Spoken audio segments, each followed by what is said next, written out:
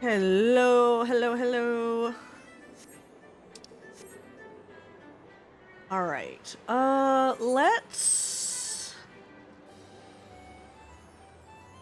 Okay, so since we are here in the gold saucer, let's go ahead and do our mini cactpot.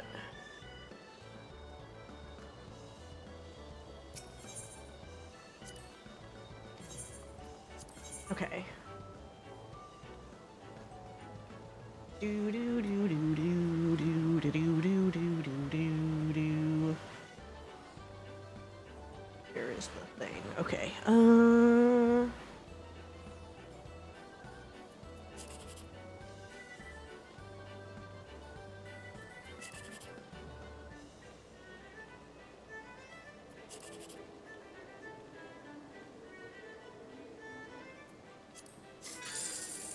$19. Okay. Yes. Do.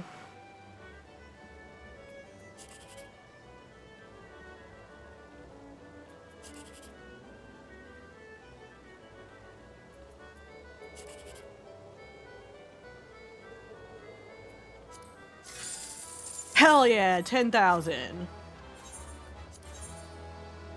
All right, good. The last one. Ooh. 7.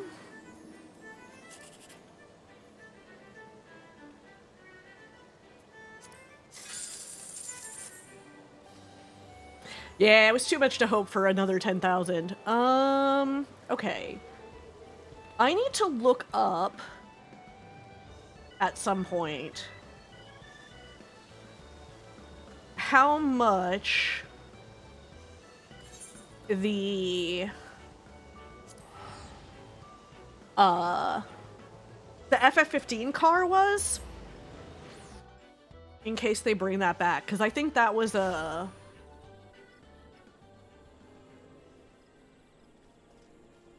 I think that was a gold saucer thing.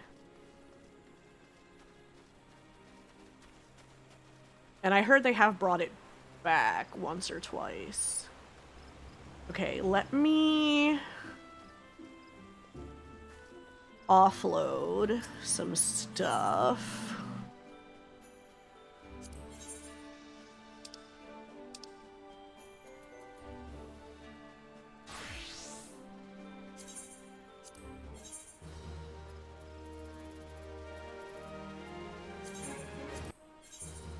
Okay. We'll get rid of these, clear out some inventory space.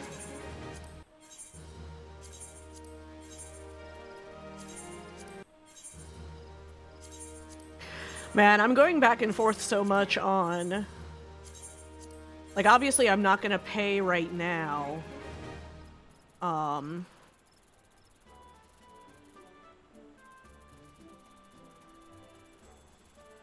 Why do I still have these old-ass things?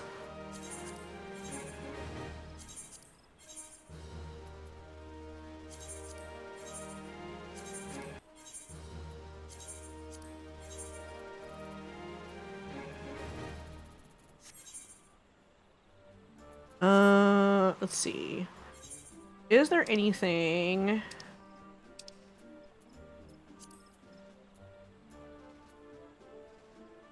Artisan spectacles. Ooh, craftsmanship plus 107.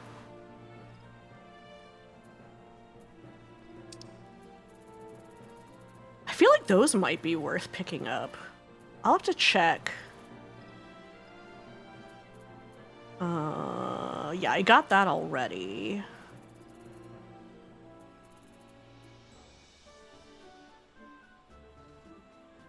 Reflect emote. Sure.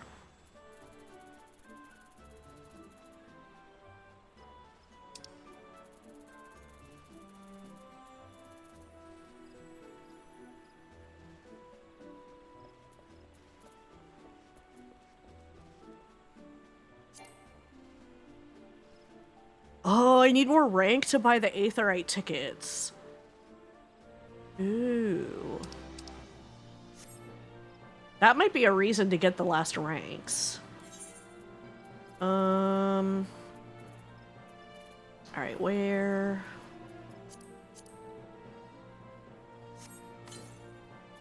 Okay.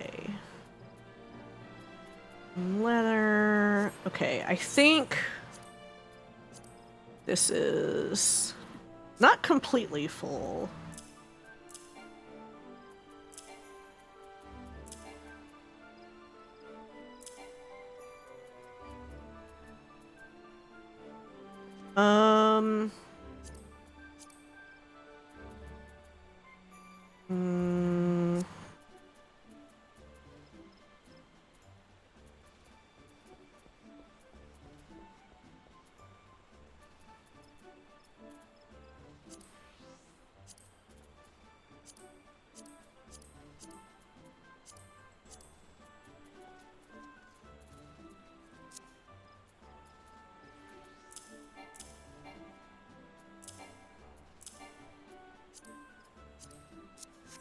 Okay, can I...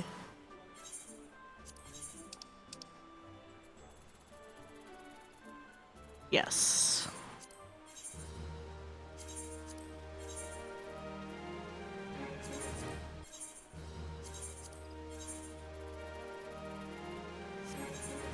Okay.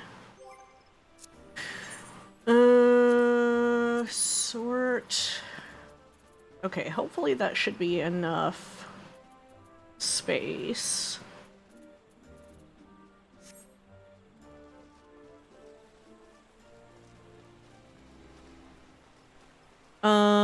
Okay, now let's see.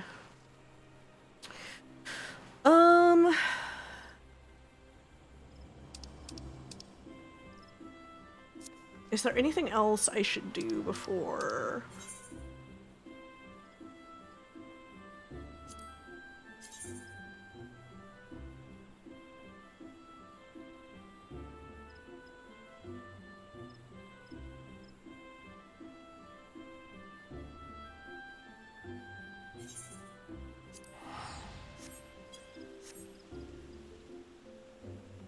All right, ads starting soon.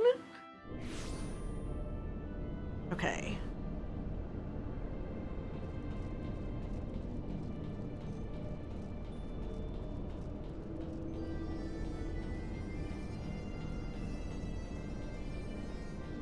Oh, here, you know what I'm gonna do?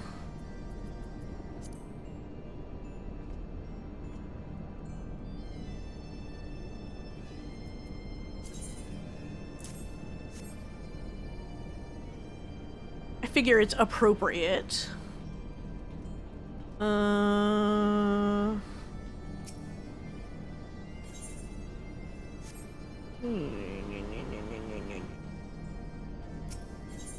don't think... I mean, I might as well. Repository note. Oh, for like, okay, I can't use those baits.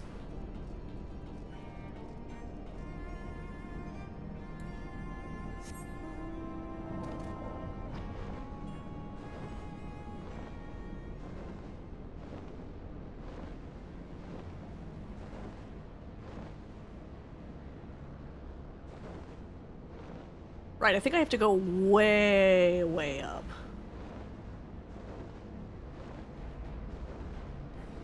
If I remember right.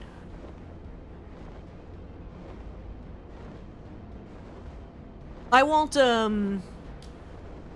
actually go in until ads are over.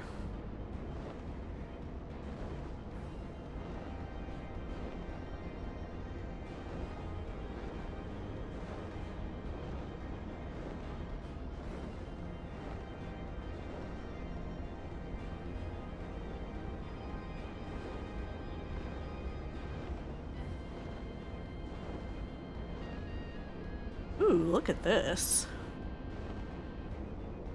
Hold on, I wanna...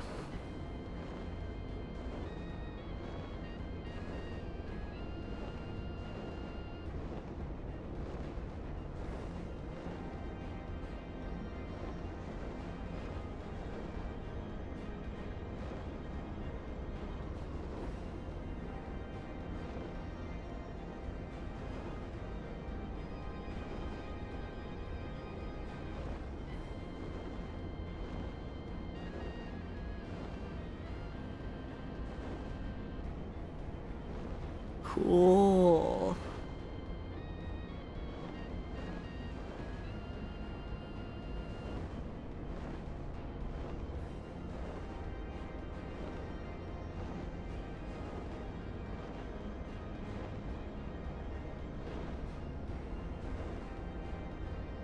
That's awesome.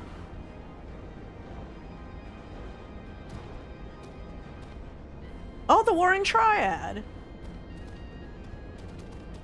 Interesting. We're actually down here. Okay. Whoa, what are you? Oh, a Sphinx.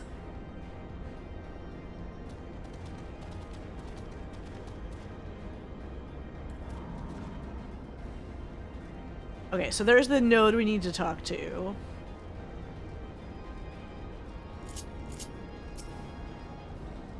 I want to fight you just because.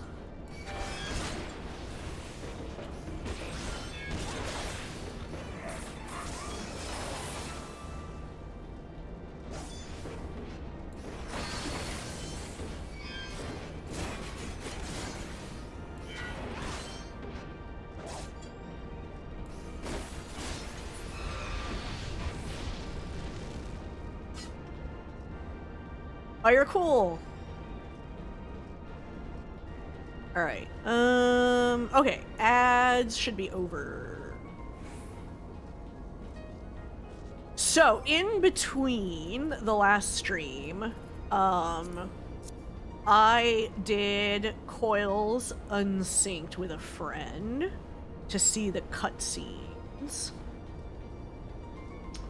Which is why I had to clear out some inventory space. And then I did like a couple fishing quests, and I did some like gold saucer stuff, and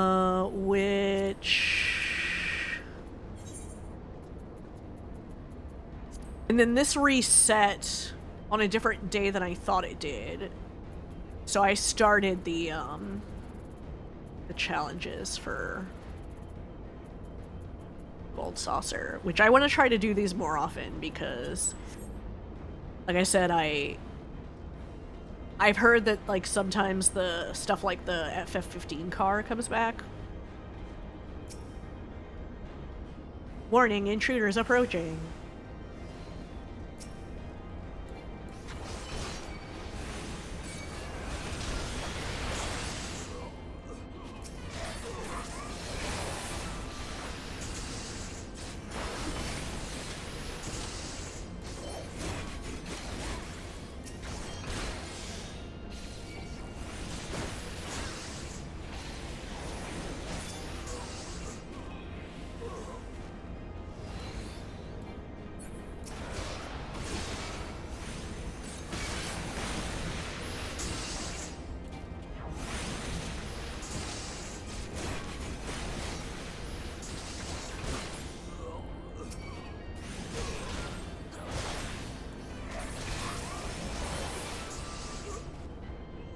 That it?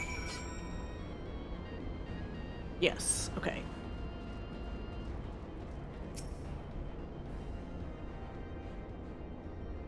Area secured. Lifting access restriction to the Aetherochemical Research Facility. Restriction lifted. You may enter the facility at your leisure. Ending guidance.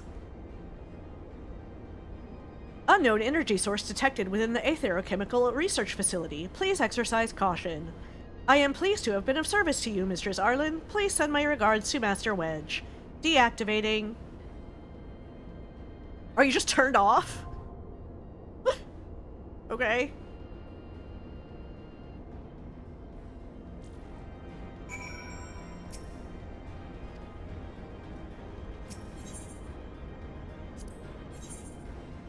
We'll just do NPCs to not wait for people.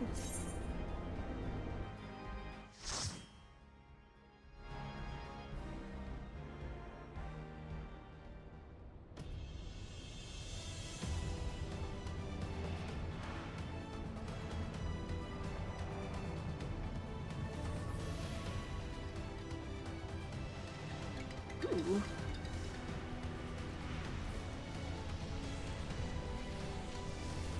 Oh, that's kind of cool.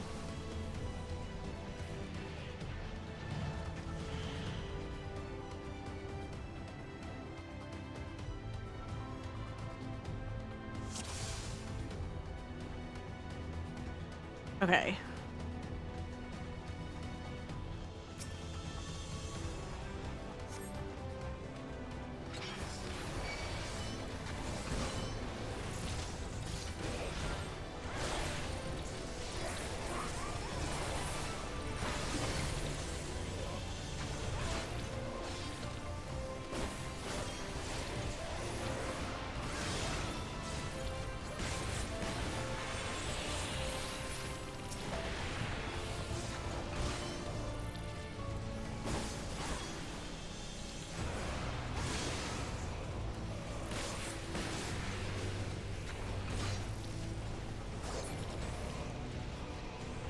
Okay.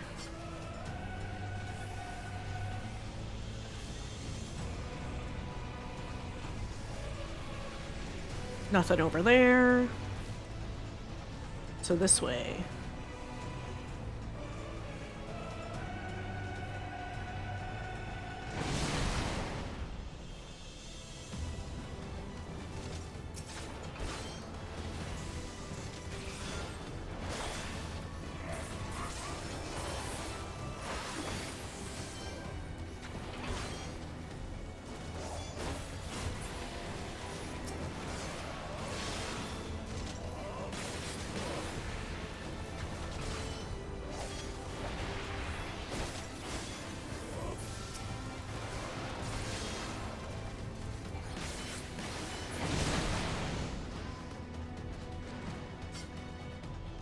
Do do do do do do do do. Yeah, the Allagans like really liked like super garish colors, huh?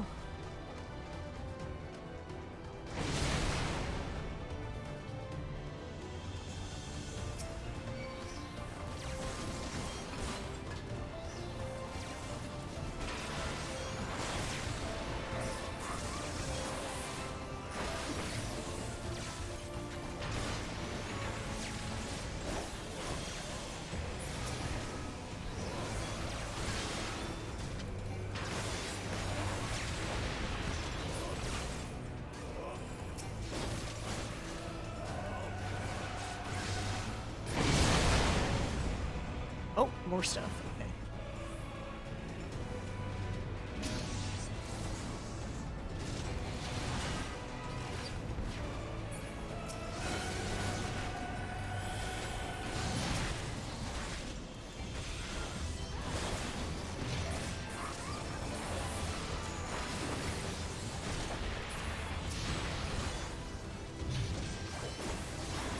Right.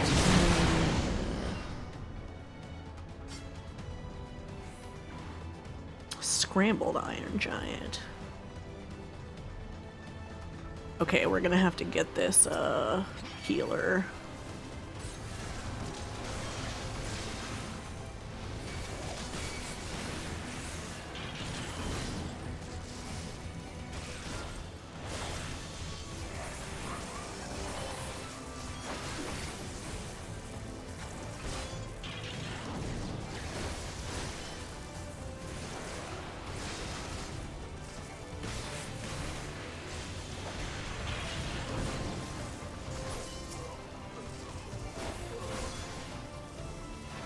Oh, shit, I missed the buff.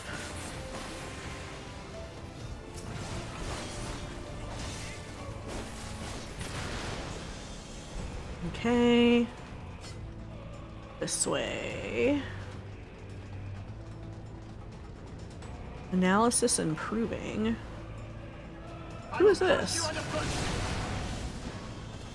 Savages. In the name of the Emperor!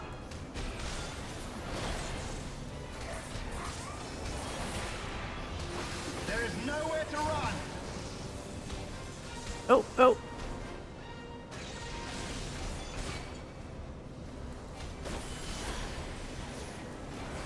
Enough!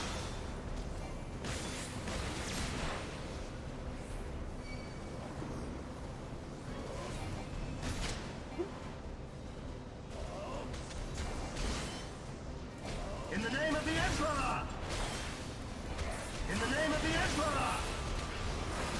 Enough!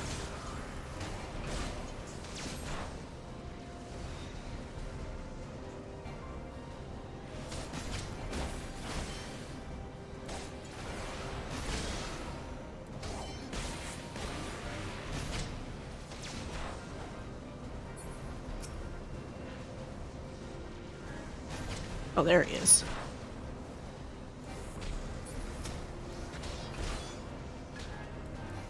Can you withstand this?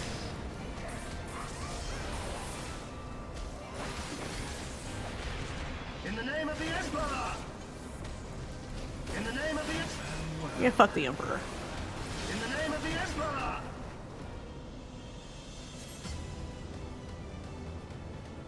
Bye, bro. We're going this way, right? No. Got turned around. Other way.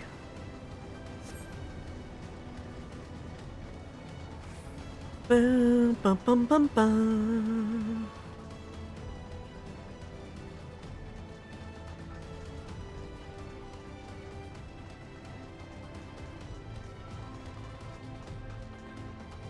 Bioweapons research. Oh shoot, right. I'm maxed out on tombstones. But then I don't really have anything to spend them on right now.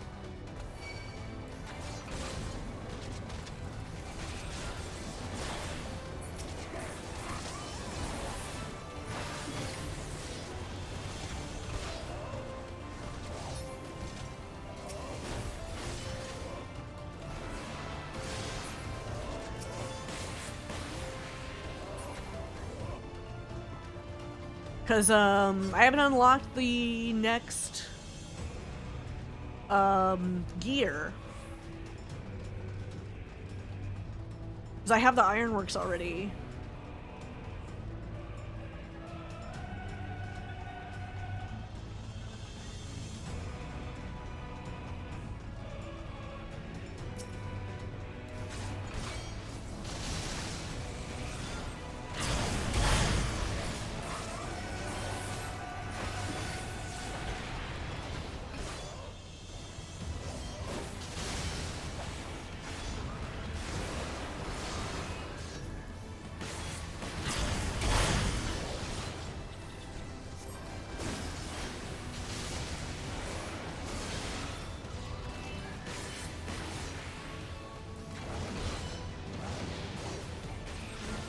This one.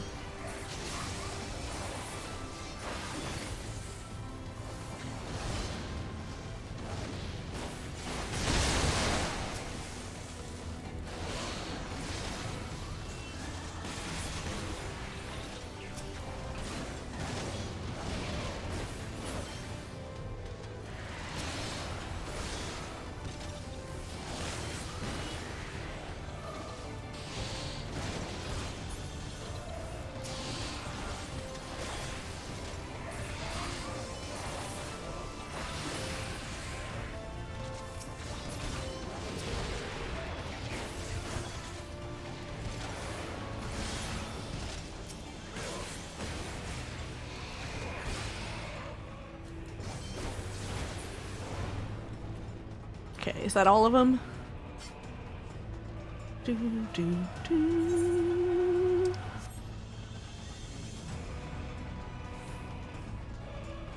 Interesting. Is this like tree that's like growing up here?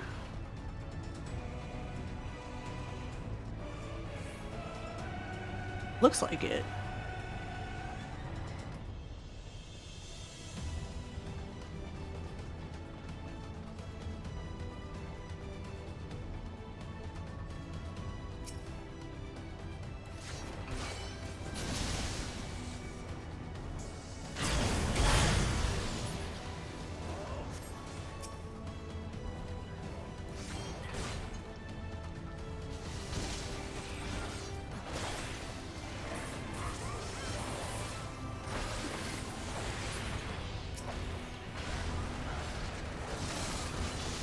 I actually don't know if it's better to focus on the node.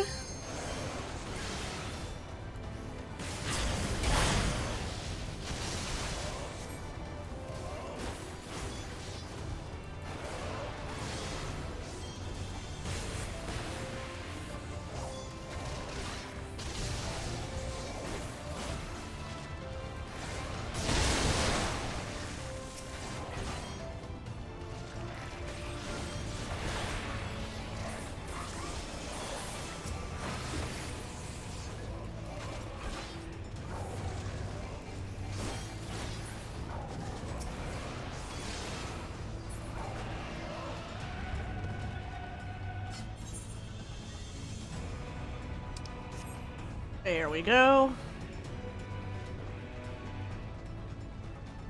Do, do.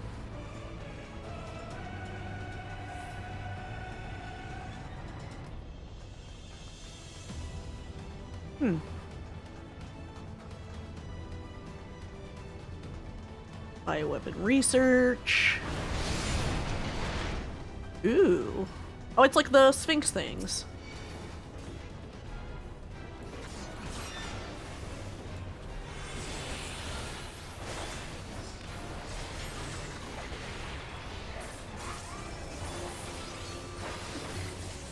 Oh, it turned into like a snake.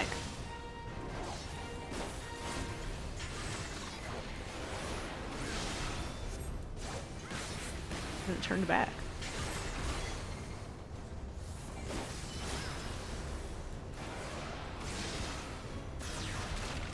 No! I tried to move away, or look away.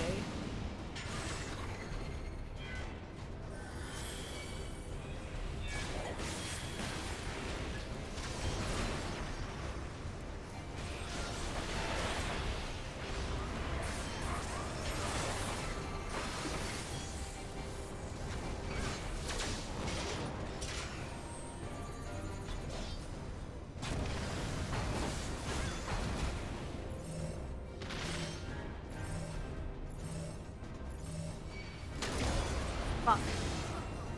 What the hell?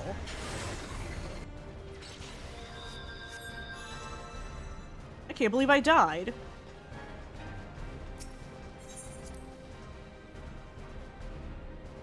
Alright, let's try that again. I forget, was that one the one where you want to get close to everybody? It might have been.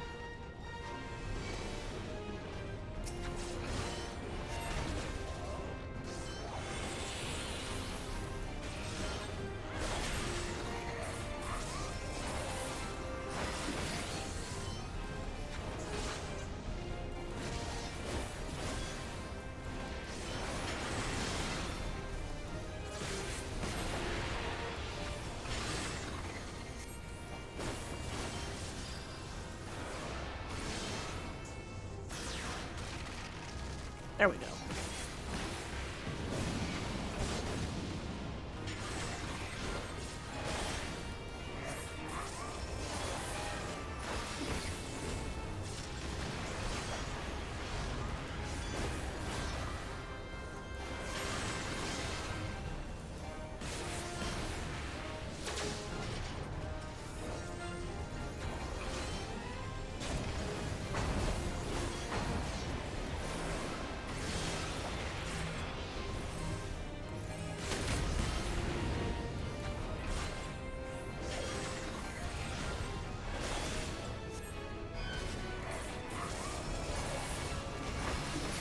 There we go. That's better. I can't believe I died to that the first time.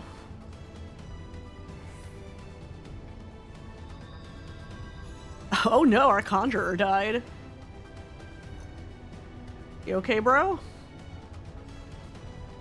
Bum bum bum.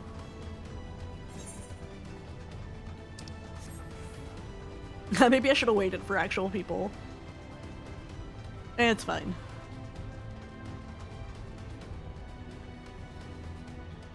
We'll see how it goes the rest of the way.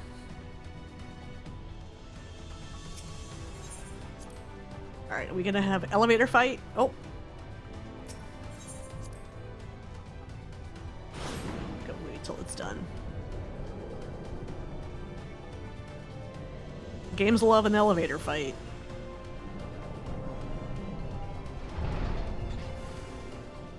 Yep.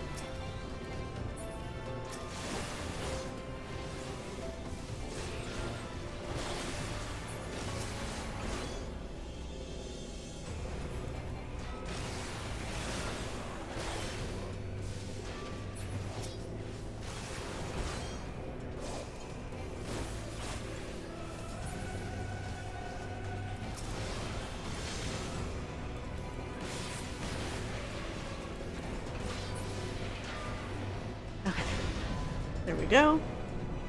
Yep, they always love to ambush you on the elevator.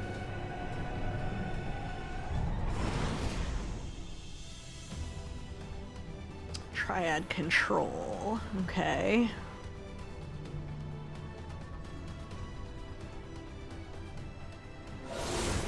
Oh! It is not platforming. Okay. I was like, do I have to, like, jump over?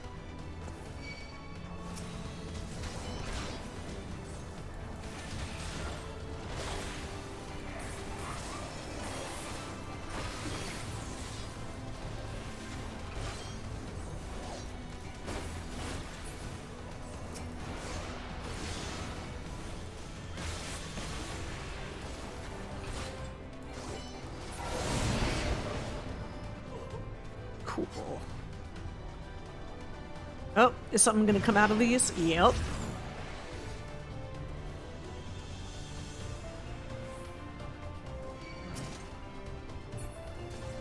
Yes, please. Tank, aggro these.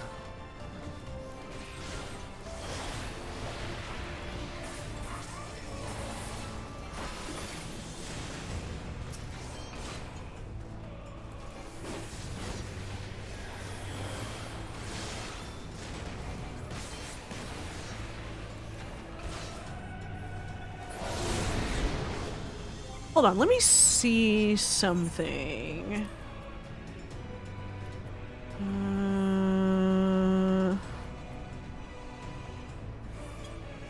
Flank, okay.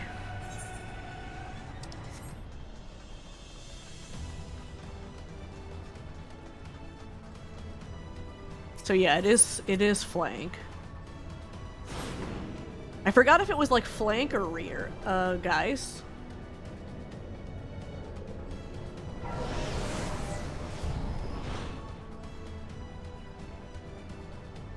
Can I not go back up?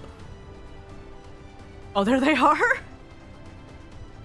Like, they didn't get on the elevator.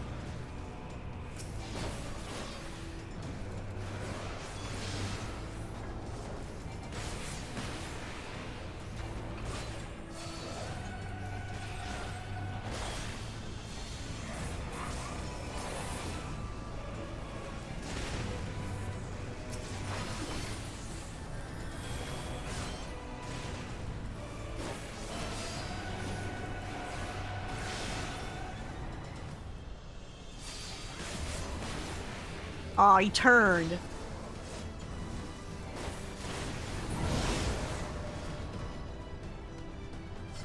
I waited for the flank and then he turned. Do. You guys want to get on the elevator this time? No? Okay. Bye. Why don't they get on the elevator?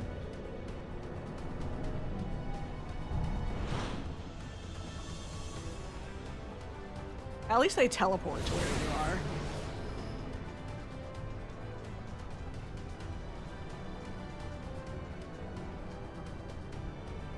They don't actually get left behind. Neuralink. Ew, what is all this? Oh, cutscene? Is it like brain tissue? Because it's Neuralink.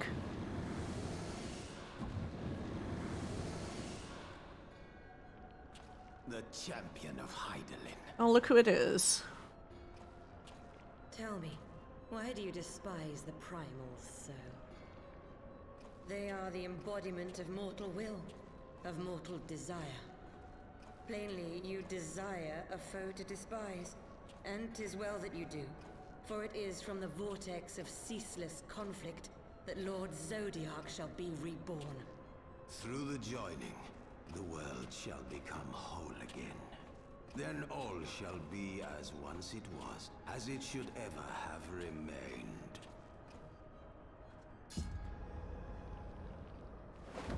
Am I actually fighting you guys? For the glory of Lord Zodiac. Your meddling ends here and now, warrior of light.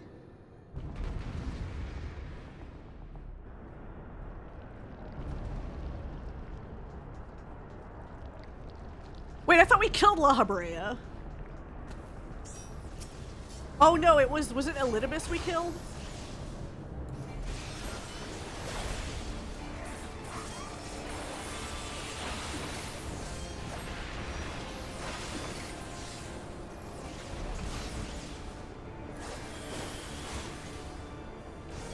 Ah, fuck. I hit the wrong button.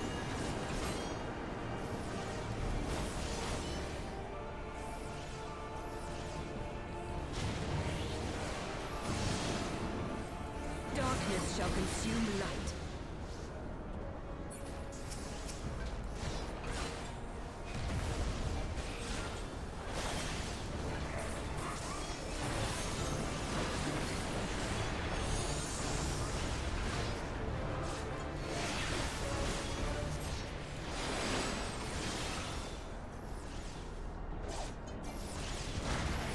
Ah, fuck.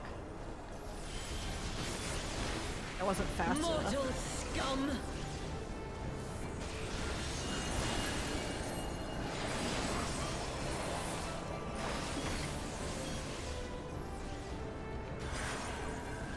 Know your place.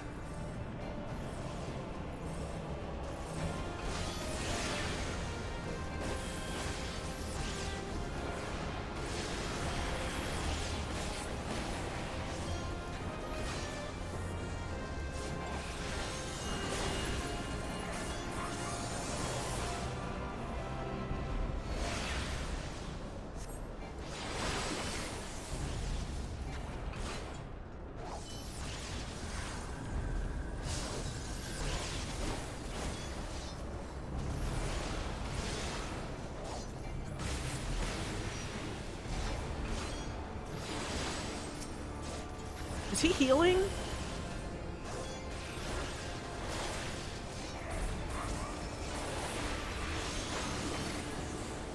Chaos shall reign forevermore.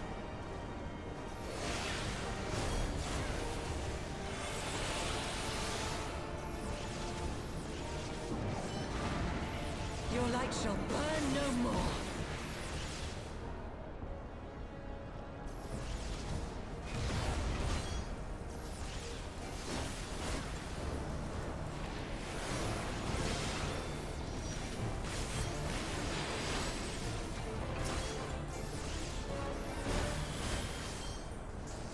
They're healing each other.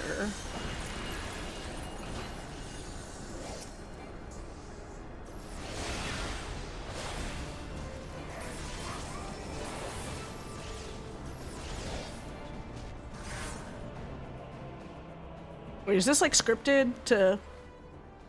Okay. Hold on.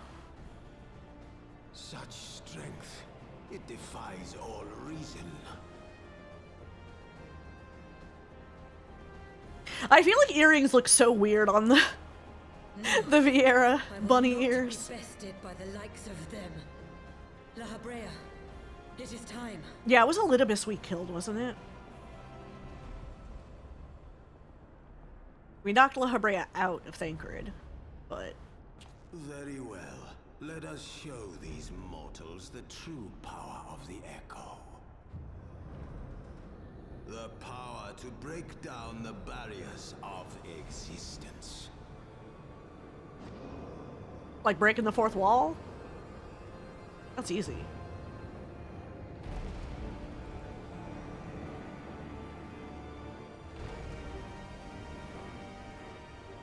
I am become you. And we are become one. Oh.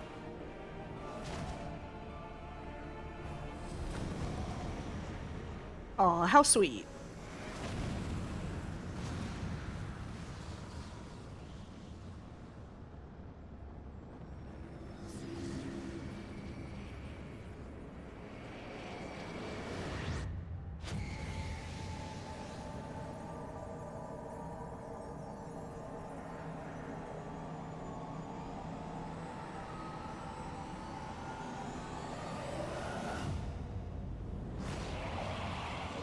Ooh. So fancy, look at you.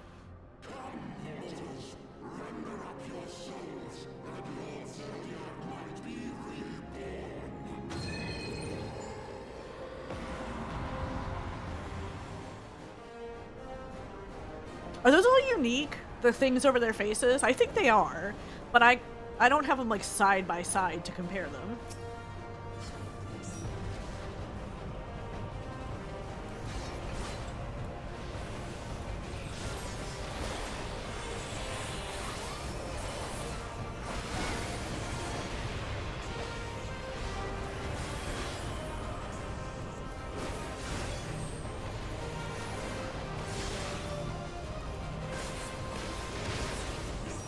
Whoa, what the? Wait a minute. Hold on. What happened there?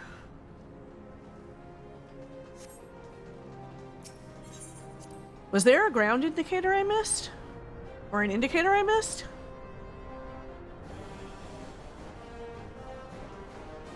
Must have been.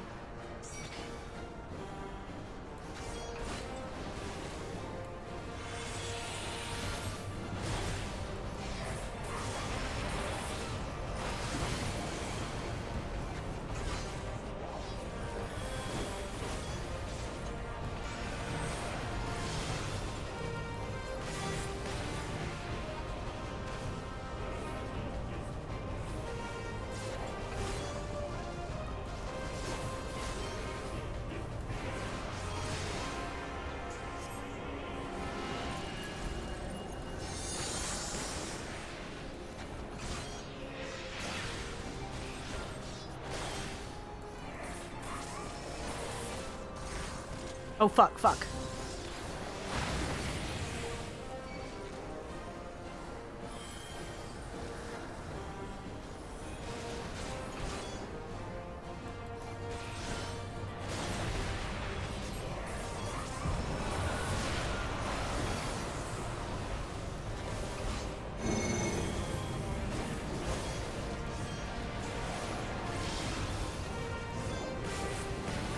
I'm not on flank.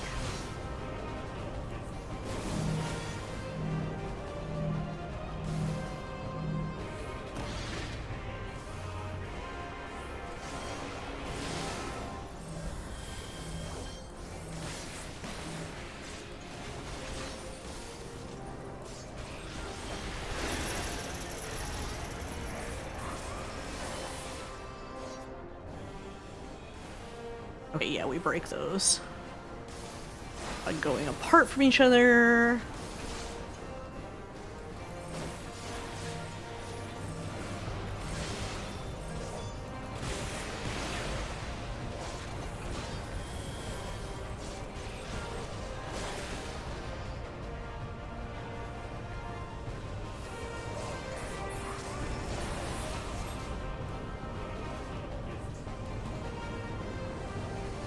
Oh.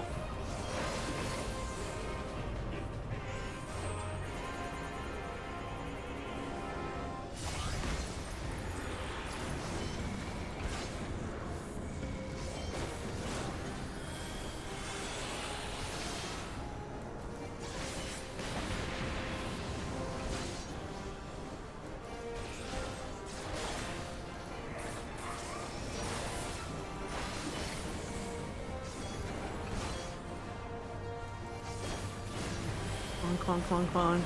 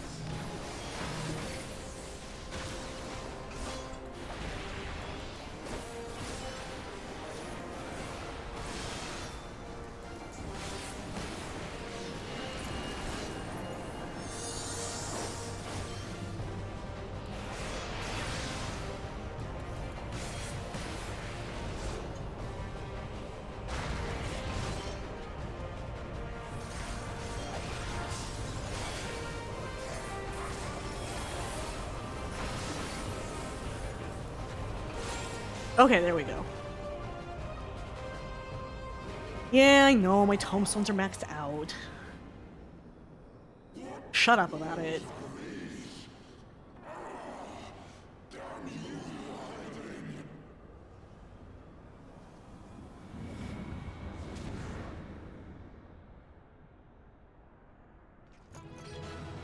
What do you have against Crystal Mommy? Ba, ba, ba, ba, ba.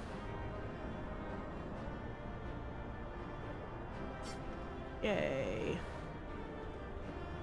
Okay, no chest. Alright. Leave duty, yes.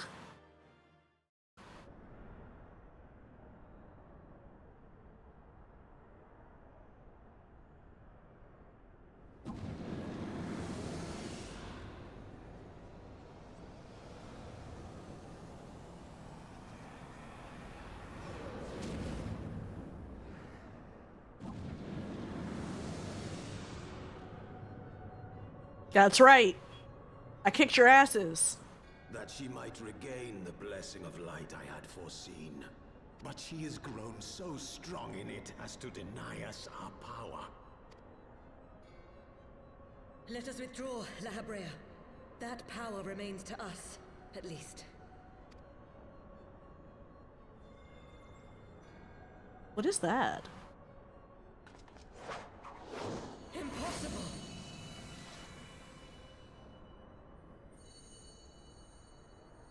Ooh, did we trap him? Did we Ghostbusters him? One of them?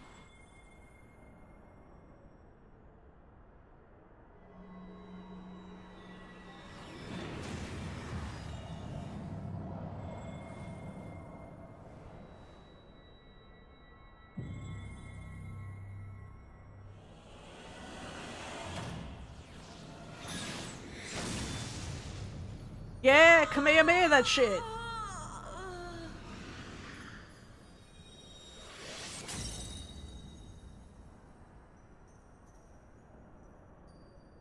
You know, I feel like we should have found a way to do that that didn't require breaking the thing that imprisons them. So that, you know, we could reuse it. You harness the eye's power. A pity you spent it all.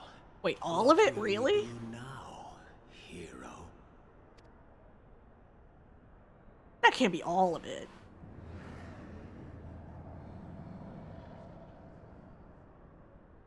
So, not even the vaunted warrior of light can unmake an Ascian without relying upon mortal contrivances. Oh, I was wondering where you were. What is that? Is that a coffin? Bro. You. Did you roll up with a In the vampire? distant past, King Thordan and his knights 12 fought and defeated Nidhogg. Though the victory cost them dear, they were rewarded with a great prize, the Dread Worm's Eyes, both of which have since been held in the Holy Sea's safekeeping. I mean, but I have one of them, right? The eye you possess was Nidhogg's left. Okay, yeah. Long has it served as the source of the Azure Dragoon's might. As for its twin,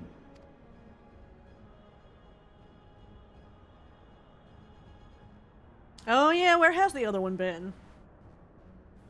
Is it in the box?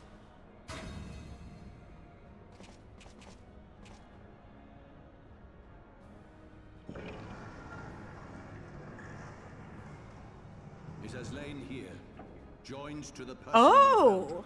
the first Azure Dragoon. For though he learned to harness its power, he was ultimately Oh, really? consumed by it. Even Wait, in it death, fused with him? his body decays not. Huh. A pitiful end for a fabled hero. My Ascian friend, long have you and your kind sown the seeds of chaos by teaching mortals the Oh. secrets of summoning. I realized. Hold on. My shit is not working.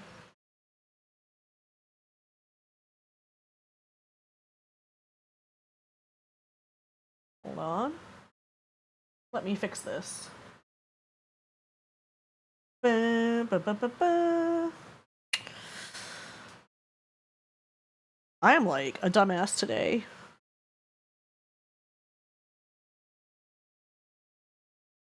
I haven't streamed like so far this week because I've been feeling awful. Yeah,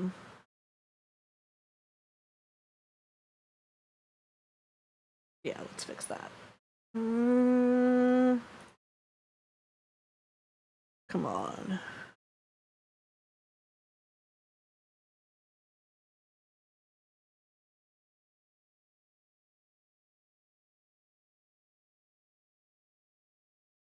I can't believe it took me this long to notice.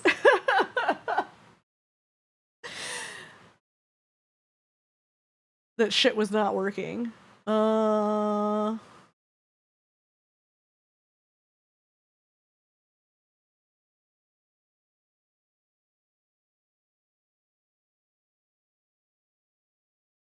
Okay. There we go.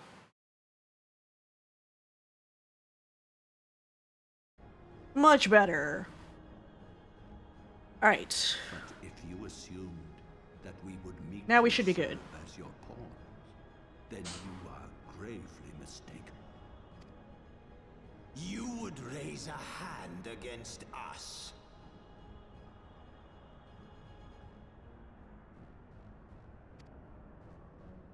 I mean, do you think he's like the fucking archbishop? Do you think he doesn't have an ego? My flesh, the soul of the legendary King Thor. Whoa. I can become a god. Wait, did he do like Iceheart and become a primal?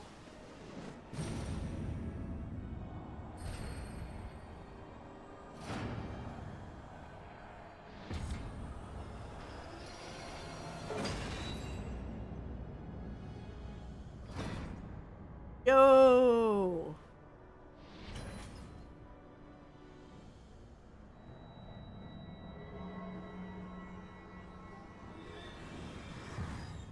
Oh, you can just do that, huh? Okay. Sure. Why not?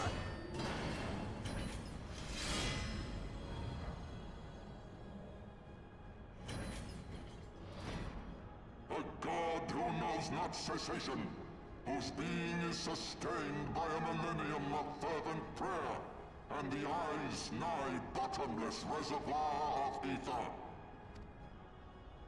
Alright, you look pretty cool, I'll give it to you. Your contempt for man has proven your undoing, Ascian.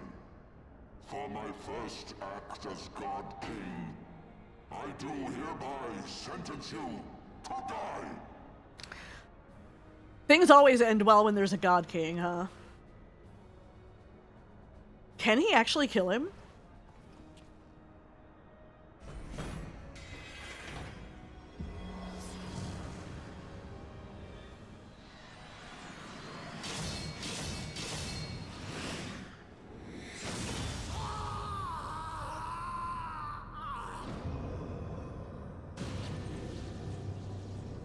Wait a minute.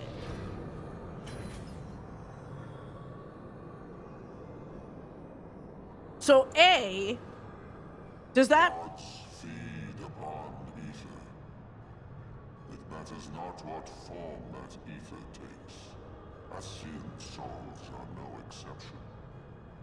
With this power, I shall put an end to 1,000 years of conflict. Does that mean that any primal could kill an Ascian? Or is there something, like, special about this guy compared to the other primal? Is it because he has the eye? Be they sown by Ascian, dragon, or primal, wheresoever the seeds of chaos threaten to quicken, Huh. I shall excise them with my divine blade and bring order to the world.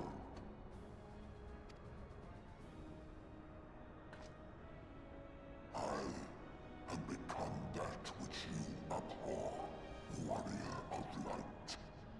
If you would take issue with my godhood, I shall answer you with my blade.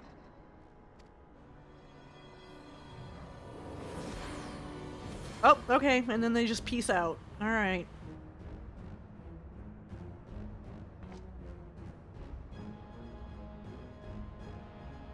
Oh, you left your nice coffin.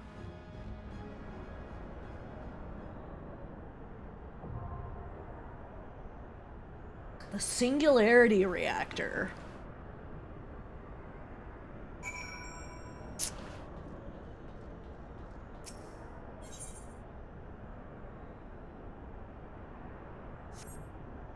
All right.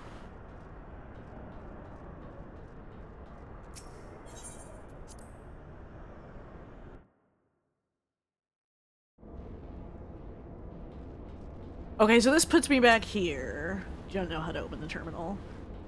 Passage to Central Azislaw. Okay, so if I just go to the duty finder... Yeah.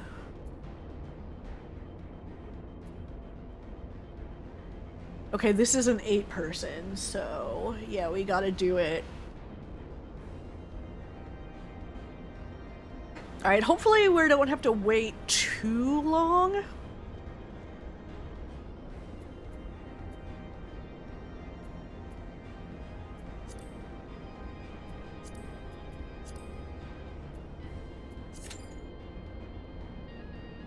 Average wait time 11 minutes, okay.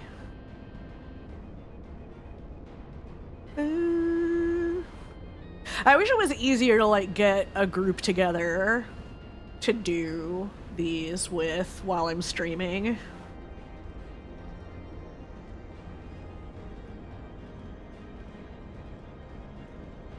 But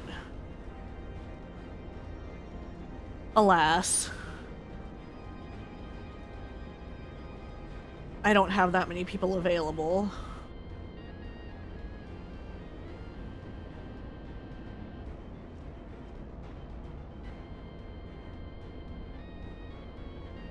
And I'm bad about scheduling streams in advance, so it'd have to be like, you want to do it now?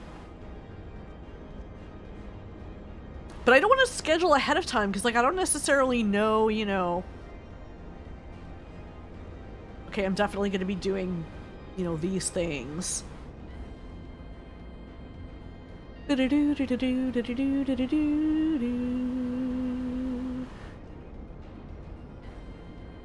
Alright. We might be a little bit.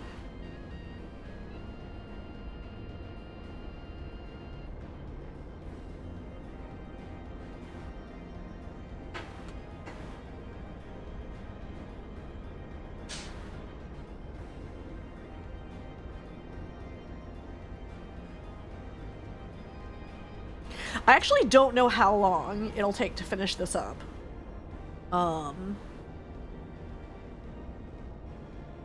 We shall see.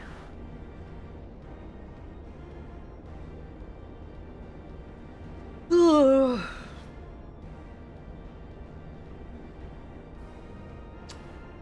I'm a little... I think we should still have a good bit of time before the next ad break.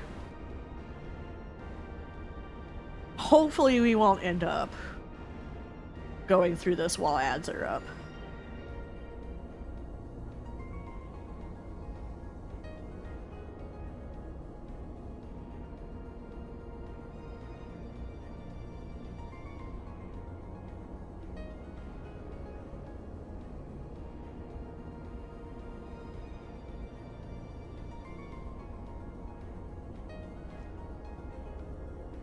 Oh yeah, Rising event starts tomorrow.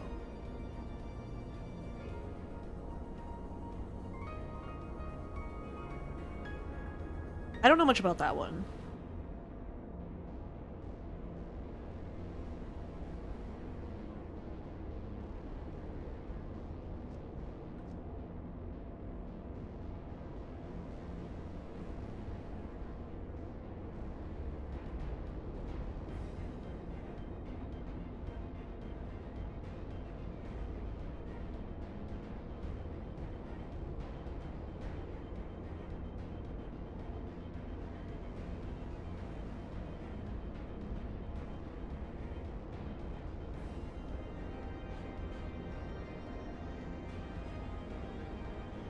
Okay.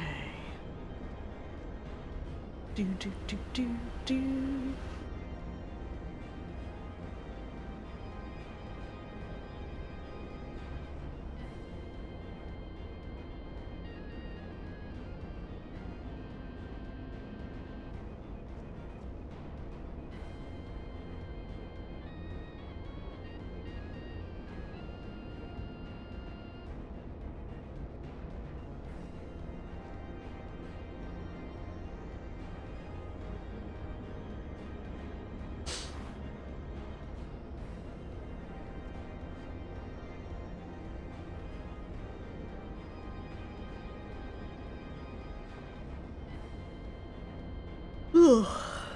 How's everybody's week going?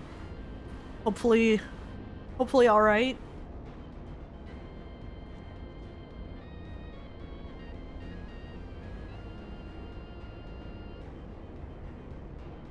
With not having like a regular work schedule or anything, I keep forgetting which day it is.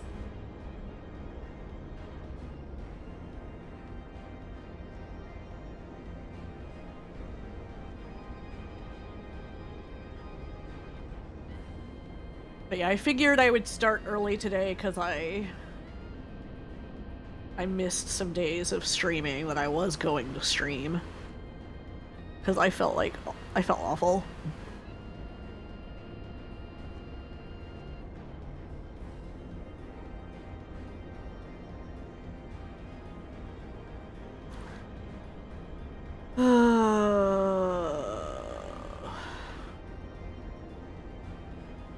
I'm hoping I can get people for this.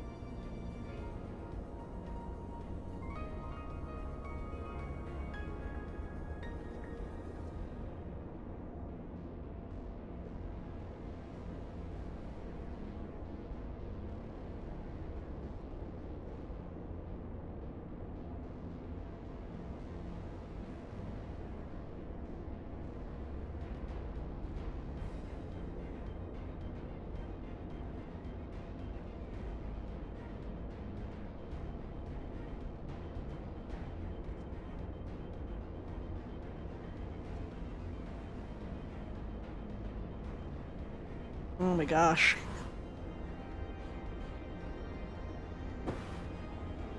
I would hope that you can get people for, like, storyline things.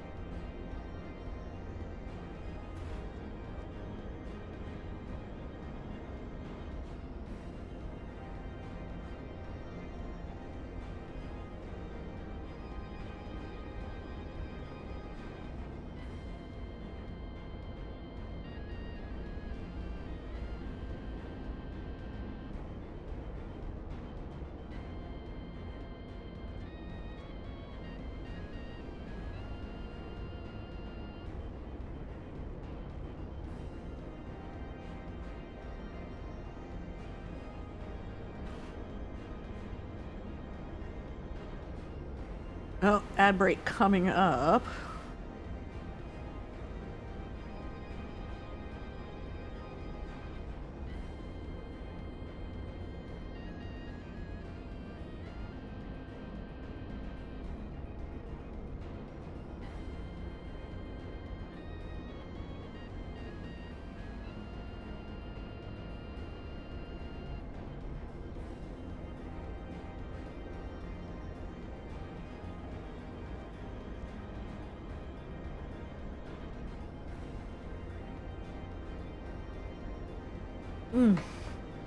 So thirsty. I don't know why my water is like not cold. Hold on, give me a second.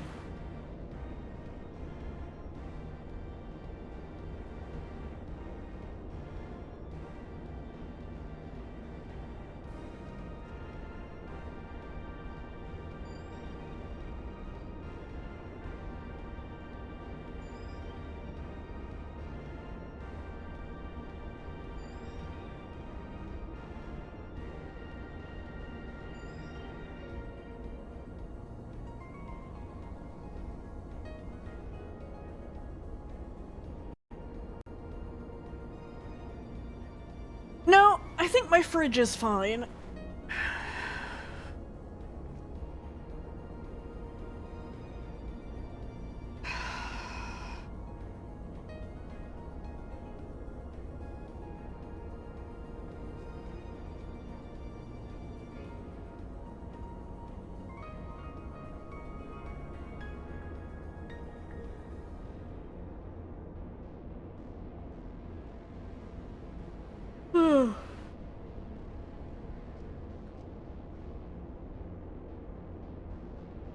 Ooh, excuse me.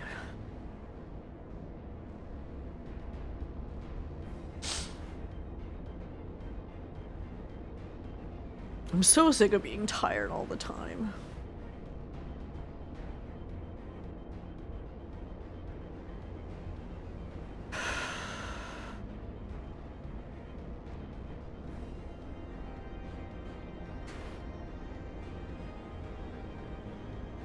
I've been trying to be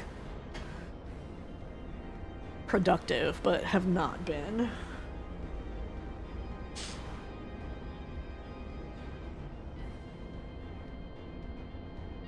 Especially since I was feeling crappy.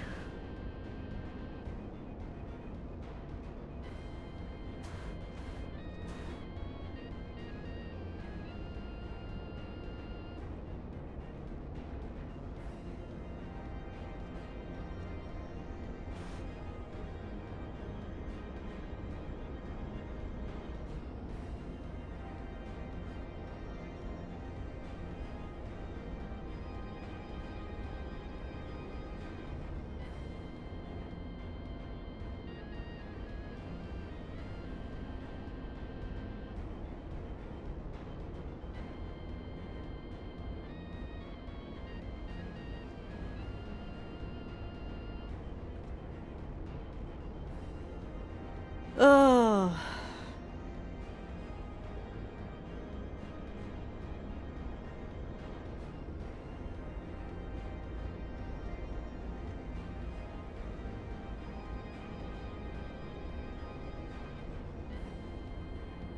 Sorry guys, hopefully it won't be too much longer of a wait.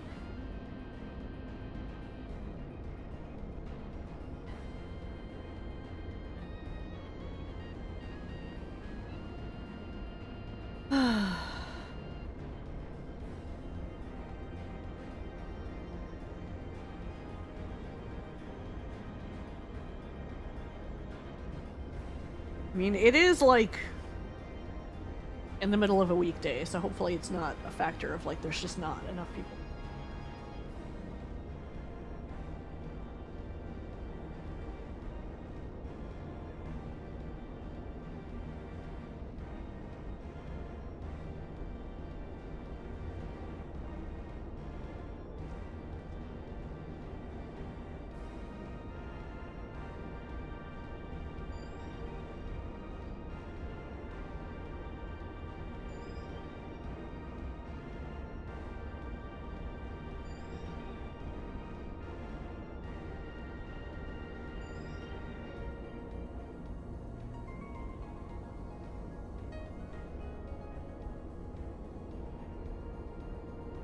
Hopefully at some point I might be able to do a stream with people.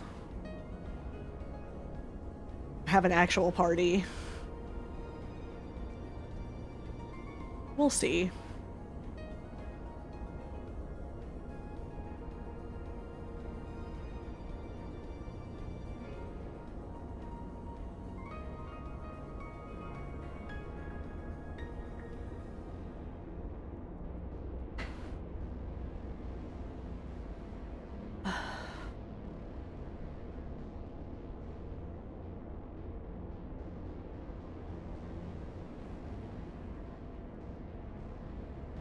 I didn't even think about having to find people via Duty Finder. I should have probably realized that this might be a bad time of day for it.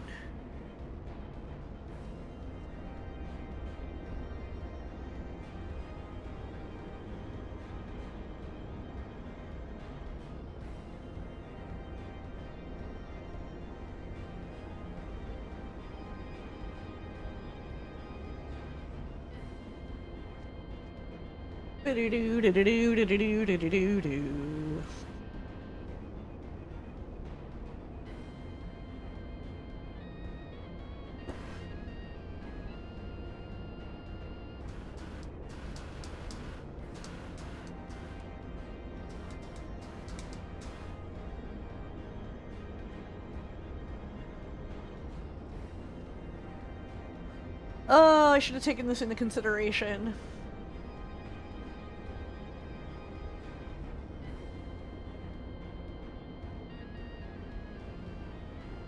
But I actually kind of thought it would be a little easier because this is like a mandatory story thing.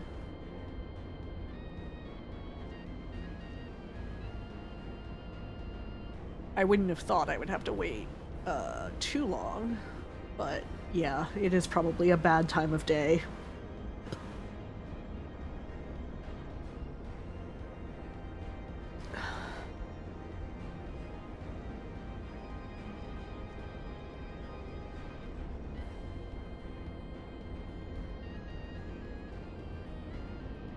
It would be cool if they had, like, NPCs for the 8-person things, but I can understand why they don't.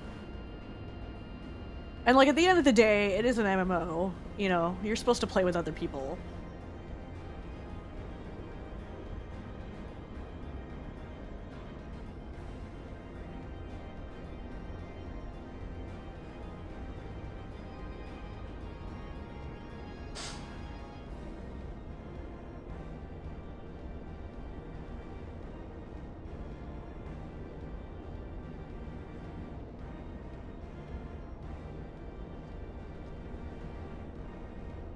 We'll give it a little bit longer, and then, I don't know.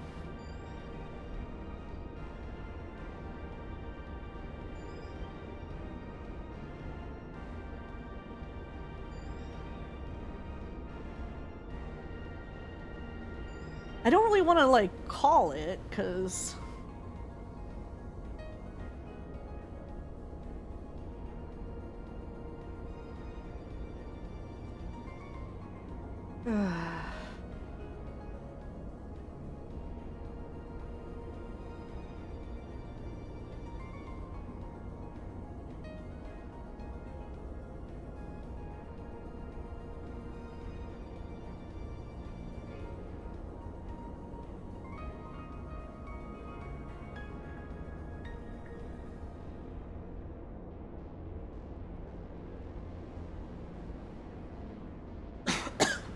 Excuse me.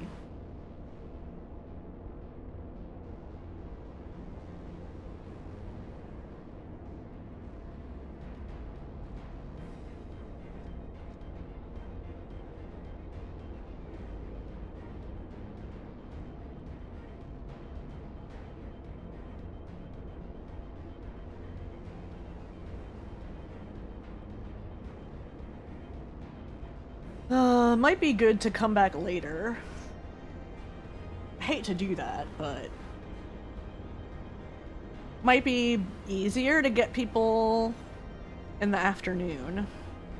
Like a little farther into the afternoon.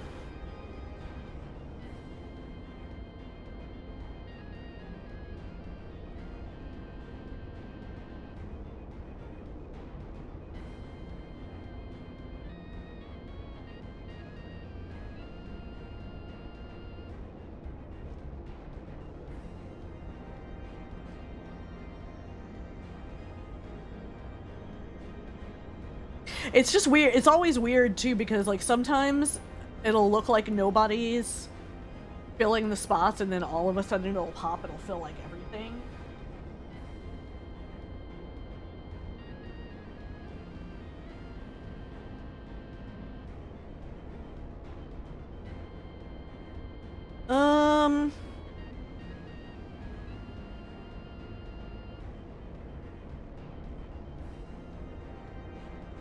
Bet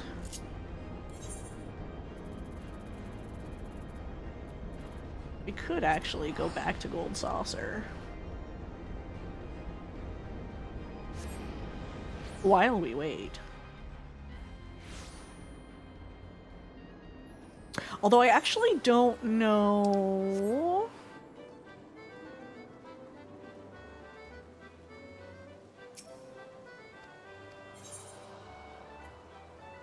Yeah, I got those already. What about you?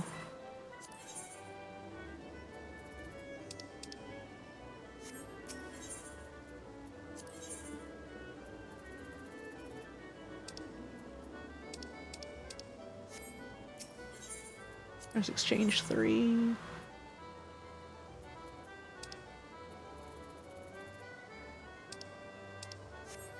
Eh. Actually don't know how it'll affect things if I start up a triple triad game. Do do do do do do do do do.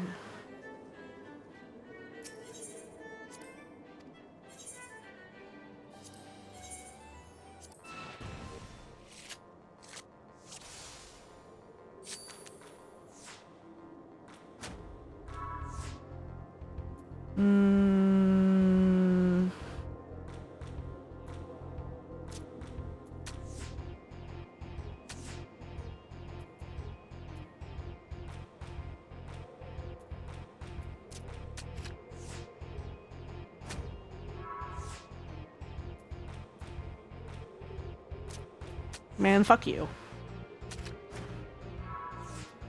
Oh, you son of a bitch.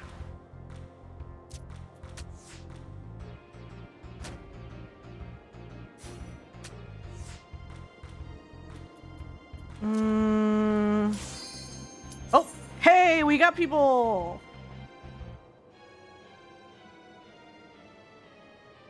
Maybe? If the other DPS is ready.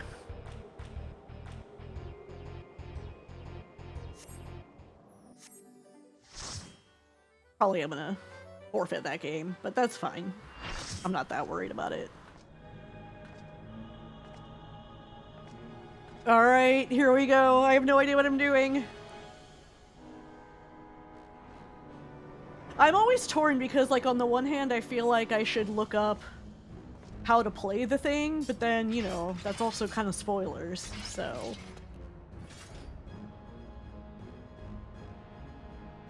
Brothers, the time has come to call upon the true power of the Heavensward.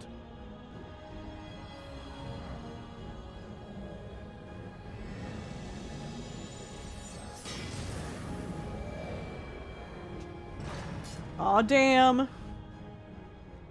Do we actually have to fight all of them? That's gonna be crazy. I care not. All who stand against me will be destroyed, be they servants of the darkness or the light. By my blessing shall all men be sanctified, and an endless era of peace begin. Vice and conflict shall cease to be. Yeah, sure, bro. I'm sure. You reject my divinity, yet what have you to offer my people in its stead? Bitter truth? Virtuous suffering?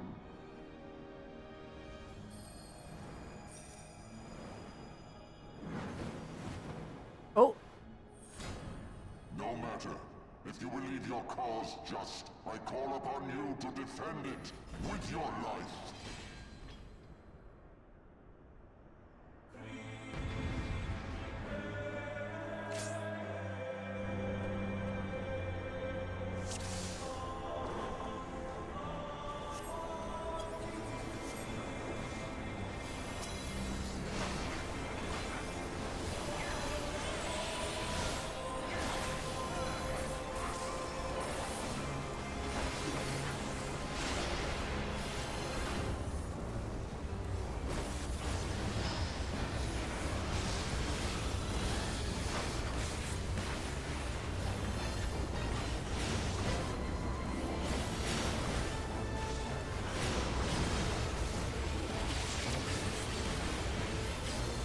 Stop turning around while I'm trying to get my flank attack.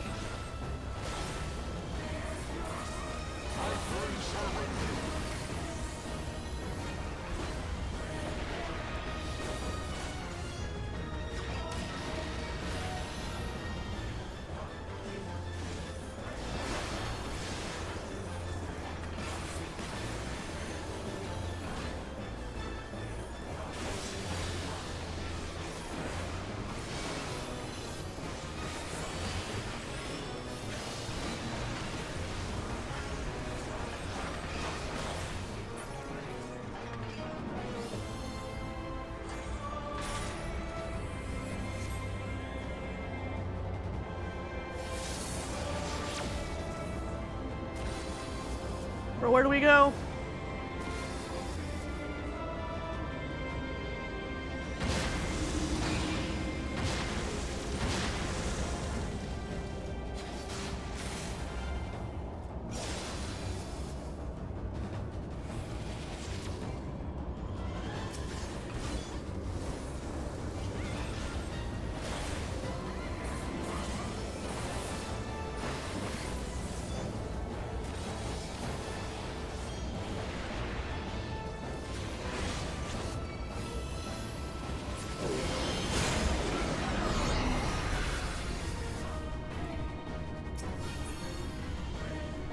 Oh, there we go.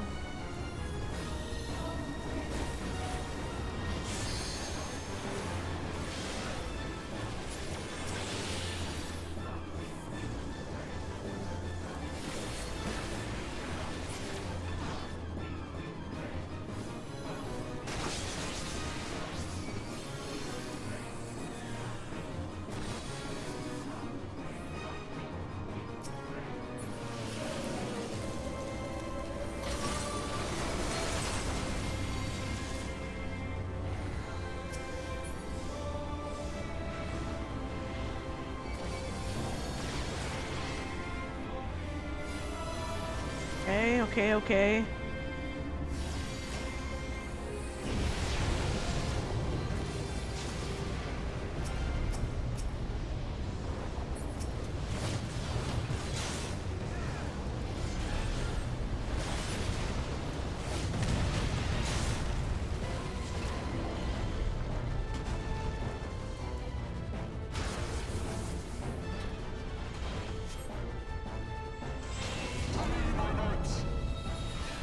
Oh god.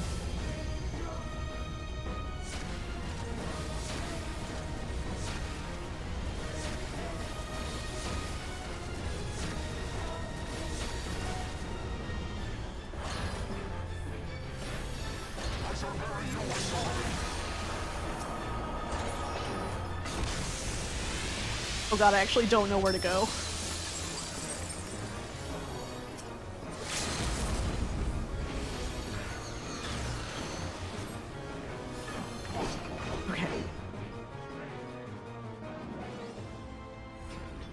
Okay, I did not die.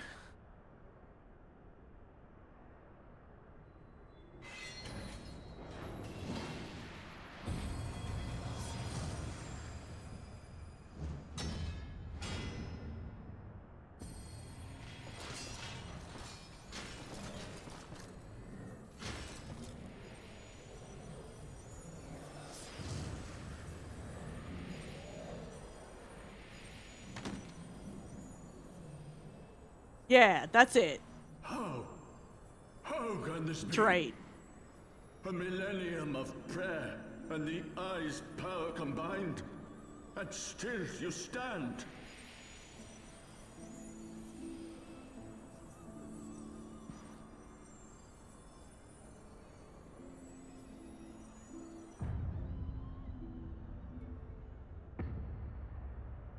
Oh. Why am I so ominous? Who? What are you?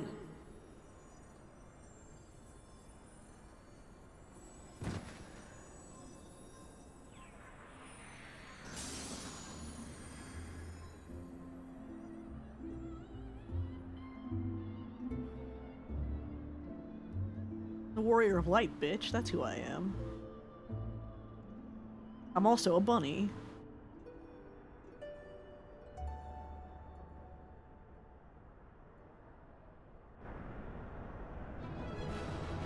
Da da dun da da.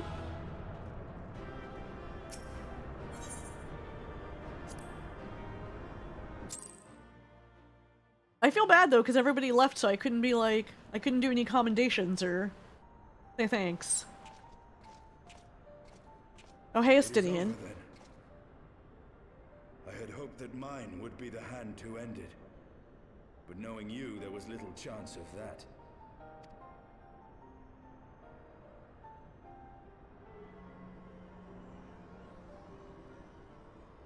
Should we give it back to him? It seems the Eye has served you well.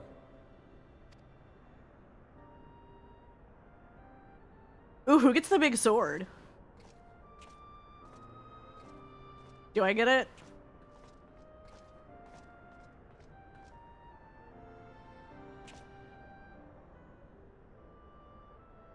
I'm just imagining, like, dragging that thing around and trying to use it. Its twin. At long last. Uh-oh. All that remains is to take them beyond the reach of man and dragon both.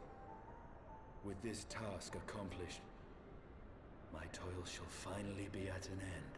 And where will that be? Oh shit. I had a feeling this was gonna not be good.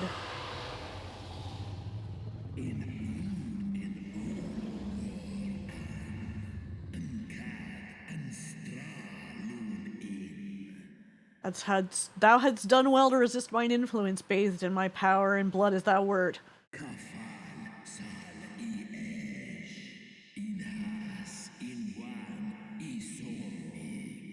Alas, in thine anticipation of comfort thou hast lowered thy guard. Oh shit.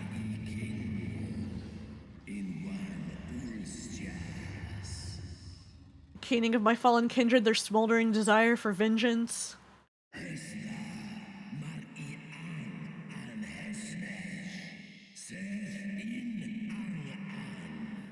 Mine eyes have partaken of 1,000 years of pain, a pain which I shall bestow upon thee.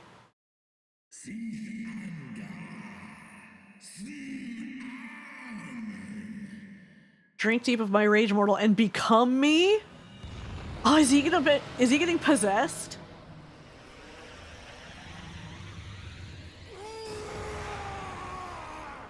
So does Nidhogg like actually like live on through the eyes? Oh fuck.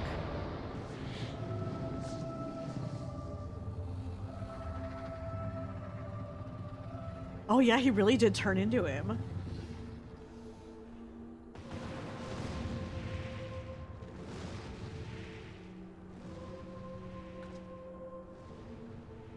Oh, that's not good.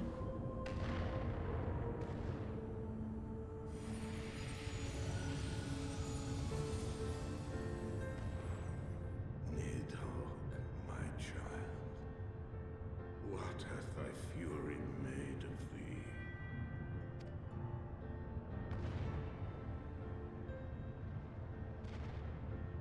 Let us away, servant of Hydaelyn.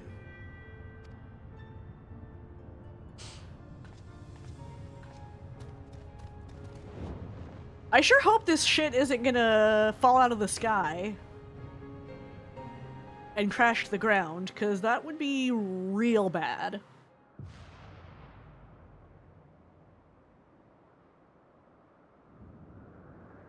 Like, that's a fucking colony drop. Basically. I mean, not quite that bad, maybe, but... Chief! Over there! Oi!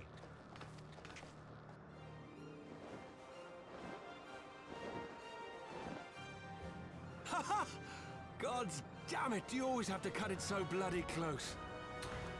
I mean, part of me is offended that they left without me, but also, I get it.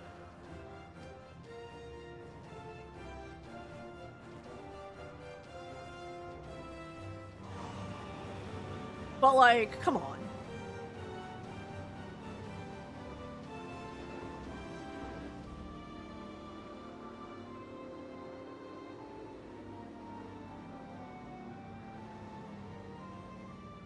It would seem she has done it again. Was there ever any doubt? Let us return to Ishgard. Our friends will be eager to learn the battle's outcome and welcome back their champion. Yeah, so guys, I have some bad news.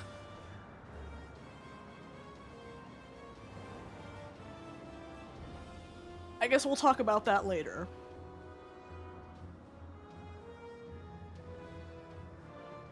Nobody's like, where's Estinian? Where is Estinian? Okay.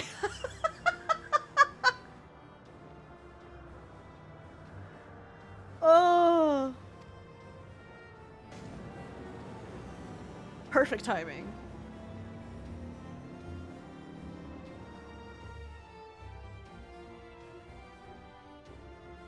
I like how they didn't ask that immediately. Like, it took them a while.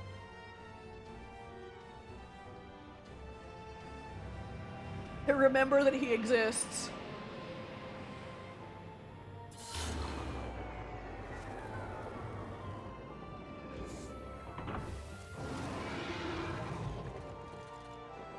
Oh, right. Yeah, probably us rolling up on a dragon is not. I dare say you are the first soul in Ishgardian history to arrive in our city upon Dragonback. This scene shall be remembered for 1,000 years to come. Thank you for not actually shooting me.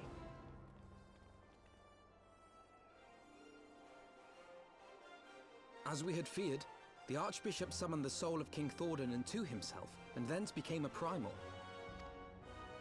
But he and his knights are no more, thanks to the Warrior of Light. Your struggles are not yet over, mortals. Whom do I have the pleasure? So, Emmerich, about your boyfriend. I am Midgard Sormer.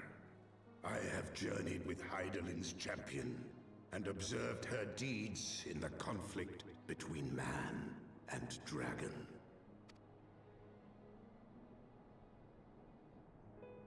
Tell me, children of Thordan, do you desire peace? I'm surprised that they're not more, like, freaked out by the fact that it's Midgard Sormer.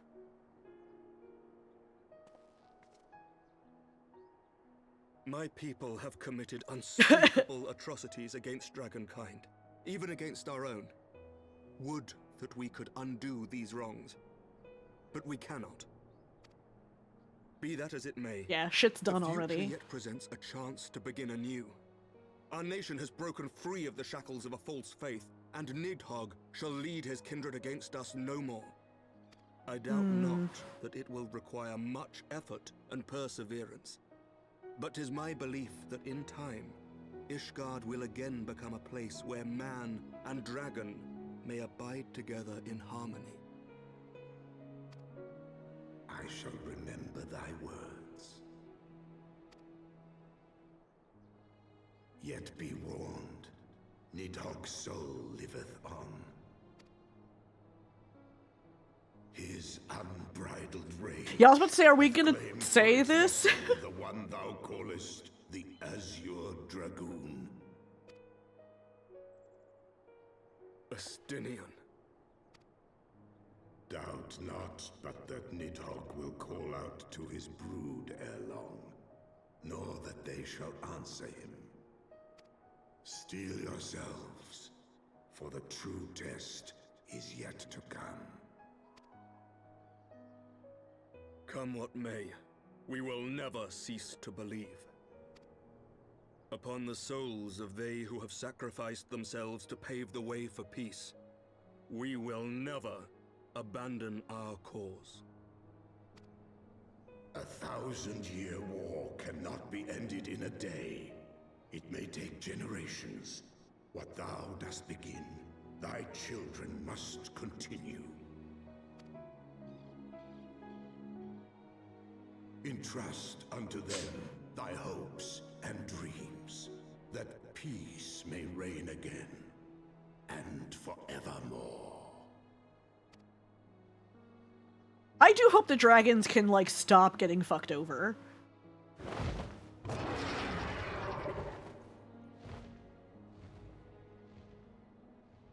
Like, I feel bad for them.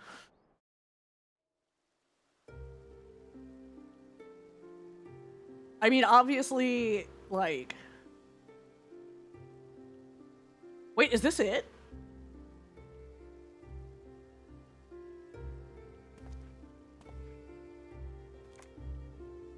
I assumed, like, Nidhogg would fucking attack.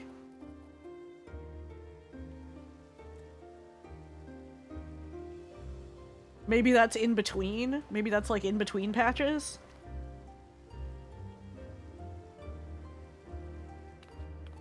Oh, what are they, signing? Let all here present attest that Sir Emmerich, acting on behalf of the Archbishop, has appended his signature.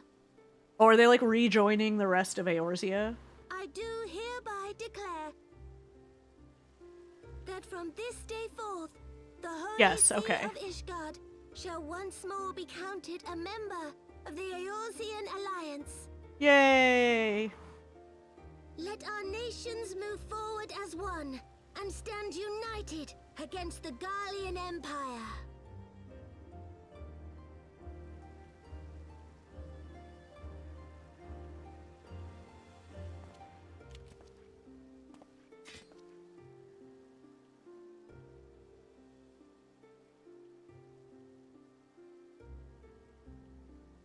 For the future of Eorzea.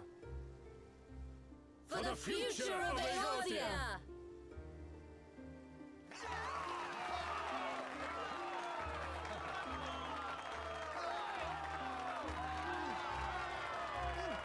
Yay!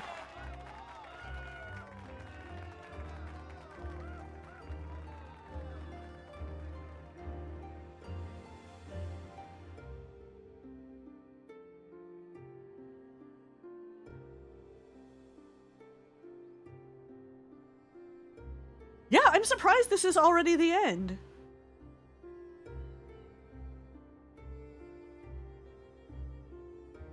There you are. Oh, is that Archifal?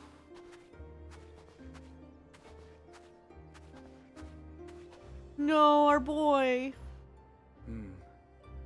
A noble monument to a noble soul.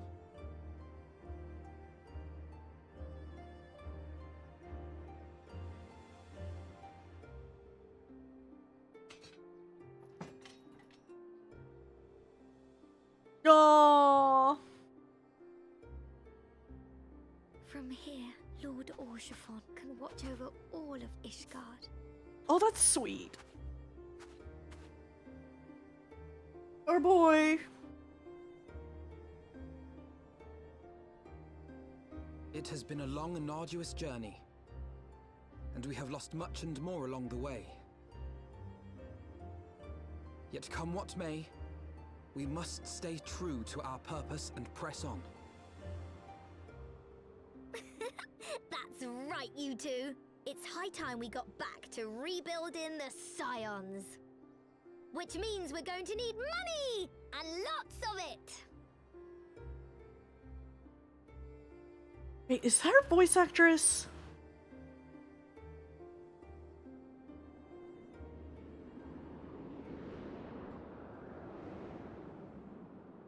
Yeah, I didn't think we were going to finish this quickly. I mean, we're not finished because there's like the in-between patches leading up to the next expansion.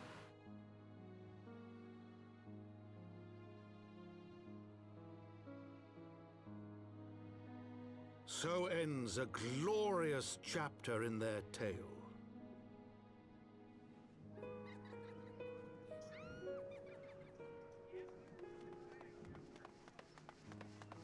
However, tumultuous days yet lie ahead for Ishgard. Yeah. Well, yeah, because Estinian's After still 1,000 years under the yoke of the church, out the there. people take their first tentative steps into the unknown.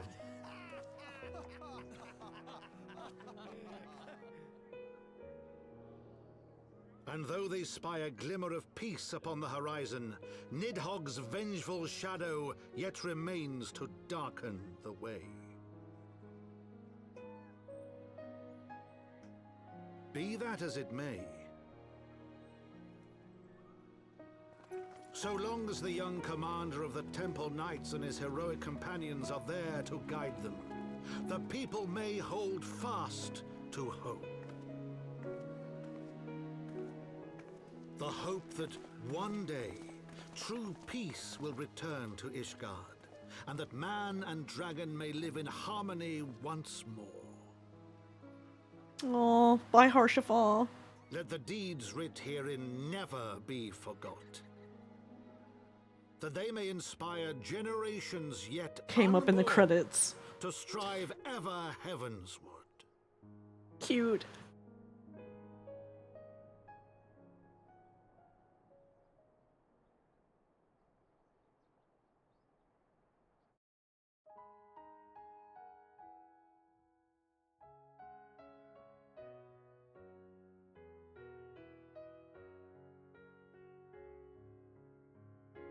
Yay!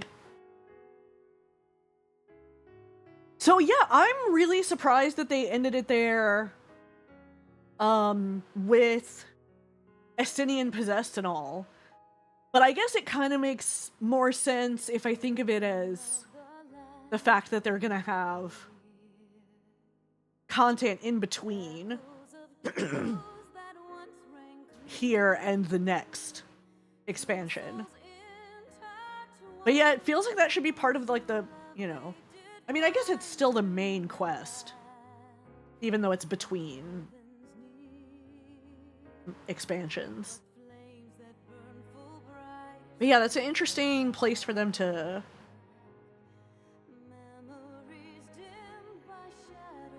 end that.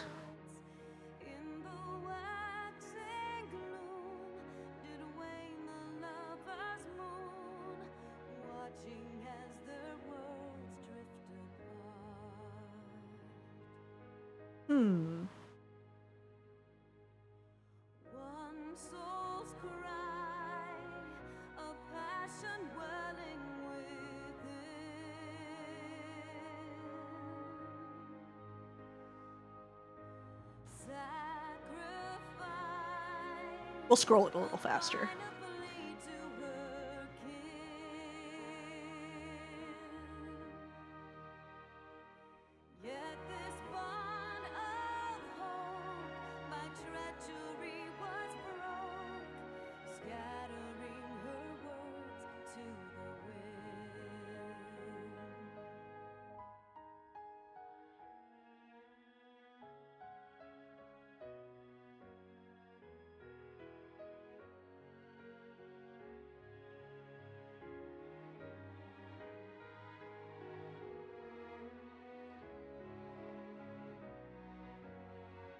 So yeah, now we have the Estinian possession to deal with. So we've dealt with the Archbishop.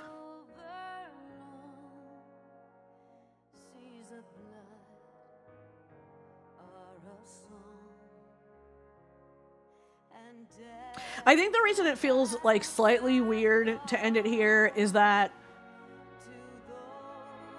I mean, I guess the fact that Aymeric can now take over from the Archbishop means that from their side, they can say, okay, we're stopping the war. Like, if Nidhogg is back because of Estinian, then it's like, I'm assuming then that the dragons are still considering themselves to be at war. Aw. Don't show me that.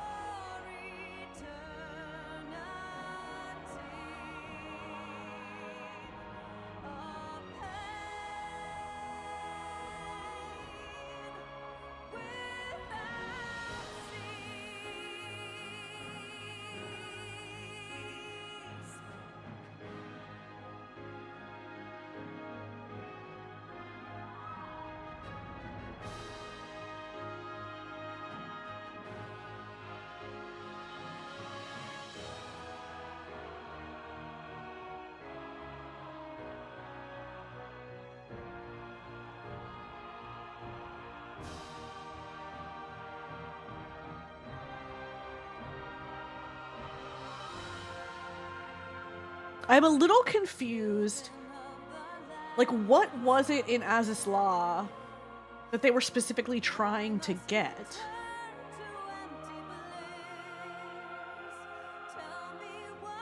Because unless Azys Law is completely destroyed, then it's probably still up there, right? Is the Empire still up there? Like, it wasn't clear whether the whole thing blew up or not.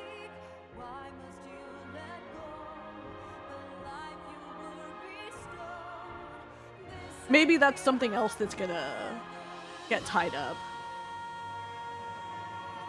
in the bridge patches. I hope so. Because I feel like they kind of left that thread dangling.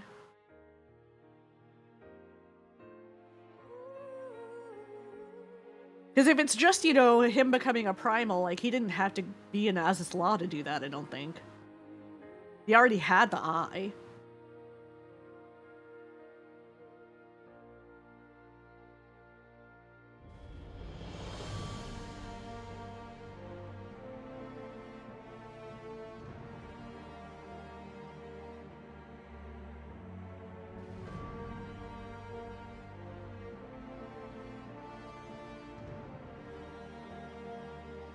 Like, what specifically was stored up there?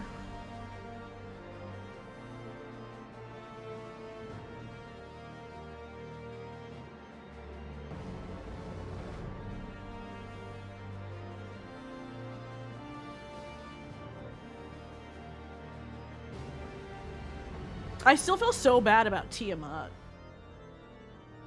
She's just like, no, I'll stay here.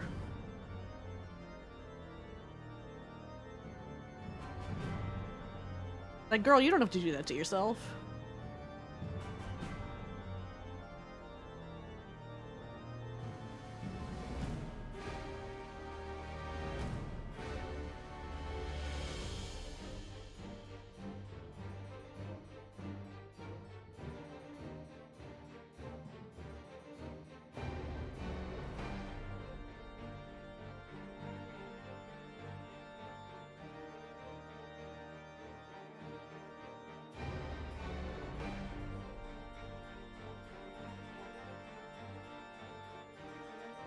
Italian, German, French, Spanish.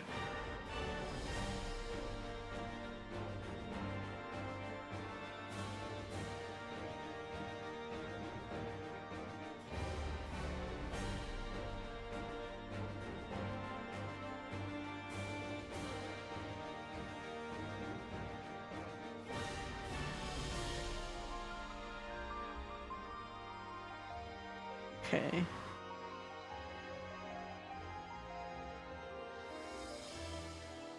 I think last time there was stuff after the credits, so I'm assuming that will be that there will be. Oh, Dragon Song was also in Uematsu. Jeez, okay. Gotcha. So does Uematsu like always do sort of like the themes for the expansions? Because he did the main song for ARR, right? And then he did this one.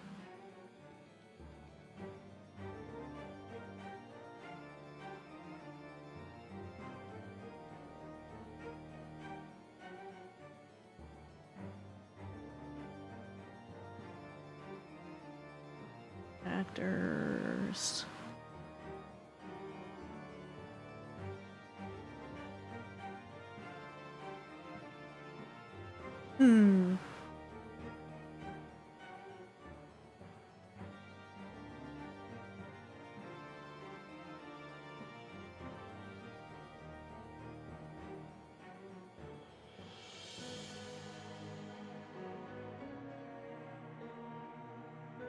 I'm actually curious how much of ARR was what they were working on in parallel to the 1.x updates. I wonder if I can find that info. Because I know that for a while they were working on ARR while they were still updating 1.0.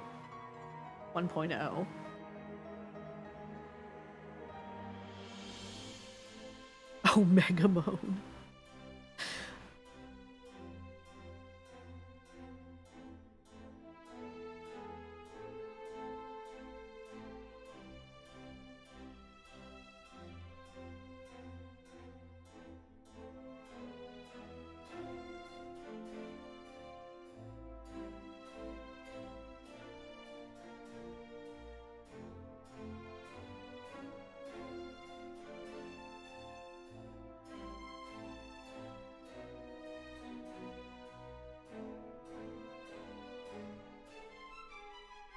And then, yeah, still got Amano doing the logos. Luna, what?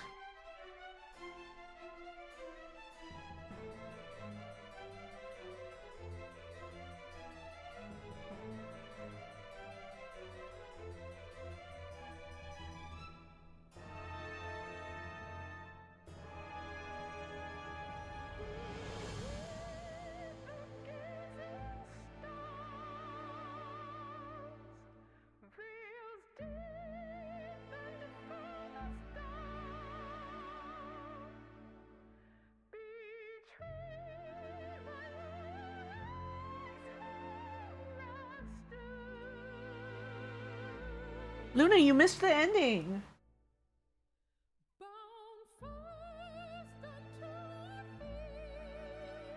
You only showed up for the credits.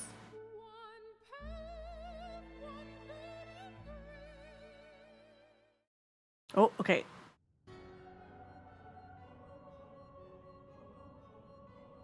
Okay, another white cloak. Oh no, that is Elidibus. Bested by mortals in their attempt to initiate the Eighth rejoining.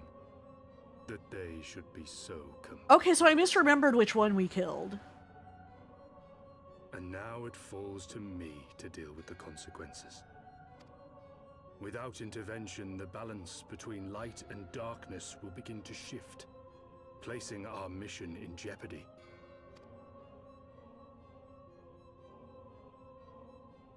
Hydaelyn's champion has grown too strong. Her might encroaches upon the realm of gods. Equilibrium must needs be restored. The time has come for you and yours to join the fray. Who dis? Warrior of Darkness. Oh! Wait, is that Meteor?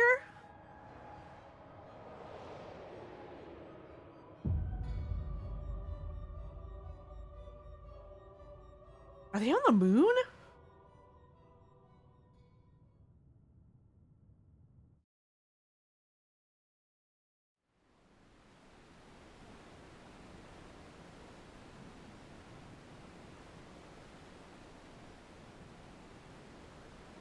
Oh, there's that force field.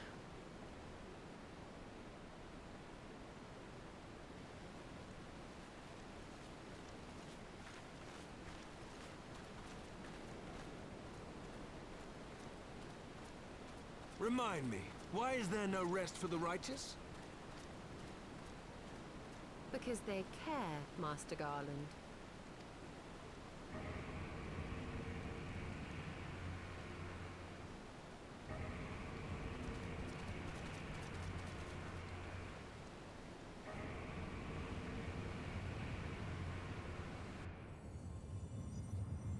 Oh. Shit's happening with that now.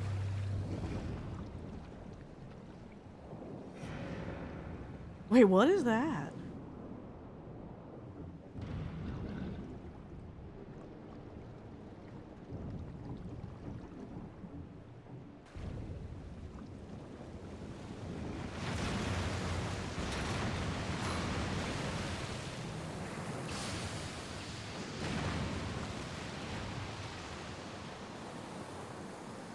All that shit was under there?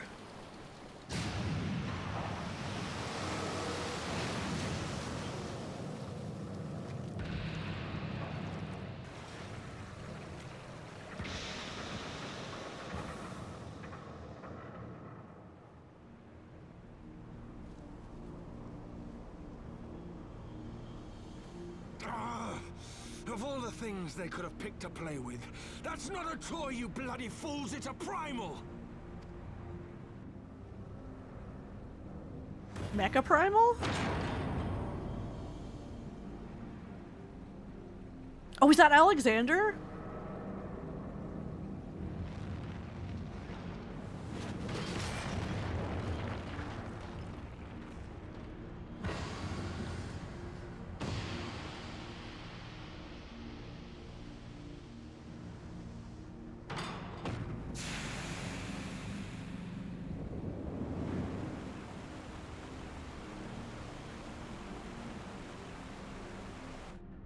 Oh shit. Spires of deception crumble to dust to lay bare truths long concealed. Beyond simmering shadow lieth shimmering light.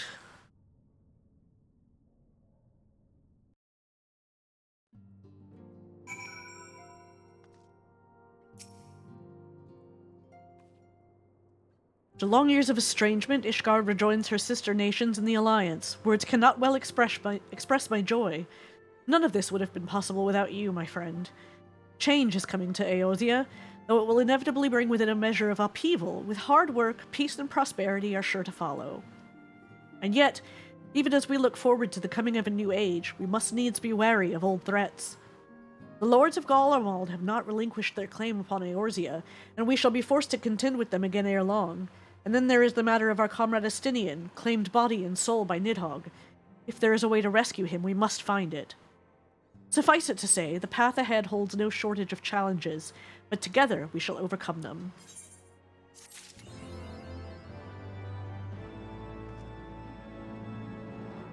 Looking up.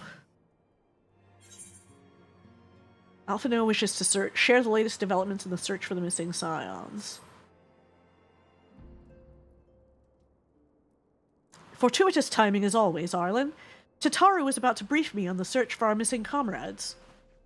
If you would be so kind, then. Absolutely. You'll be pleased to hear that Riol and his men have been making excellent progress. You remember how Flamen helped me to escape the Crystal Braves in Limsa Lominsa, only to then disappear? Well, according to Riol, she crept aboard a ship bound for Radzat Han, where she's been hiding ever since. He assures me that it won't be long before we're reunited. As for Ida and Papalibo, the remains of their link pearls have been found, and in Pearl Lane of all places. Riol thinks they must have disposed of them after escaping from the Royal Promenade. Yes, that would make sense. They could not risk being eavesdropped upon by our betrayers. We're all but certain they fled the city shortly after, though we still don't have a clue where they went. I see. And what of Thancred and Minfilia? I'm afraid I have nothing new to share about those two, but it's not all doom and gloom. The good news is we've enlisted the services of a Sharlayan scholar, one of the students of Baldessian, to aid in the search, who should be arriving any day now. One of the students, you say? I should very much like to meet this scholar, if time permits.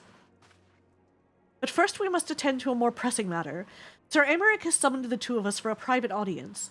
The messenger did not specify what he wished to discuss, only that it was urgent. Assuming you have no objections, Arlen, I suggest we proceed to the congregation forthwith. And mayhap we can meet with the scholar afterwards. Agreed? In that case, I think I'll return to the Forgotten Knight for now. Things are liable to fall apart if I'm gone too long, you know.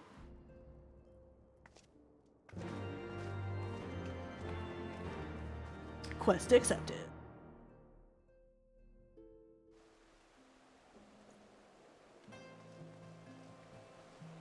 Ooh. What is this?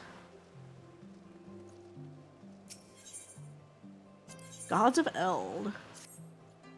Ah, my Lady Arlen. During your absence, a stranger came calling. Upon learning that you were away, he left a message to the effect that he wishes to speak with you and will await you at the Rising Stones. If you have a mind to oblige this stranger, please be careful. I cannot well explain why, but it put me ill at ease to simply be near him. Huh. Okay. So we have a few side things that we can do.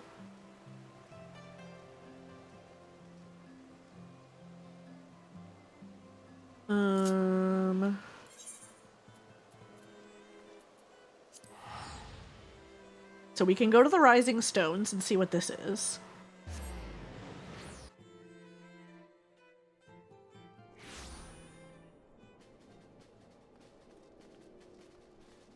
Actually, give me just a second. I'm gonna take a quick break.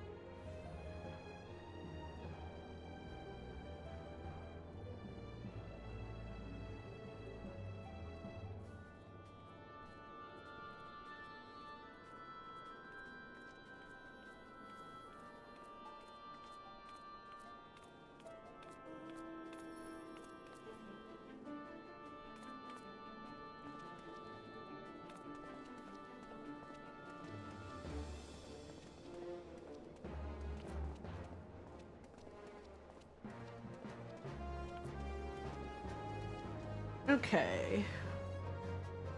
Let's see. So... Alright. Oh, shoot. Starting ads soon. Oh, this is side stuff. Alice. Oh, I got a few side quests here.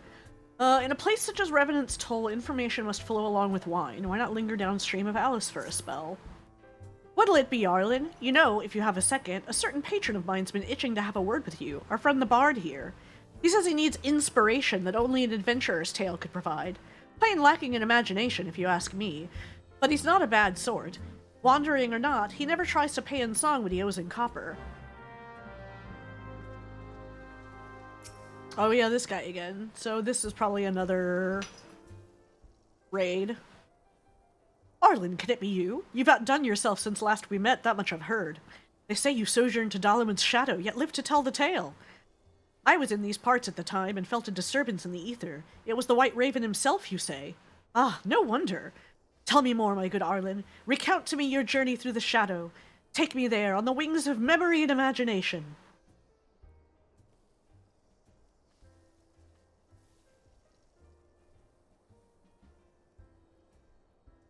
Your stirring tale has stirred me. Lo, I am as a cauldron bubbling fragrantly in the kitchen of a castle keep. A stew of inspiration, a slew of verses. Listen, my good adventurer, and listen well, for the song I sing is of your tell. Into the flesh of darkness go bringers of light, for the flame that flickers in Bahamut's tomb. In that cloying black stirs a raven white, clawing blood from a barren womb. What was slain in silver proud did in golden malice rise, medals of infamy and ruin that every hero must despise. What say you? Is this not exactly how you told it to me? Ah, but you forget I am a poet. We read between the lines, rendering into words that which was left unspoken. Lest you wonder, I shall name this composition Shadow of the Raven.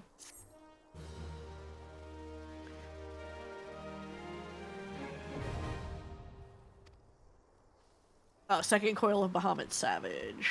Okay.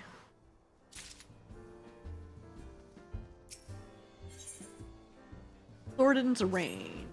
Greetings, Arlen. Yon bard has been gazing forlornly at the door for days, awaiting your return to the seventh heaven. Pray be so kind as to indulge the suffering fool and favor him with one of your epic tales. It seems his inspiration has run dry once more, and only a draft of your most excellent adventuring vintage will slake his creative thirst. Alright. I just talked to you, dude. Arlen, at last, in muted agony have I lingered, longing to hear the hero herself speak of her epic deeds in Ishgard and beyond. The frozen tundra you braved, and into the vault of the heavens you ascended, to a sacred peak, both temple and tomb, to a ruined city, reborn and resettled, to a citadel of the ancients you ventured, parting the misty veil of millennia. The journey made by you and your companions has made its mark upon the stars, and I would hear the tale in its entirety.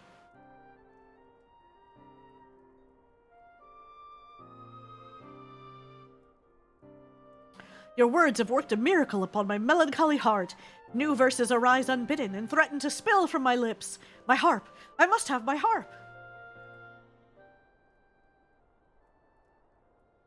Song of war twixt worm and man, some 1,000 years ago began, when mortals grasped for godly might, defaming name of king and knight. In Azus law, for woe or weal, did holy will meet righteous steel, and thence was high divinity, compelled by light to bend the knee. It's easier since I don't know what the tune should be. What say you? Have I captured the spirit of your triumph? Pray, forgive any small liberties I may have taken with the details. One cannot evoke the proper picture of your glory without a certain measure of embellishment. Okay, and that should unlock, what, the Savage for Thornton? Minstrel's Bow and Thornton's Reign. Okay.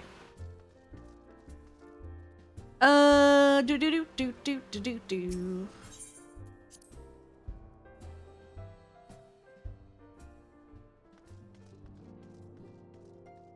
Wait in the solar. Just wanted to see if there was anything else. Enter the solar, yes.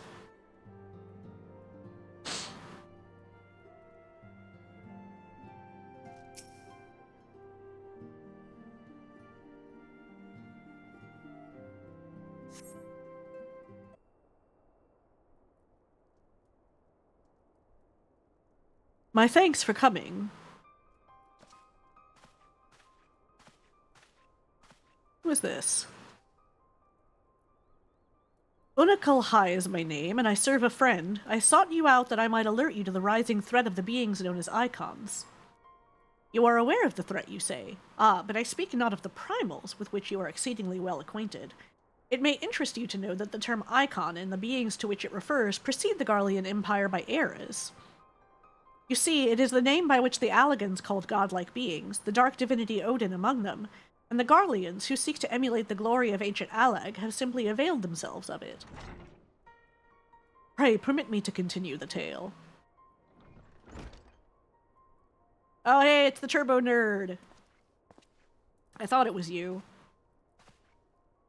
Ah, Urianger, how kind of you to join us. As the Warrior of Light's comrade, my participation is but to be expected. After all, the matter doth pertain to the very fate of this star. The Icons of Eld. In the distant past, these mighty beings did offer fierce resistance to the Allagan Empire. However, they eventually fell to the men of Allag, who devised the means by which to capture them. And it did not end with capture, as you well know, for the Allagans also learned how to harness the Icon's power. They refined this knowledge at the Etherochemical Research Facility on Azisla, and within the centrifugal crystal engine, they sealed 3 of the beings, the Warring Triad. 'Twas first and foremost to acquire the infinite power of the Warring Triad that the Archbishop did seek Azisla. Okay, that's what he was looking for specifically. But in the wake of his defeat, the bindings which confine the Icons were severely damaged. Doubt not but that they will fail completely ere long. Know that we do not condemn you for striking down the Archbishop. You were simply fulfilling your destiny, and yet, were the Warring Triad to be released into the world, unimaginable destruction would ensue. Take heart, for there is hope still. Through swift action, we may yet prevent their awakening and see them resealed. But in dealing with this new threat, our first step must be to contend with the old. 2 savage gods are returned, I fear, summoned once more by their worshippers, and at a strength far surpassing their previous incarnations. I speak of the primals Ravana and Bismarck. If left unchecked, they will inevitably seek to seize the power of the Warring Triad. This will serve to feed the confluence of chaos and hasten the Icon's awakening. To wit, we must needs vanquish both their kinds. I pray thee, however, to first focus thy gaze upon the primals, ere we turn our attention to those Icons in their fitful slumber. I shall return to the Waking Sands forthwith and consider such measures as are available to us. Meanwhile, I bid thee attend to the task of eliminating the primals. Young Unakalhai shall assist thee. Rest assured he is not our enemy, for the time being at least.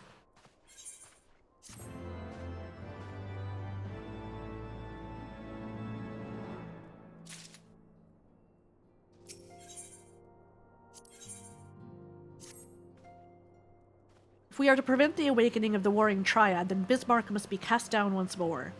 I am aware of the rather unorthodox method you employed to lure out and slay the White Whale before, and had a mind to follow established precedent. That said, islands are not easy to come by. I should hope it is not necessary, but you may as well show this gemstone to Chief Sonu. He will know it as the weeping eye of the Manuk Manai, and it will ensure that he is completely committed to our cause. Oh, and before you ask, I have already informed Master Garland of our plans. He is currently en route to the Blue Window. Okay.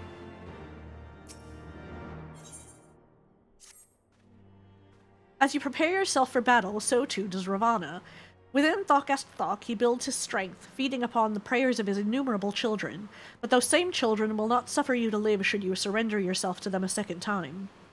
Nay, you must devise a new way of approaching the Lord of the Hive's domain. Consult with the storyteller, the Elder of the Voth, and he will aid in this endeavor. Take this bauble. 'Tis known among the Nath as the Burning Eye of Ravana. When the time comes, you will know what to do.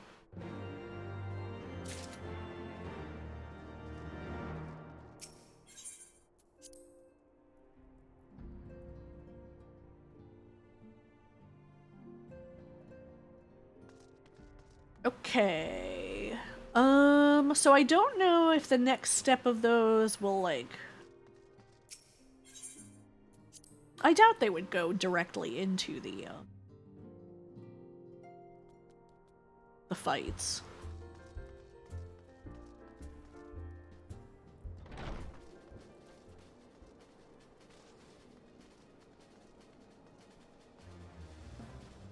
Oh, that's that,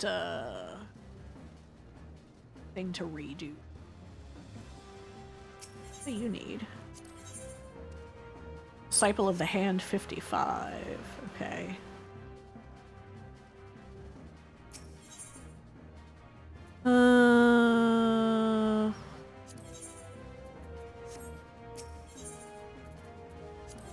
Uncanny knickknacks.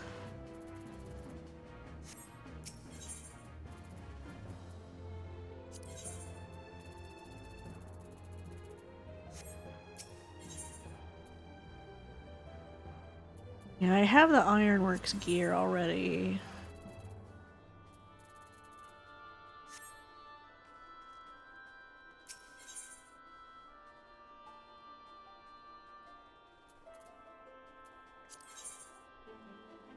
Yeah, I have these.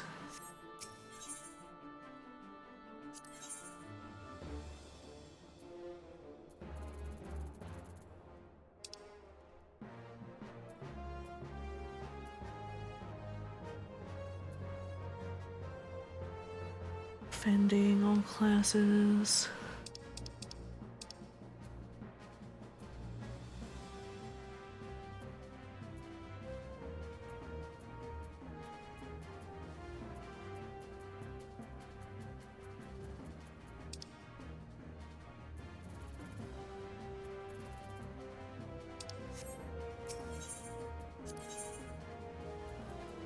Yeah, this is magic users. Singing cluster. Reagents. Okay. Alright. Okay, well, we're gonna worry about that later. That I don't need to worry about.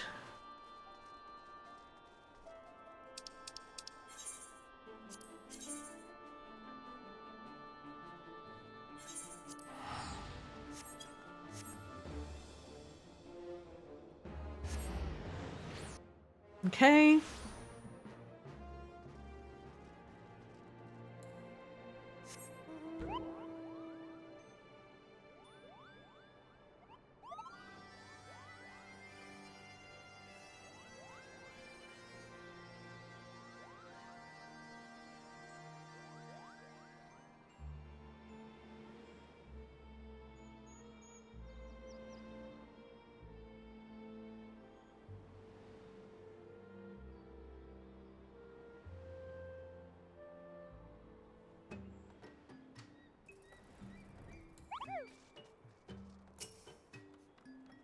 Ah, hunter friend, welcome. You come hunting gods once more? The non-mind is glad of your thirst for divine blood. Ever more rapacious do the one-mind grow as they seek offerings to glut our deity's insatiable appetite. Another path to our god's domain? Yes, there is but one way. You must seek out the Gyna Hive on the far side of the colony and attune your spirit to the aetheritis ensconced within. But the deed is not possible. We hear that the crystal is warded by ancient ritual magics. The One Mind have woven the seal such that only the most worthy of warriors shall be granted leave to enter Thokast Thok, and they do not share with the non-mind what they consider worthy.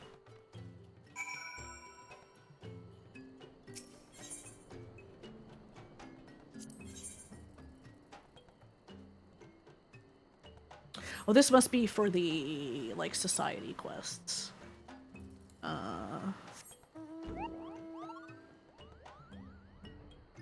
Okay. Go back this way.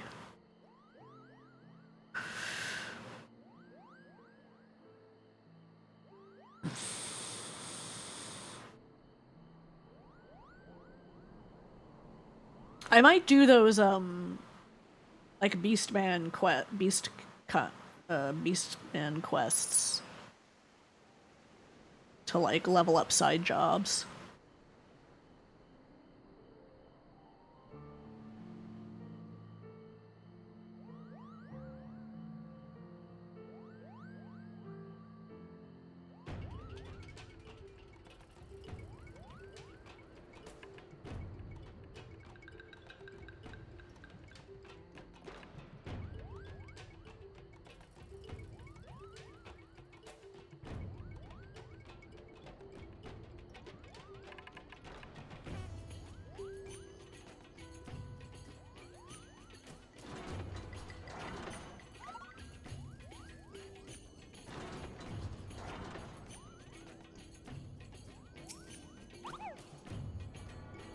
Tuning.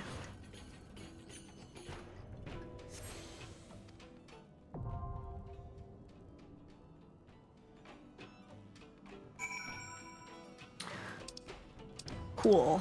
And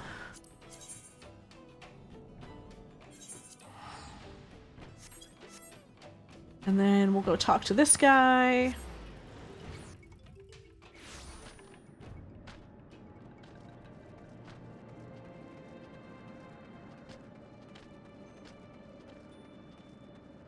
Oh, right, I have to go up, right?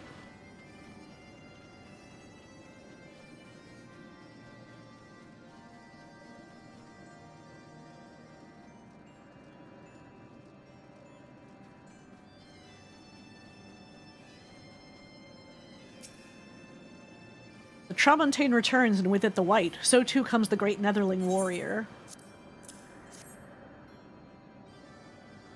Like double rainbows in the mist, Sonu knows not what to make of this. An eye in the hands of a Netherling? Storm clouds of the Vundu are no match for the eye's might. Smash it against the Aetherite in the whale's crown and he will be vulnerable once more. Bind him with chains of steel and drive him from the cloud sea. Return Zephyr winds and sunlight to our lands.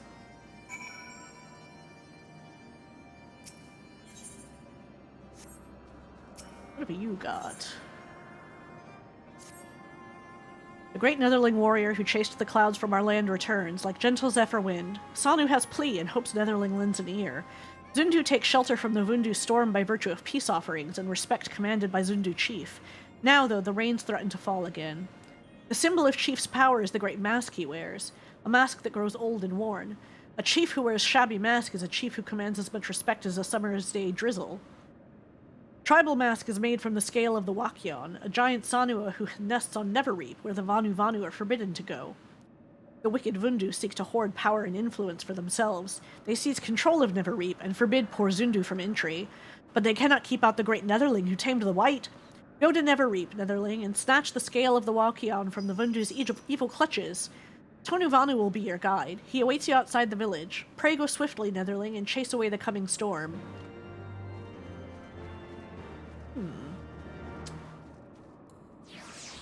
Oops, that was the wrong thing.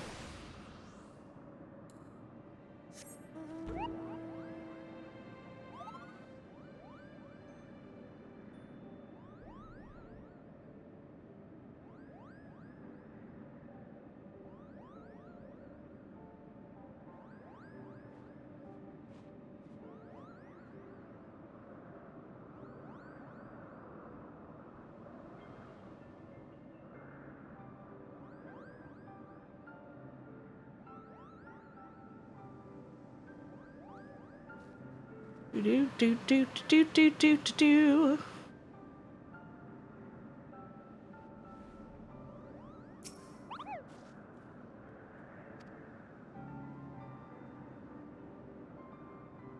Chief Sonu wants you to smash some gemstone against an aetherite to dispel a barrier of storm clouds? I don't even know where to begin. Ah, hell's with it. Maybe it'll bring us good luck. I'll rendezvous with you there.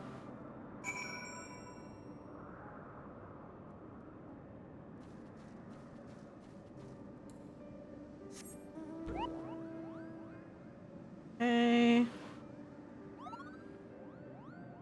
Alright, let's go talk to this other guy.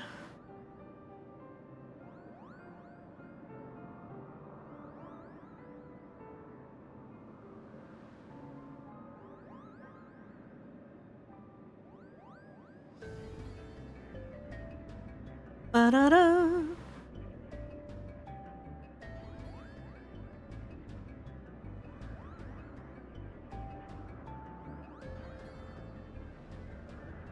I guess I actually could have finished up the Heavensward the last stream, since it wasn't as long as I thought it would be. But, oh well.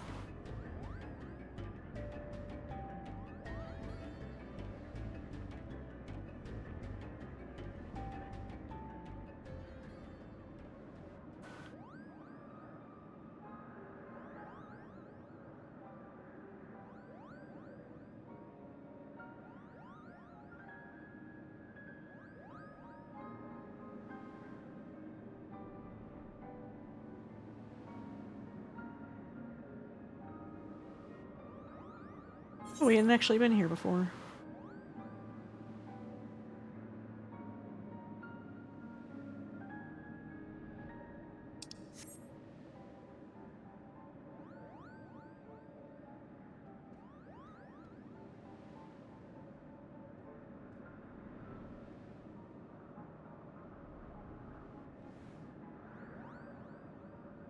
Hey, buddy.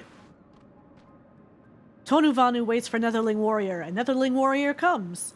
Netherling braves never reap to retrieve the Waukeon scale for Zundu. Tonu's heart flutters in the gentle winds of Netherling's kindness.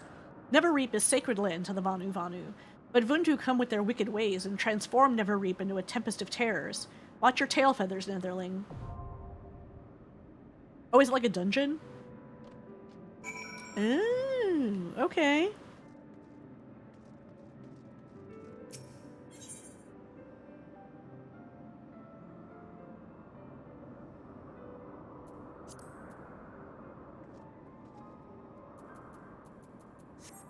Okay.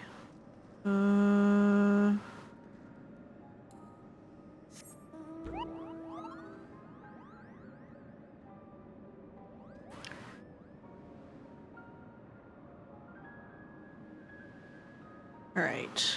I think I have to go attune to this Aetherite now.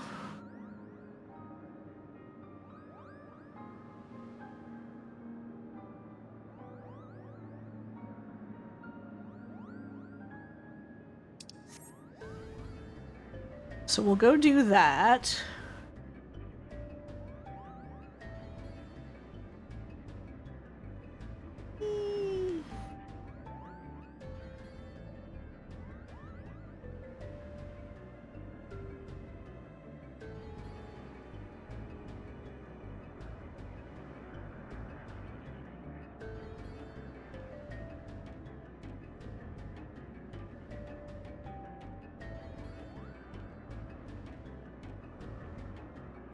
Up, huh?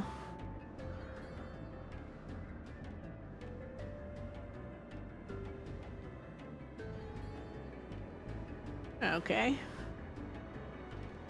Up it is.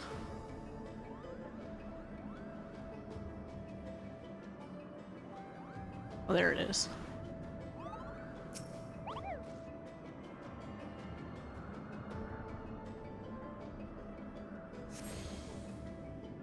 After a pause, you smash the gemstone against the Aetherite. Nothing much happens. Out of habit, you attune with the Aetherite. And once more, nothing much happens. Okay, I guess it worked though. Alright, cool. So... so now we have...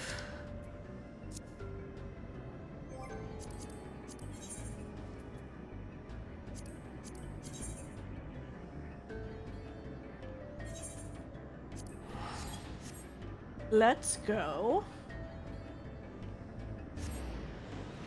do some of these other things to unlock jobs.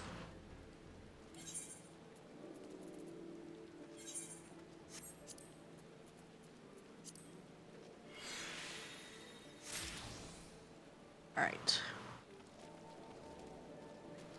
Actually, just let me quickly...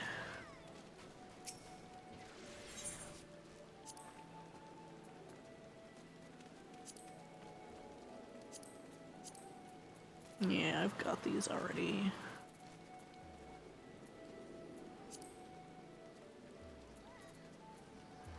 Combat supplies.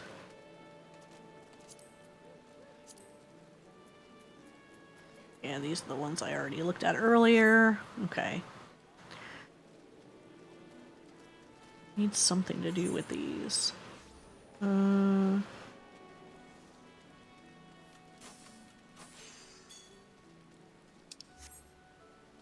Okay.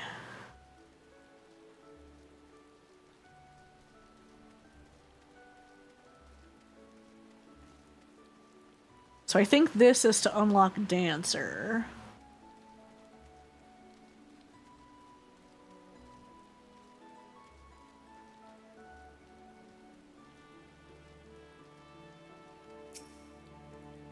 Greetings, traveler. Come to see our little show, have you? On behalf of Troop Falcium, I welcome you.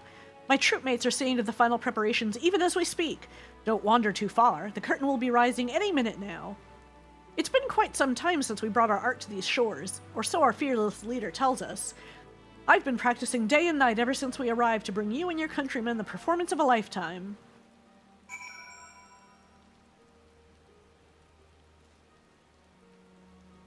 kind of shitty weather for it, though.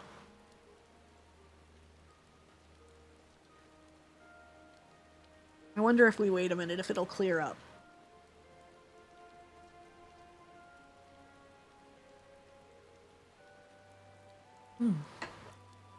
Excuse me, just drinking some water.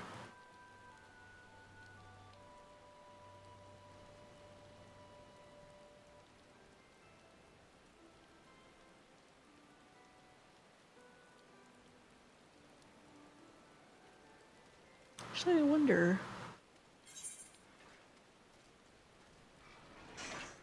Oh yeah, that's the rogue over there, right? Yeah. I do want to unlock that at some point.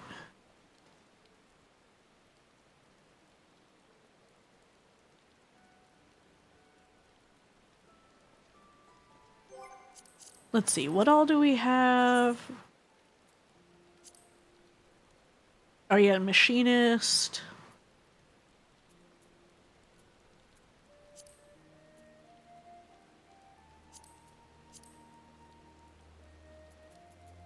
Yeah, and then a bunch of, like, dungeons and trials and stuff.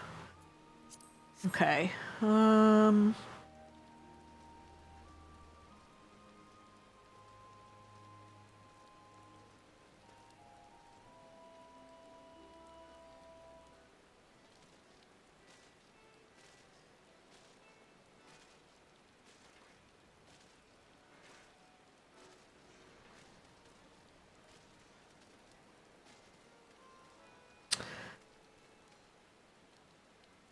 I actually wonder if it'll, like, go into a cutscene that has different weather. Oh, it will.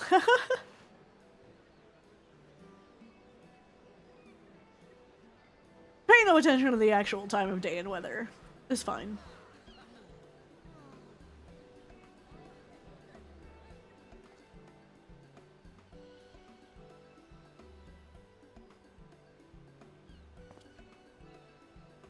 So close and yet so far. For all who cannot make the voyage to our home, we bring our art to yours.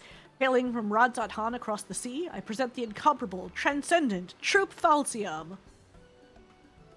Today, we have prepared a sumptuous feast for your eyes and ears. Let the soaring melodies and the stirring, striking steps of our dancers reach your heart and spirit you away to a distant world.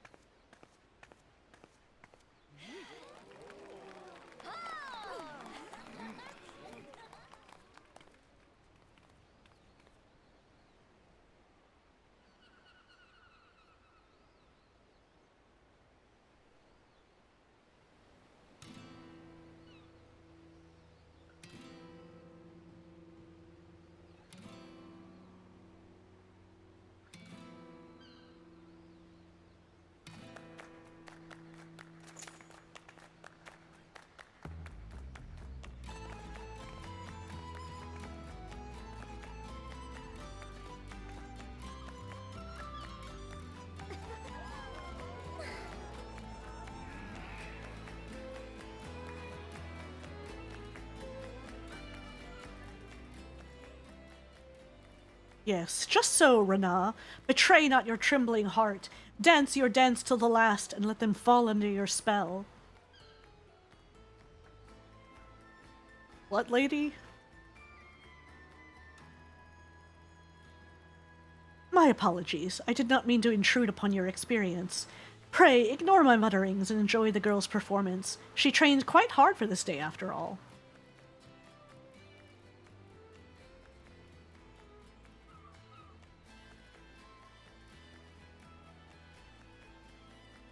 Did you give me an up-down?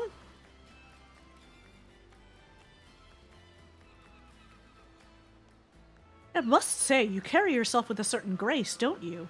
But do excuse me, I forget myself.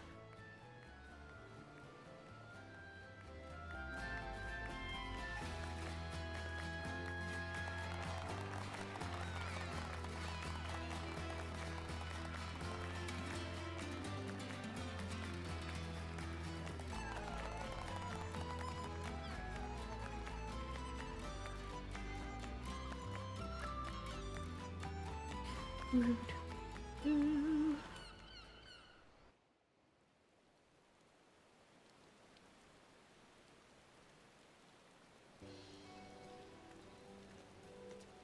now we're back to rainy nighttime. Forgive me for not having properly introduced myself. I am Nashmera, principal dancer and leader of Troupe Falcium. Rana, the girl whose performance you were admiring, is my #1 student and protege. This may seem a bit forward, but pray tell, have you ever harbored aspirations of stepping on stage? Of losing yourself in a whirlwind of music and motion, and enchanting your audience with your every movement? Forgive me, I know this is all quite sudden, and yet I could not help myself. From the first moment I laid eyes on you, I saw... how can I put it? A poise that could only be honed on the field of battle. Yes, there is no doubt in my mind you would make a fine dancer. I see you are confused, and for good reason. Allow me to explain.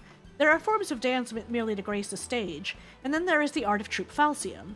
We dance the Kriegsdans, a dance of war so ancient it is said to predate even the founding of our city.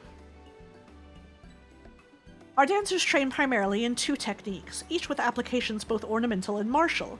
For one, we are proficient in tossing throwing weapons, which are most dazzling to the eyes, and even more damaging to any unfortunate foes they strike. The second is, of course, dancing itself. Perhaps you have already felt it, but it is believed that there are mystical powers to our movements, which can serve to heighten senses, lift spirits, and drive weakness and worry from people's hearts. The people of Eorzea have done well to rebuild this realm in the Calamity's wake, yet there are scars that still go unhealed, and the specter of war still looms large over the land. If our art of dance might serve in some small way to ease worries and fears, and offer succor to the hearts of Eorzeans far and wide, nothing would bring our humble troupe greater honor, and so did I decide to leave Troupe Falcium on a tour of this realm. There is, however, a bit of a rub. We have come with only 2 dancers, Rana and myself, and I am still nursing an injury I suffered on the voyage over. My protege is a talented one, but I can hardly ask her to bear the burden of tour alone, and so I felt compelled to reach out to you. I can assure you that the arrangement would be to our mutual benefit. Should you offer us your aid, I will personally instruct you in the art of the Kriegsdans, an art that will avail you not only the stage, but on the field of battle as well.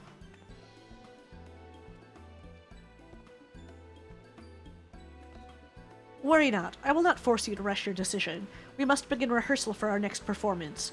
Do give some thought to my offer, and seek me out again should you be so inclined.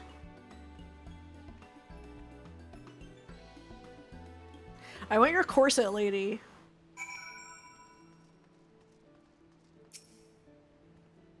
You returned, friend. Have you taken the time to think over my offer? Splendid. To tell the truth, I had feared your answer would be no, but fortune smiles upon Troupe Falcium today. As principal dancer and company leader, allow me to officially welcome you to our ranks. Wait, don't tell me. Nashmera has handpicked you to join our troupe and become a dancer. Is Rana right, or is Rana right? I knew it! I haven't been doing this for as long as Mistress Nashmera, but even I can see that your poise and posture is anything but ordinary. But don't get your hopes up too high. You're going to have to work your arse off to outshine Rana Amigo. Let it suffice to say that I will be watching both of your careers with great interest. Oh, but where are my manners? I haven't even asked my student her name. An elegant name indeed. Very well then, Arlen. This is for you. This crystal house houses the amassed knowledge and memories of generations of our forebears, butterflies of the battlefield who have fluttered their way into history and legend. Take it and treasure it. And of course, you'll also be needing a change of clothes. Here, this outfit should do. Go ahead, put it on. You'll be amazed at the freedom of movement the pliant fabric affords you.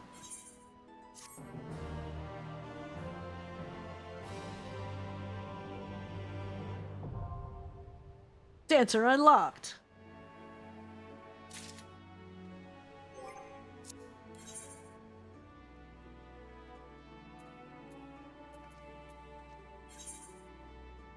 Oh wait, hold on.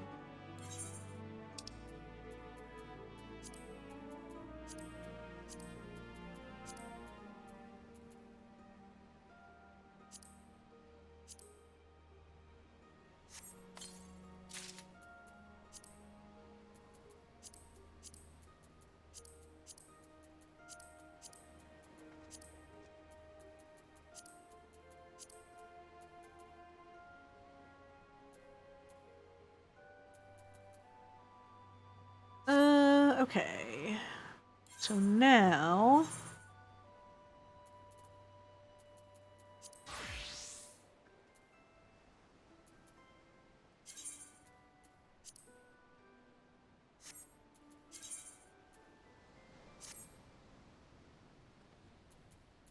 Okay, well this is level 60.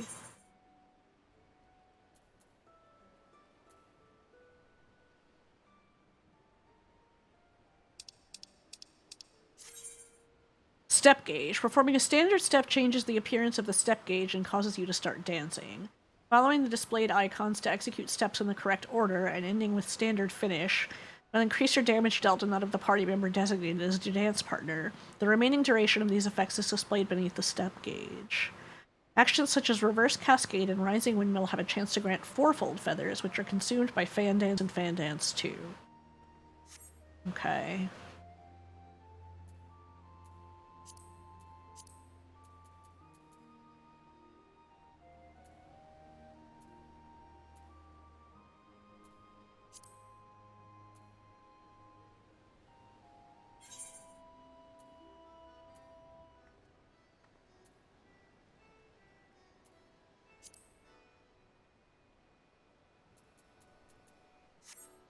Okay.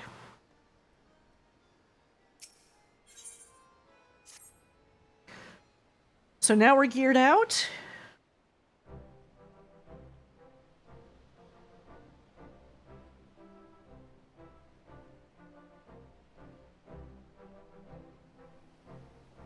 That's kind of cute. I have trained many a dancer in my day, but I cannot recall ever having seen the crystal take to one of our new recruits so quickly. Truly, there is prodigious talent within you just waiting to be untapped. I've never seen anything like it either. Why, at this rate, she might even be able to challenge me for the position of Troop Falcium's Rising Star. Let's not get ahead of ourselves, Rana. But yes, with Arlen in our ranks, our ultimate goal might at long last be within reach. Before that, however, I should share with you the full details of our planned itinerary. As I may have mentioned, we have traveled to these shores with two purposes: to share our time-honored art with the Eorzeans far and wide, and in doing so, to do our part to help heal any lingering scars left by the calamity. Limsa here was the first stop on our tour of the realm. This leaves us with 4 destinations: Ul'dah, Gridania, Ishgard, and finally Alamigo. And yet, Alamigo remains under Garlean rule, and Ishgard is still dealing with the repercussions of the Dragonsong War. I believe it would be best to put off our performances in those nations until we can be certain our presence there would be welcome. And so, by process of elimination, the next 2 destinations on our tour are all but decided. However, there is another important matter we must attend to before we set off. Finding ourselves a patron willing to sponsor our jaunt across the realm, yes? Precisely. With what little coin remains in our coffers after the long journey, we can scarce afford to put on humble productions like the one Arlen just witnessed. We must find someone who will spare no expense in helping us bring our art to every corner of Eorzea. Fortunately, I have learned of someone who might be suited to that role. An acquaintance of mine in these lands, a songstress no less, introduced me to an influential merchant who considers it his life's work to promote daring new forms of creative expression the realm over. The man in question has all but agreed to fund our tour on one condition: we must grace him with a private performance, and he must deem it to be a true artistic revolution unlike anything he's seen before. An artistic revolution? That sounds like an awfully tall order.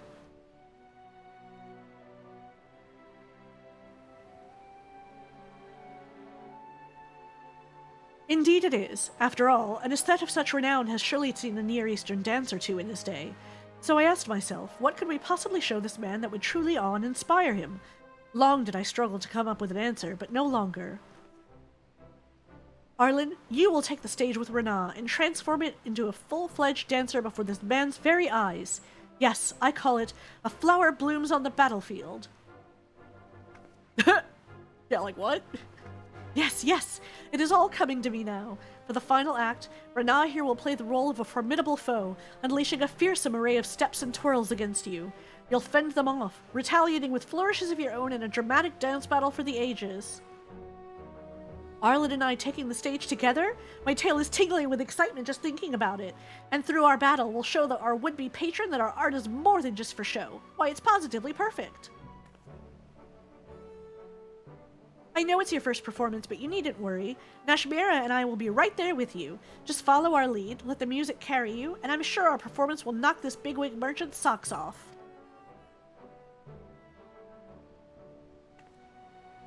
Renal speaks true. I would not have invited you into our ranks if I did not believe, if I did not know, that you were capable of what I ask. And so, let us not delay any further. Our audience awaits us in a place called, ah yes, Costa del Sol.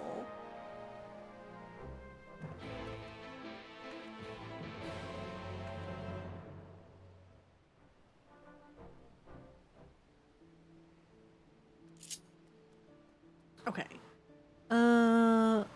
Let's...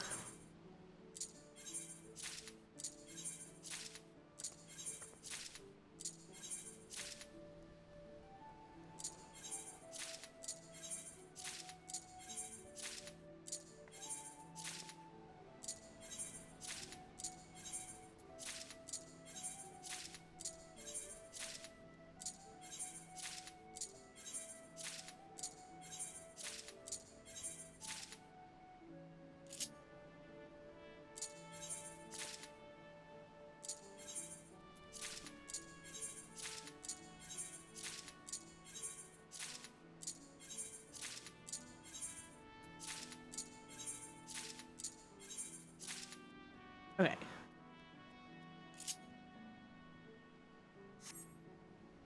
So let me see if I go to actions. So Cascade.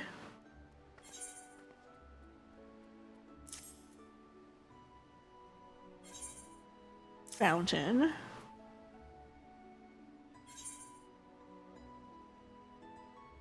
Windmill. Blaze shower. So these are single target. And these are AoE. And dancing. Well, actually...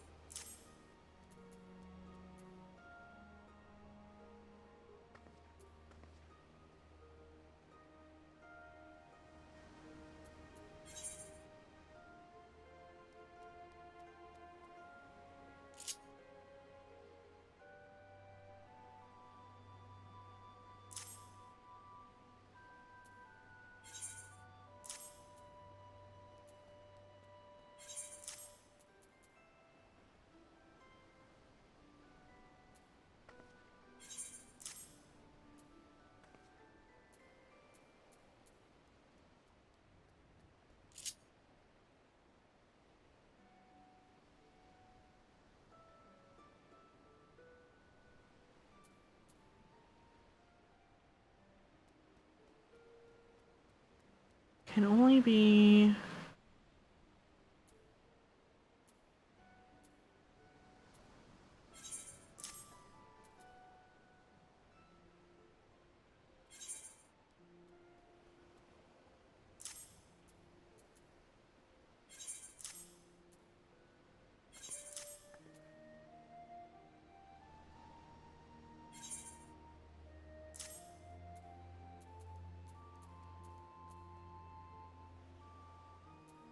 Okay.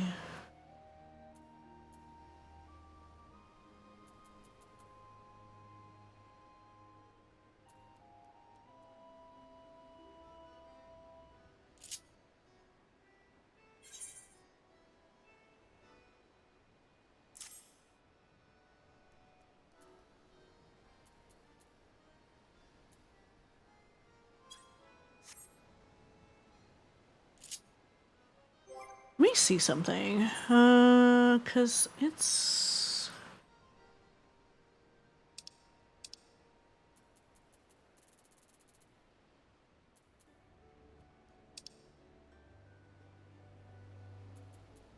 Three.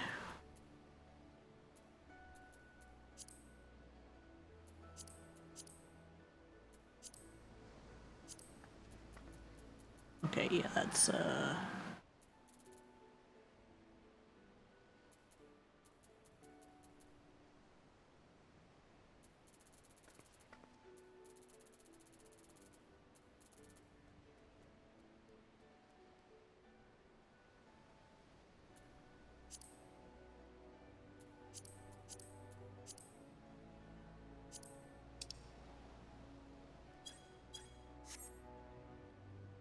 hold on.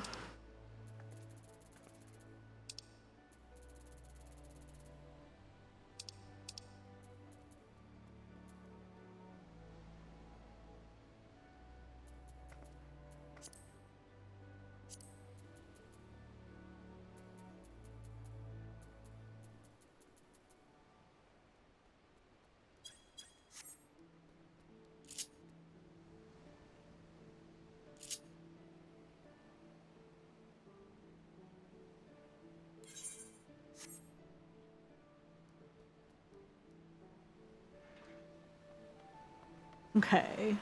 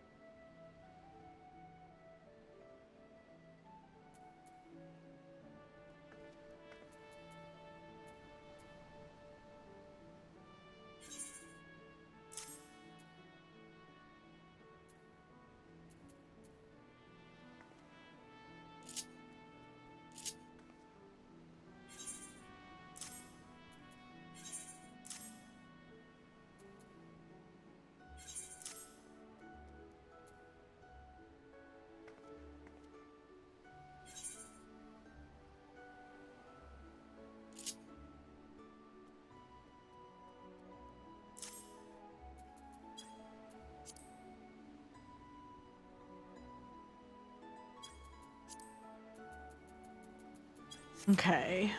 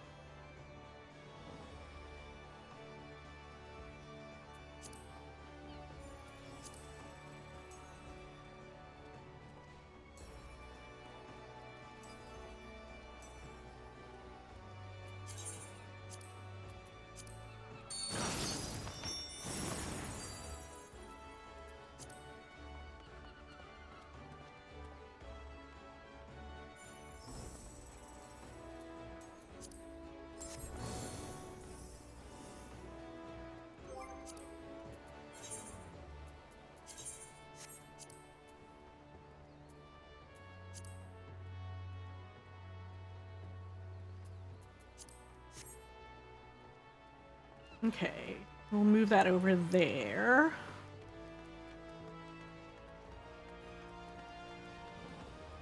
Alright, so Costa del Sol.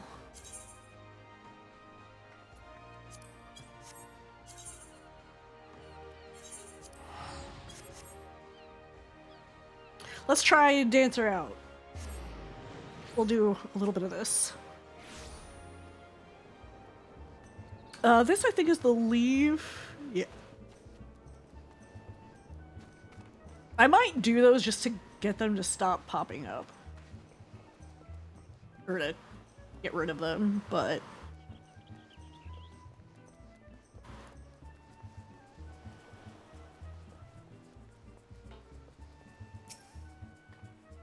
Excellent. My 2 rising stars are here, and we can finally get the show on the road. But first, we should pay our respects to our patron-to-be, Master Gegaruju.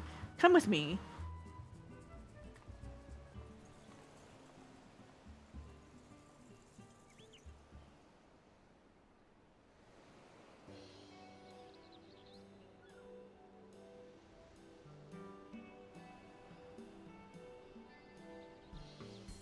Master Gegaruju, it is a pleasure and an honor to be invited to your lovely estate.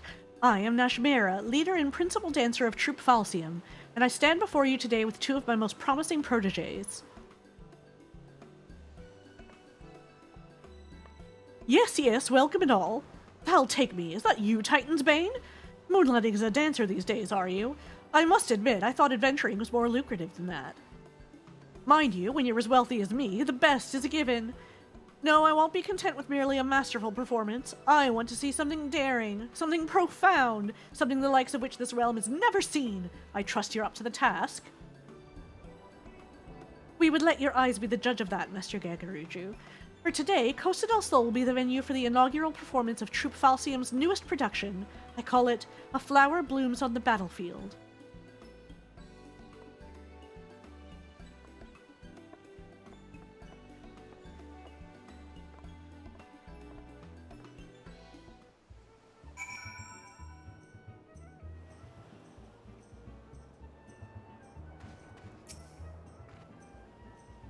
Your very first performance and already you're taking center stage. Don't worry, you'll be fine. Your first opponent will be a training mannequin designed specifically to hone an aspiring dancer's skills. Breathe deeply, move with purpose, and it'll be a breeze. At the same time, always remember that the Kriegsdans is a dance of war. I know you're among friends here, but I want you to imagine yourself on the battlefield, leaping and twirling through a legion of foes. Now, let's knock this Master Gagaruju out of his 100,000 gil stockings.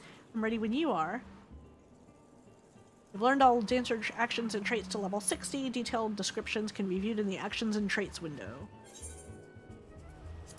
Alright, we'll try it. That's it, that fire in your eyes. This is the chance of our lifetime, so let the same passion burn in your heart and hold nothing back. Let the curtain rise.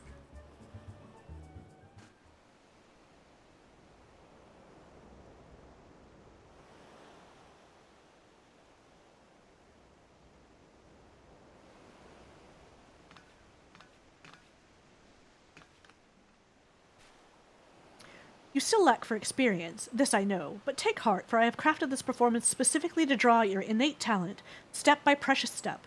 Follow my lead and you will feel yourself transforming into a full-fledged dancer before you even know it. Lose yourself in the music, let the passion in your heart take over, and you will move as you have never moved before. Yes, you are the flower on this battlefield, and today you will blossom. Sure, lady.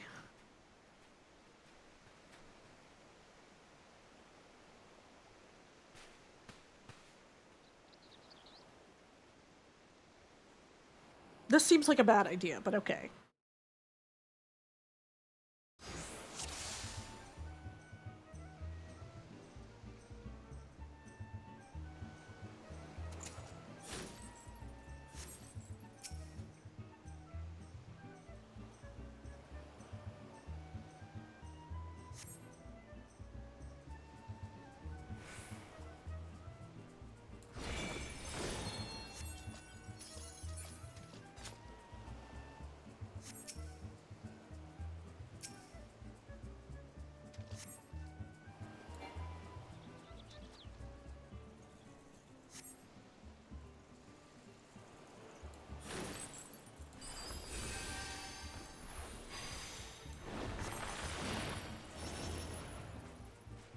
Rinse your dance, take 2 standard steps.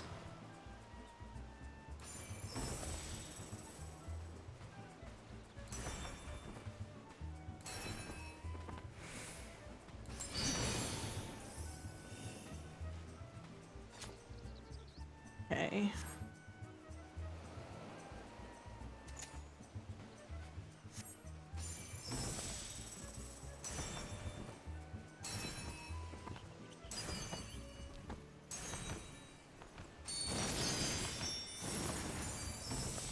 So this you and your partner inspire and feed off one another.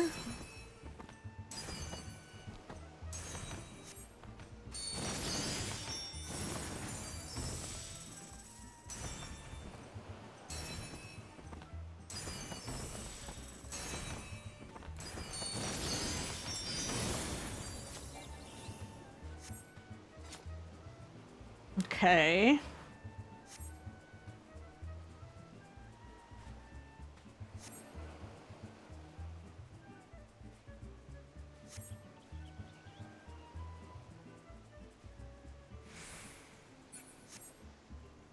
Oh.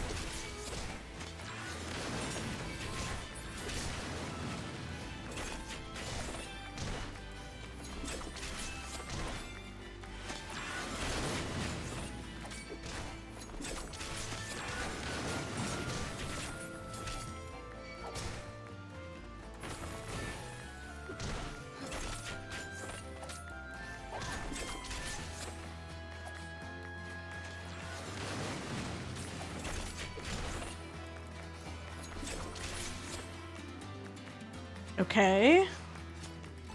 I think I'm starting to get it.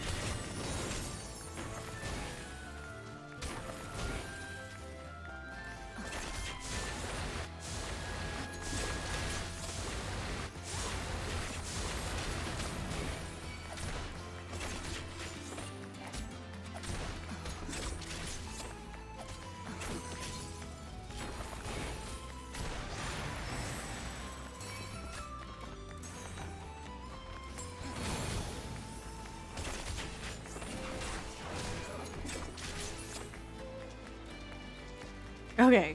I don't really understand, but we made it. I'll probably have to watch like a guide or something.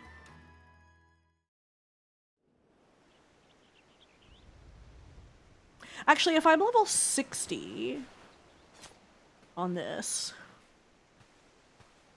I might be able to spend those tomestones to get gear for Dancer. My knew was nothing to sneeze at either, right? Of course, all the flashy lights were just for show. I set them up beforehand, just to liven up our performance, you know. But enough about me. This was your day to shine. If that meant me playing the villain for a day, so be it. I'm just proud to have played my part in helping your talents bloom.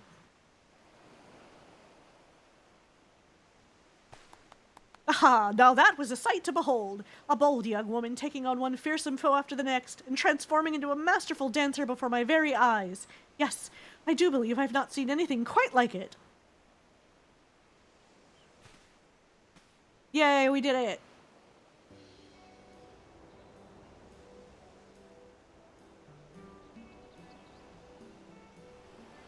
Your words do us great honor, Master Ikagurujo. Might we also count on you to loosen your purse strings and sponsor Troop Falsium on our tour across your fair realm?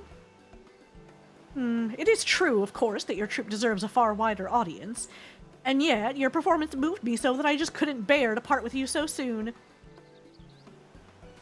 I must say, I found myself particularly smitten with the young kitten who played the villain's role. Rana, was it? Perhaps I could interest you in signing a contract to be one of my personal dancers. I can promise that it would be a lucrative one. Ew.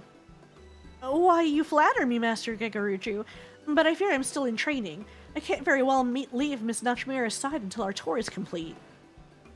Is that so now? No, this simply won't do. Why, I'm afraid your rejection has so devastated me that I simply don't have it in me to fund your little excursion after all. You can't be serious. You gave us your word. You won't take no for an answer. Whatever should we do, Arlen? Beat his ass. You're gonna do this the easy way, or...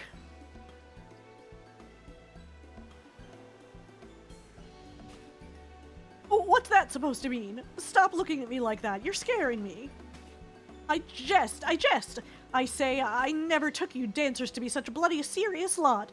I meant only to express how utterly enthralled I was by your peerless performance.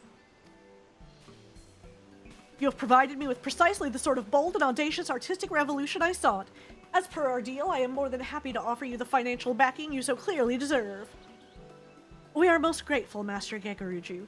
Truly, your aesthetic sensibilities are matched only by your boundless generosity. By your leave, we shall begin preparing for our forthcoming performance in Ul'dah. Wait, I mean, if I might make just one small request. I ask not that you sign an exclusive contract, only that one of you sojourn here as my honored guest and entertain me for a spell.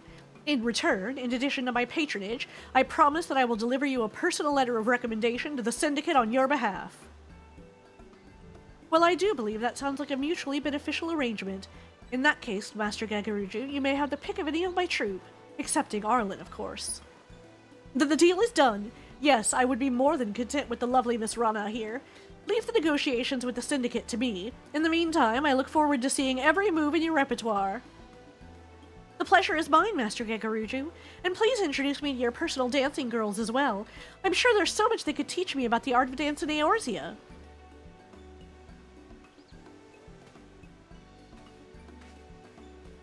She's cute.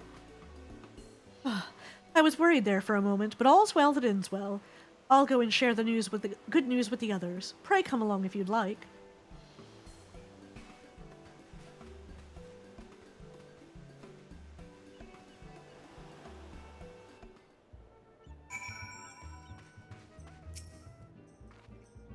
When Master Gegaruju started insisting on taking Rana from us, I thought all our efforts were for naught. But it seems we've come away with everything we bargained for and then some. Oh, welcome back. And, yeah, I bet. And it's all thanks to you. It really was quite remarkable how he changed his tune after you gave him just a single glance. Clearly, you possess remarkable powers of persuasion. At any rate, I suppose a short sojourn here could benefit us all. Rana seems eager to get to know the dancers here, and I must attend to administrative tasks before our next performance. In the meantime, why don't you put your newfound skills to the test? I suspect you'll be quite pleased with how well they serve you.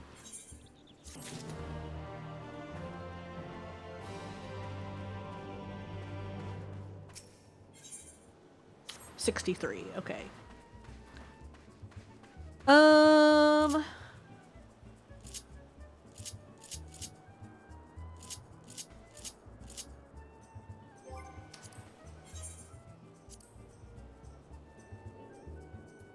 See, I'm so confused. I have Hotbar 5 set to shared.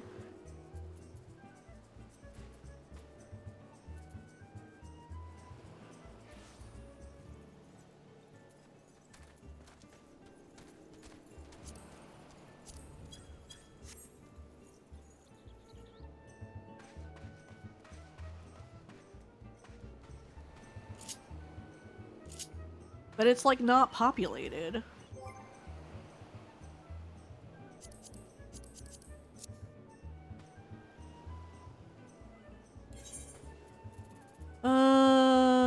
Let's go to New Gridania.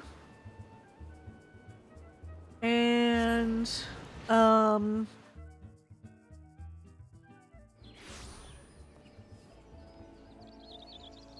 there she is.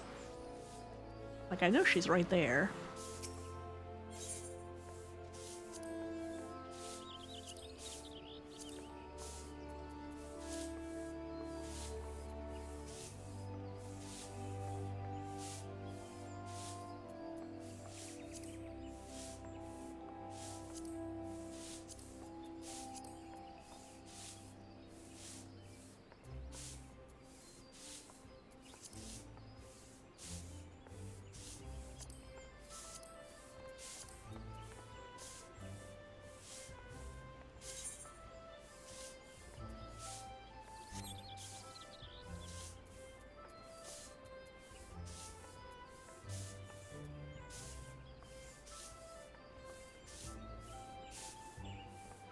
Oh, these don't work for Dancer. Interesting.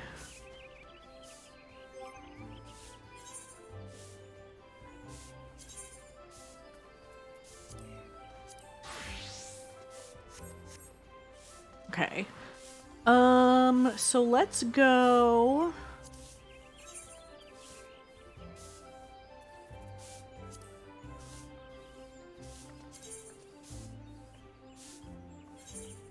Overlook.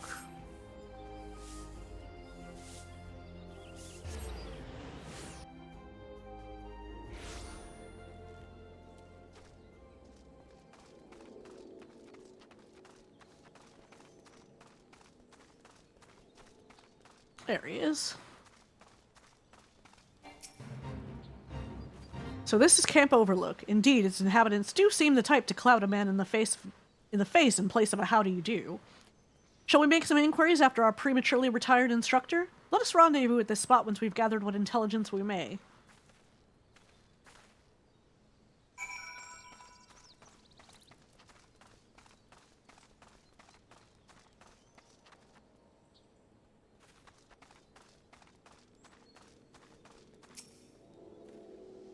A bloke laid at Ishgard. Aye, there was a stranger come about, asking after one of our lads. Told him the sorry sod he was looking for was in the cabin by the lift, rested up from an axe wound.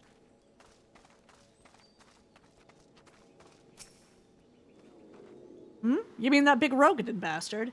You'll find him pacing the boards in front of the infirmary. Some of the lads seem to know the bloke, but no bugger seems eager to say how.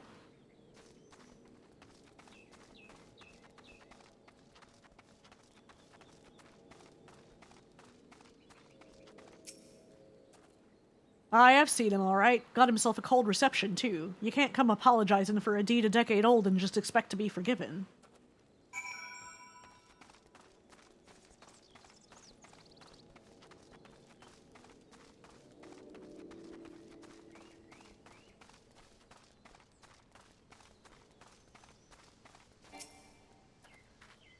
How fared your interrogations? 'Twould seem our man came here but to visit an old acquaintance.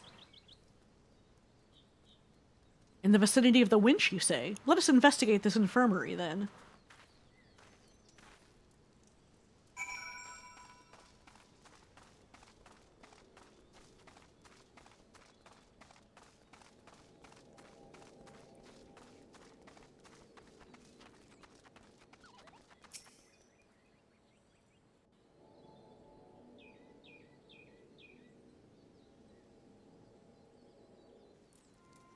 Were the conditions of your employment not satisfactory? Return with us to the manufactory and we can discuss more favorable terms. I understand that Ishgardians presently accord machinists rather less than the respect they deserve, but I promise you our worth shall shine through in due time. People will clamor to learn our profession. You cannot abandon us now, Rostenthal. Think of the future.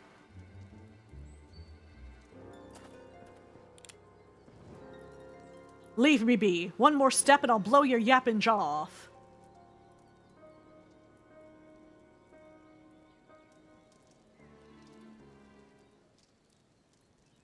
Joy, if you please.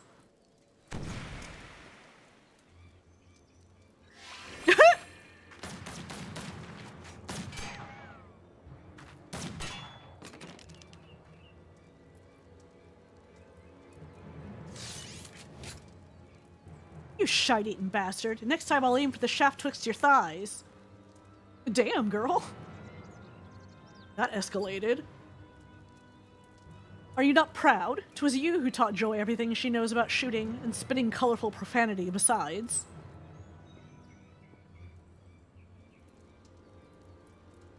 Aye, the lass has learned me lessons well. Well enough to be your new master of marksmanship, I'd wager.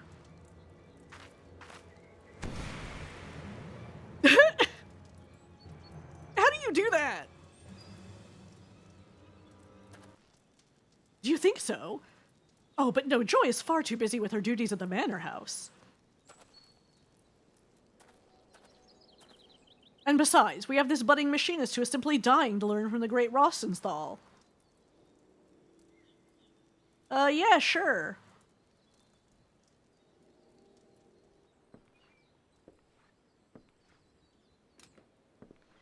Yep, definitely gotta learn from this guy. Buffalo shite. Any scrag who's known me would rather I did the dyin'. Oh, just look at you, the epitome of a roguish swashbuckler. Why ever did you cease brandishing your weapon in that fashion? There's only pirate scum hold a firearm like this, and I ain't gonna teach the machinist way to no hopeless sausage-fingered venture what you dragged in off the street.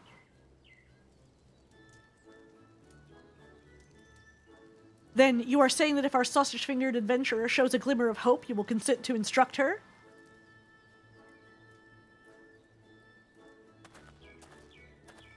Did you hear that, Arlen? This is your chance to display your aptitude for marksmanship. Here, I took the liberty of packing some extra tools of the trade. Convince our reluctant instructor that you're serious in your intentions.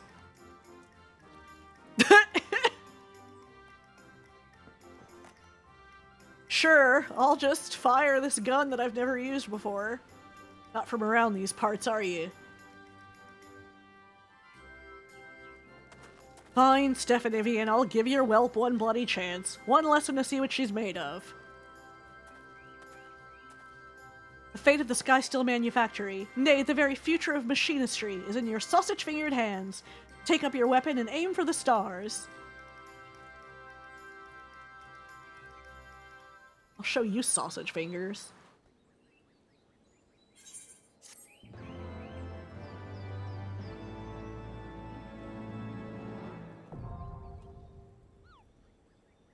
Machinist unlocked.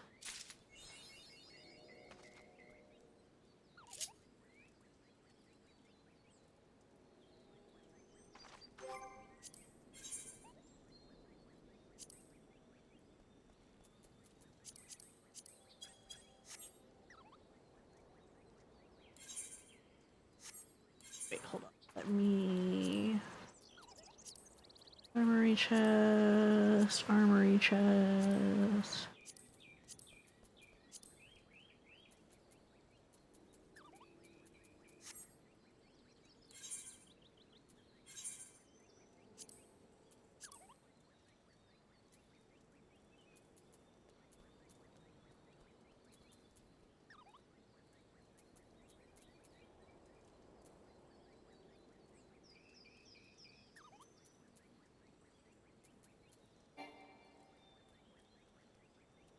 Insufficient armory chest space.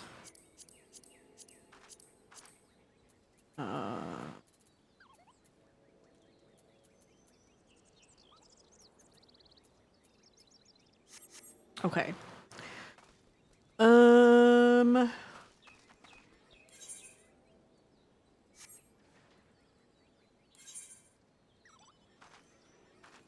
Let's see.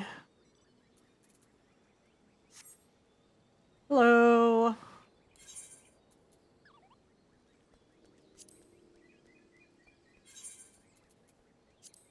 Okay.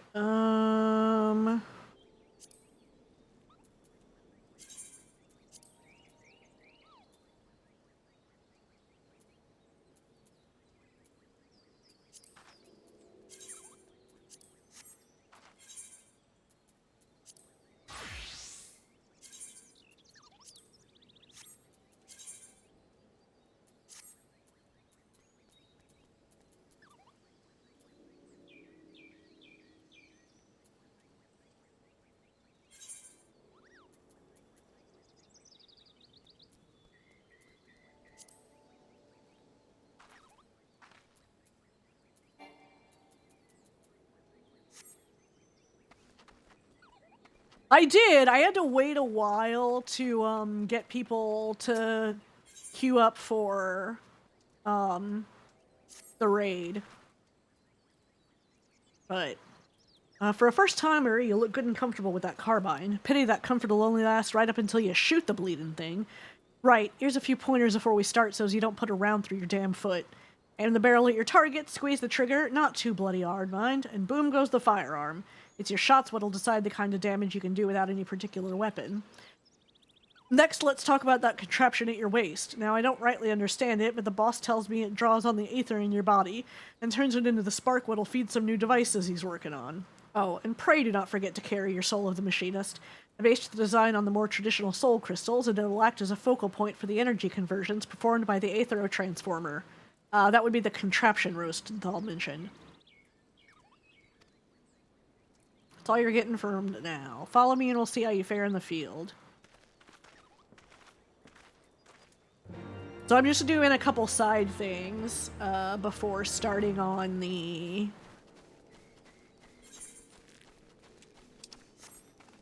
in-between patch stuff.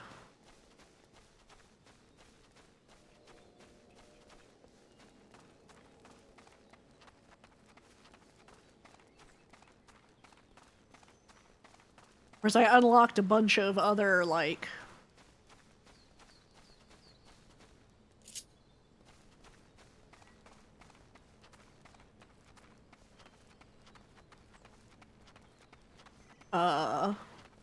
harder versions of the stuff that I did. And another dungeon.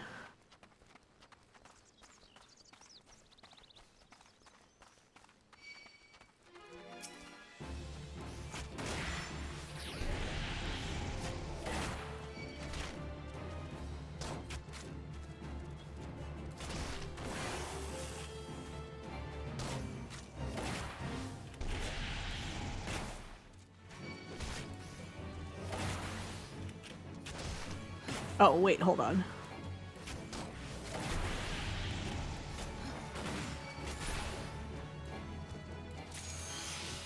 Huh, okay.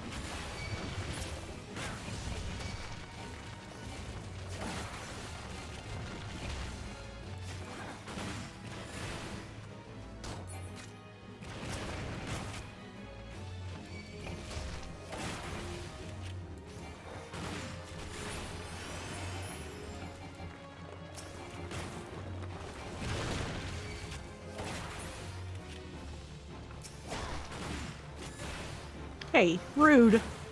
You're not part of this.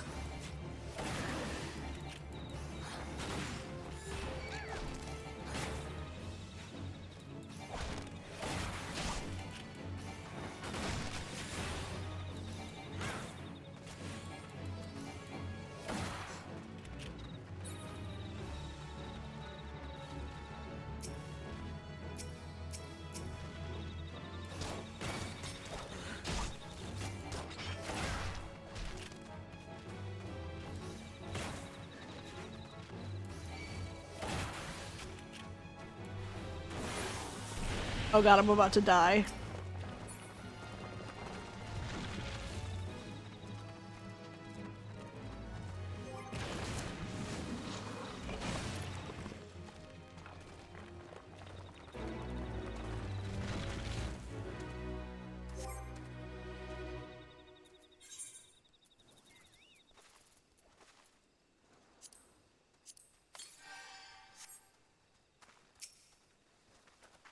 Oh right, Chocobo.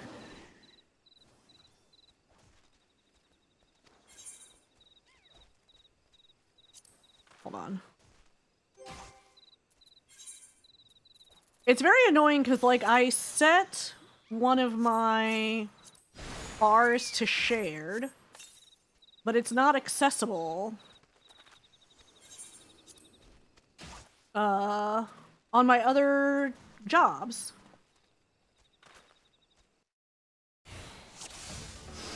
Future Games Show, you mean Gamescom?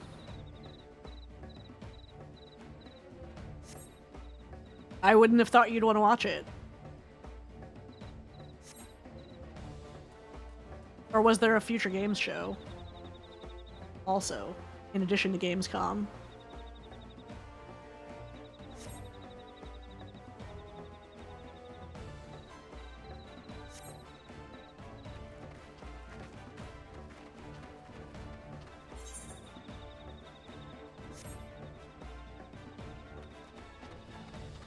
Wait, am I going this way? No. Okay, I am going this way.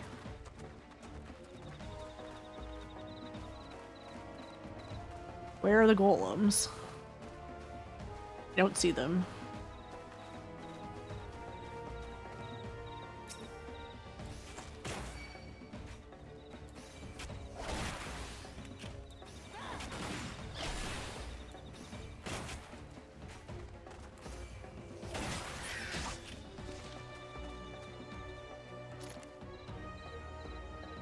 Oh, okay, I didn't know that was happening.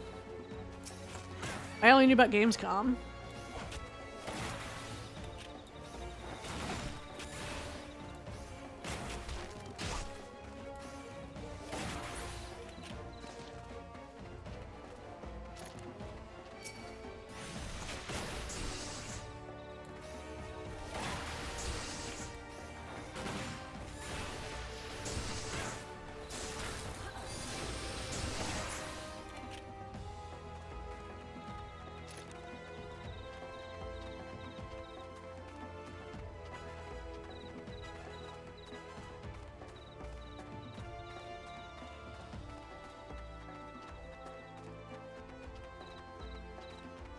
I don't see any golems.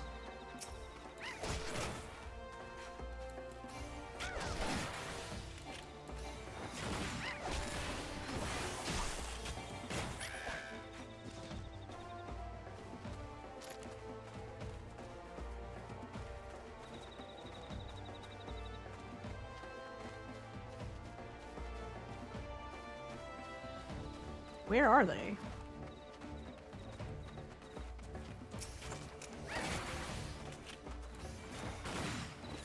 I need to, like, rearrange these buttons. It puts them by default in very strange places.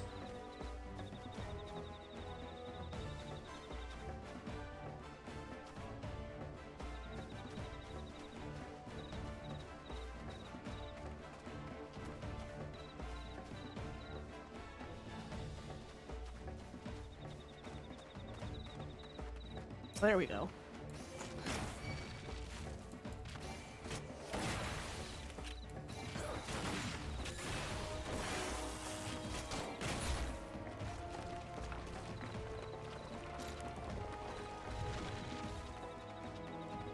I had to go down here.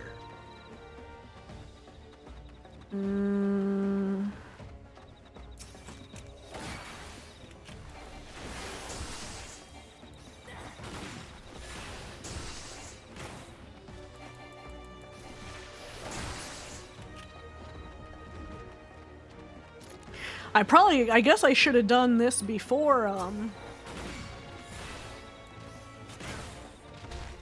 I did the story part, because it took a while for people to come in. I guess everybody was busy.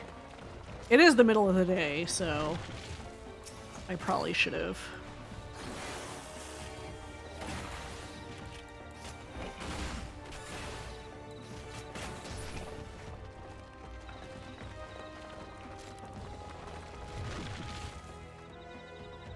Bombs, okay.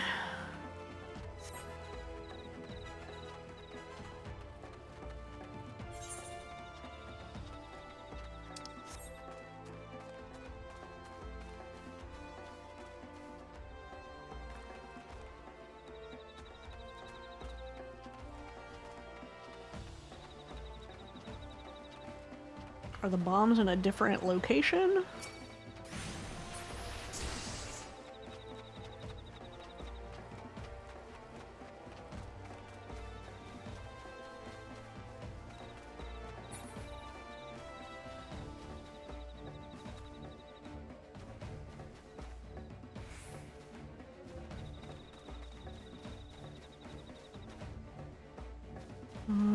That's the birds and the lightning sprites.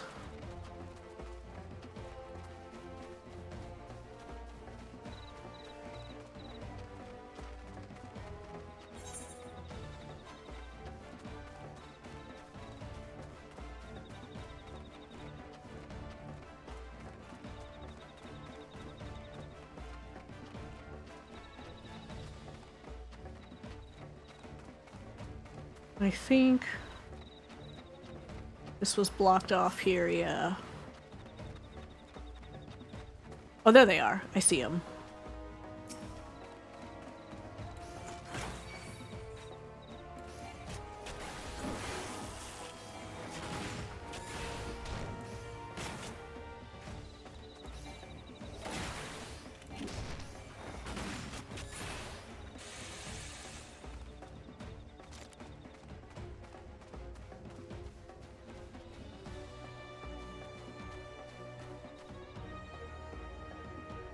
Oh, of course it's by the curls. Rude.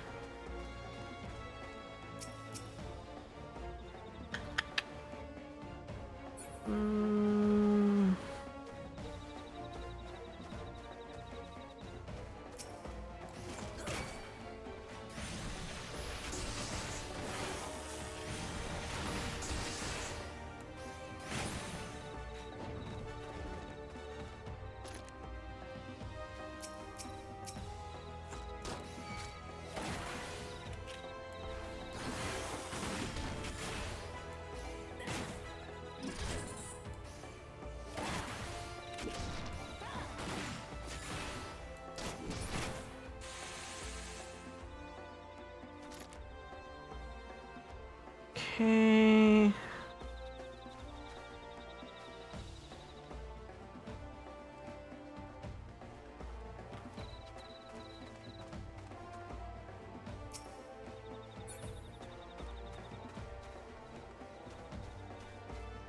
This is probably going to be blocked off.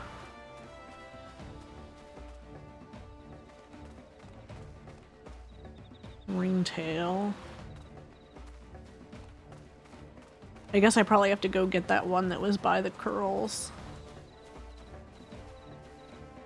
I don't know if it spawns new ones.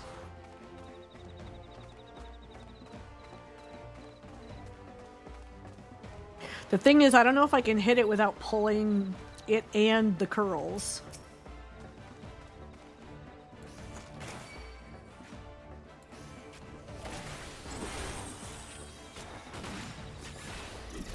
Okay. It did not aggro the curls. No! Fuck.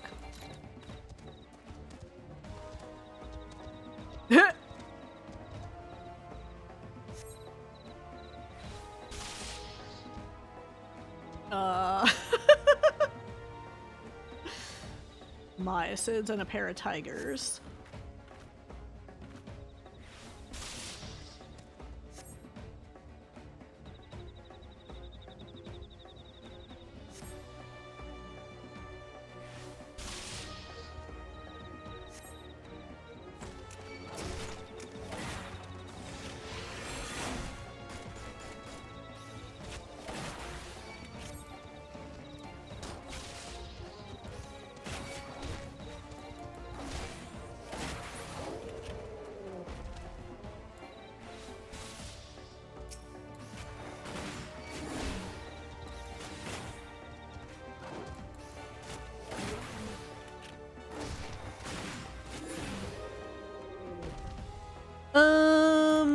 Myosids and tigers.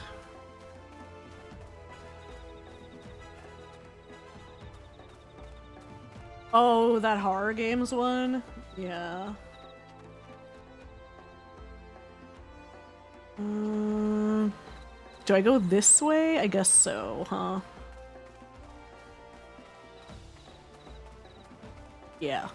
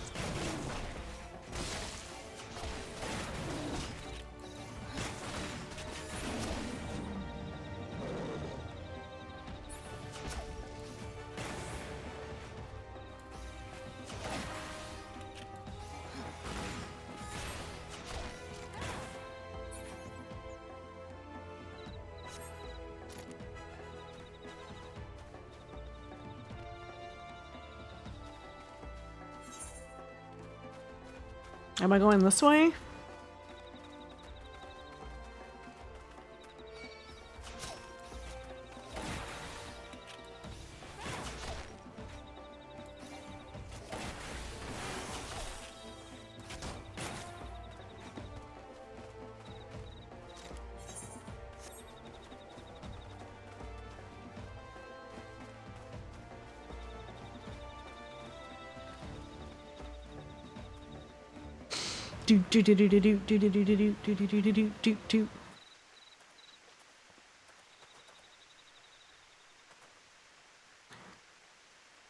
Yeah, I got your skins.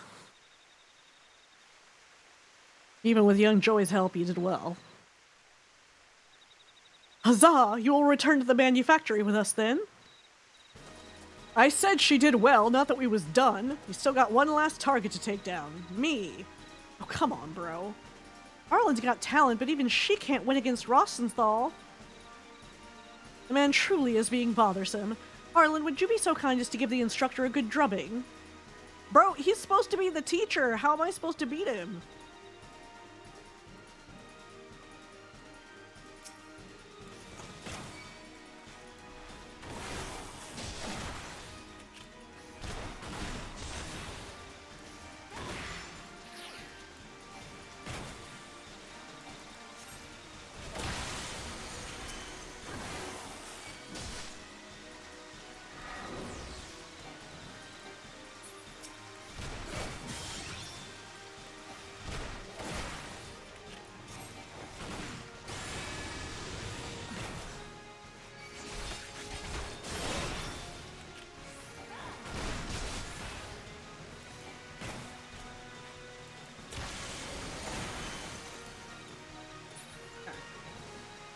Hello, welcome in. It's going alright. I'm just doing machinist quests to unlock that. It defaults the buttons to weird places, so I need to, like, fix that. I'll come back to your bloody workshop, but do you know why I left in the first place? To once more breathe the salty air of your beloved homeland?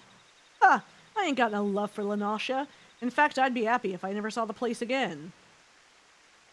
Then why would you inconvenience us by fleeing to a locale you so clearly despise? For a sack of gelt the size of me bloody head. I don't know who he was working for, but some bloke came around offering me good money to ship anchor, so I did. Someone paid you to abandon the manufactory? Who would do such a thing? Like I said, I ain't never seen the sod before, but if I show me face at the workshop, his boss is gonna want the gelt back, I reckon. Pity I already spent it all on grog. Oh, no, no, no. You'll not wiggle through my grasp that easily. I shall pay this debt, and in return you will instruct every would-be machinist who walks through our door.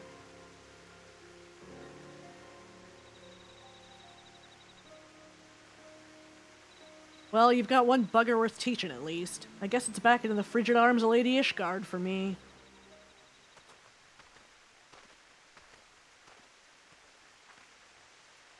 Was that wise, my lordship? The Highland Art coffers ain't exactly fit to burst in. Oh, yes, you're quite right. We are rather short on coin, but I'm certain a thorough inspection of the ledgers will turn up a spare gill or two. You can't put a price on good people, eh, my lordship? That you cannot, my dear. Rosenthal may be a touch standoffish at times, but none can dispute his eye for marksmanship. Such talk aside, I sense the business he had in these parts was not concluded to his satisfaction. Would that the man would confide in me his troubles. I suppose I shall have to content myself with the thought of his return. But you, Arlen, you have exceeded my every expectation. Pray join me back at the manufactory, that I might thank you in a manner that befits your accomplishments. Do, do, do, do, do, do.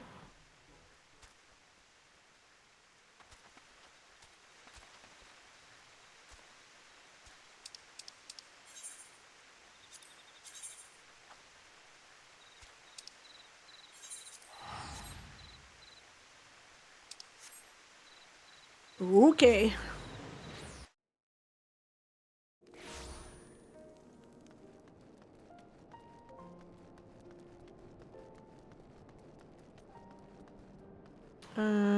No, wait, we go around this way, right? Nope. I second-guessed myself into a corner. Doo-doo-doo. What have you got? Ah. Crafting or gathering.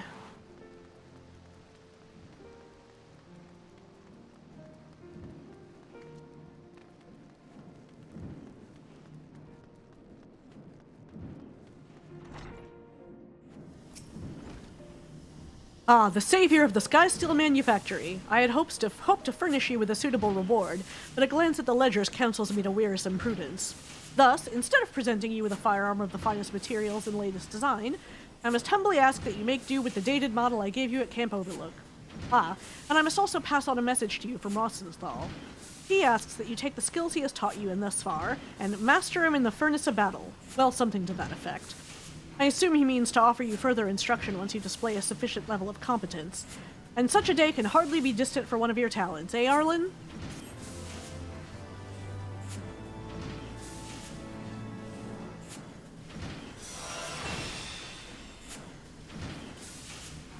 Hypercharge. 35, okay.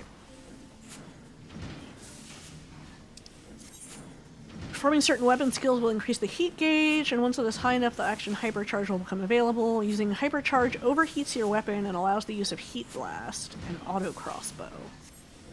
Ooh, Auto Crossbow. Okay,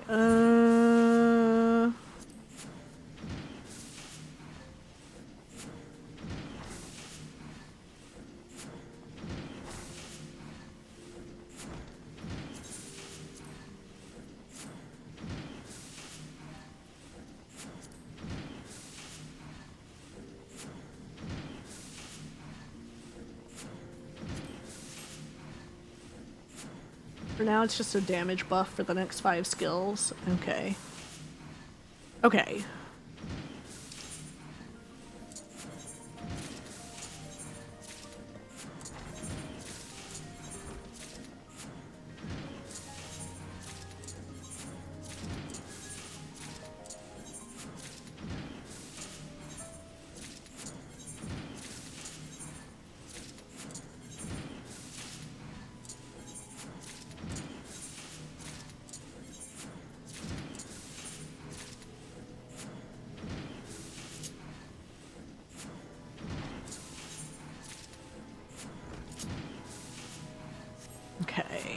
Now, if I go to actions... Alright, split shot. Slug shot. Clean shot.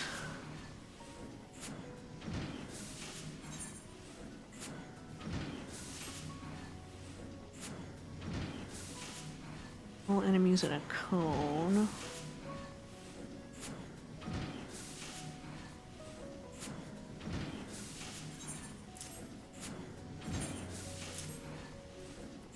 Spread shot.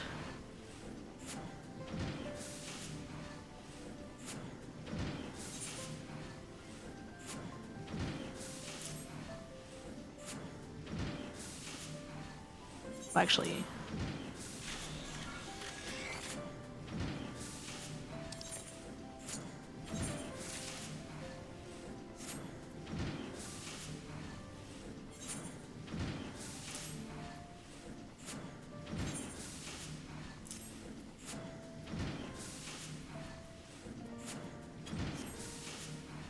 okay. Oh, hold on.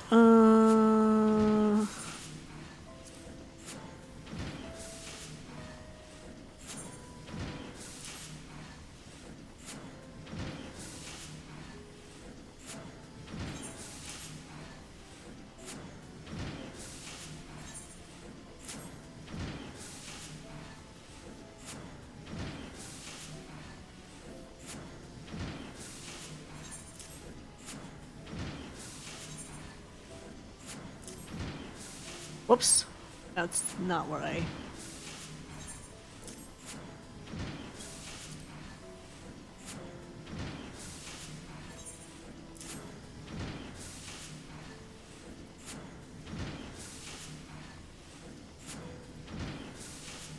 Okay.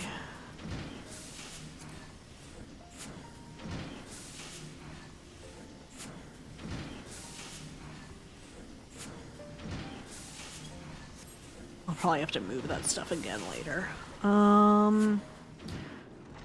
Okay.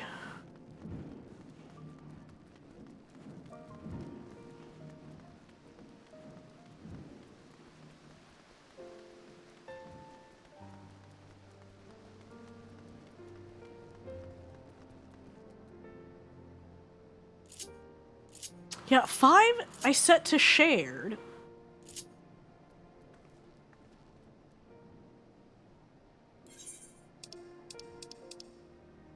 I need to fix that. Okay.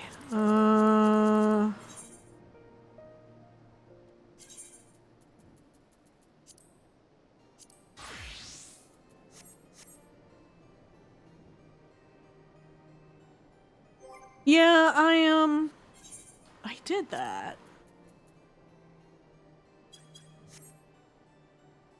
Because, like, 5 is here.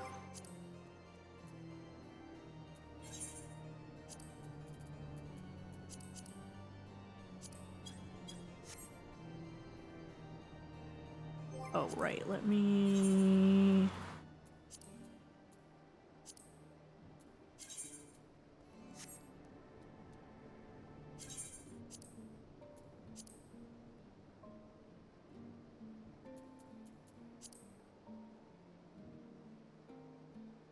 Let me get this down here.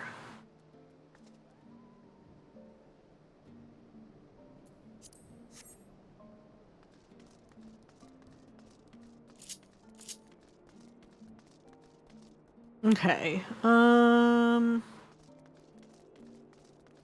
don't think...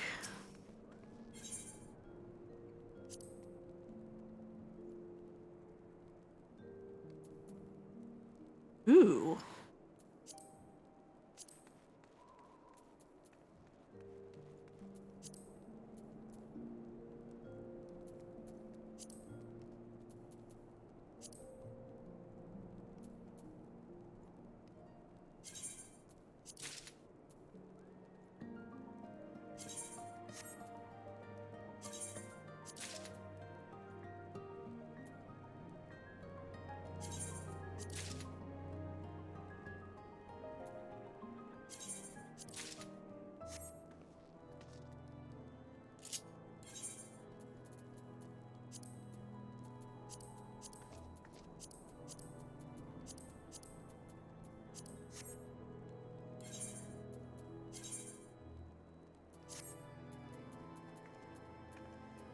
Stop equipping this.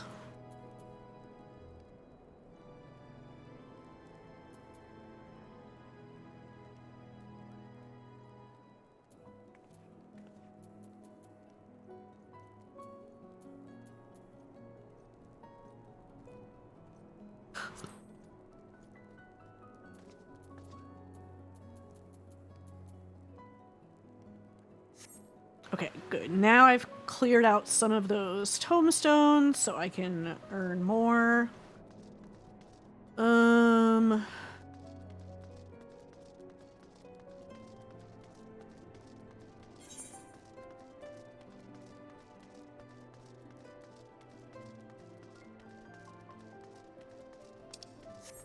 Okay.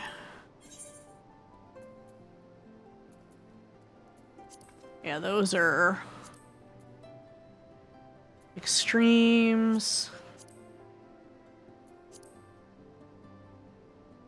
Dungeons.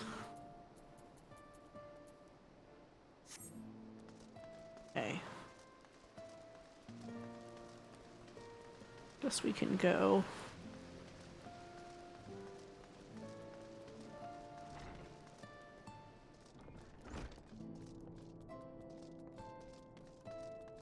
Hey, bro.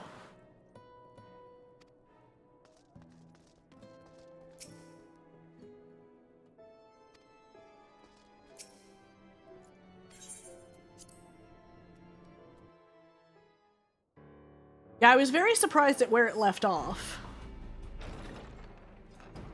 But I guess they do have to have stuff for the patches between the expansion of the next one. I wish to speak with you both in a place where privacy was assured. We quite understand. What was it that you wished to discuss?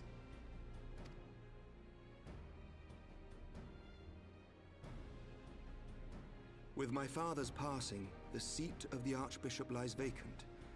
And so, in accordance with canon law, I have assumed his responsibilities. I should stress that this is a temporary measure. It was never intended that the Lord Commander of the Temple Knights serve in this capacity indefinitely. Now, so, are they like Catholic in the sense that, like... quite the opposite. And the Archbishop fuck? I mean, obviously he did, because he has Emmerich. As soon as a conclave of but like, the is he senior supposed clergy to? And the high houses have named a new archbishop. But in light of recent events, that would not seem appropriate.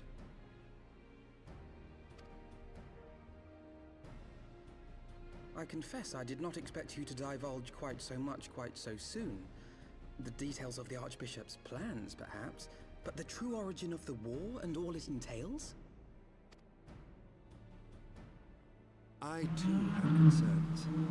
But when the Warrior of Light is witnessed returning Sorry to about the capital that. on the back of a dragon, one's options are rather limited. Somebody is very loud outside. Mayhap I could have concealed certain details, but for how long? And at what risk? Should the truth have come to light in the meantime, how would the people have viewed my silence? People with their loud-ass vehicles. Like, yes, yes. After Your PP is very big. Congratulations. Congratulations. I could not well abuse their trust and hope to be believed. The time for deception has passed. I only wish the people agreed. That some would deny the truth I had anticipated, but not this many. And among the few who acknowledged that my father had to be stopped, no small number questioned our methods. I mean, I'm not too surprised. If they suspect a coup, it will not be long before some turn to violence. It has already begun, and that on both sides. Men and women of the cloth are being harassed in the streets. Some have even been assaulted in the Broom. Hilda and her people have formed a watch to help us maintain order. But such measures will not prevent the unrest from spreading. For all our talk of peace, the people remain frightened and confused. For their sake, we must bring the Dragonsong War to a definitive end. And we should be glad to help you, Sir Emmerich. But what precisely would you have us do?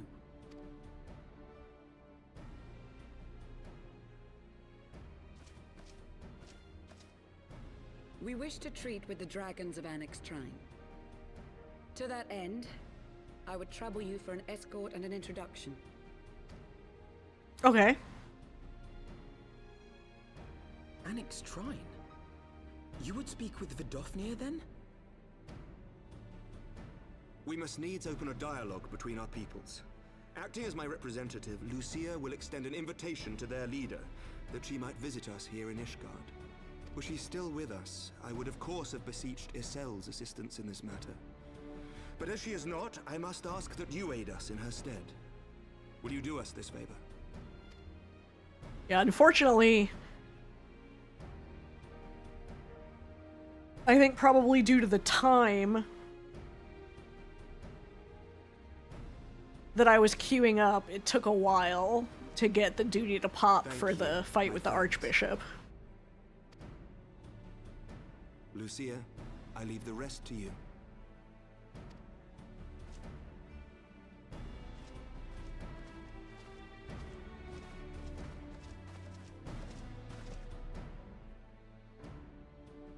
Yeah, the problem with being a small streamer is that in the wake of the Archbishop's fall, the nation of Ishgard you can't just grab 8 people. The faith of her people shaken to its very core.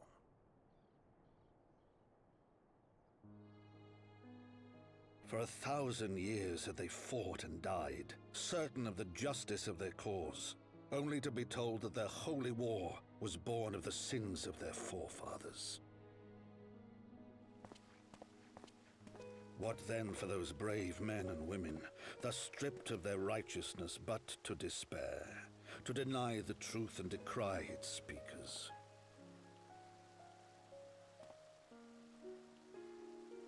And what then for those whom they defamed but to hope on, to have faith in a brighter tomorrow?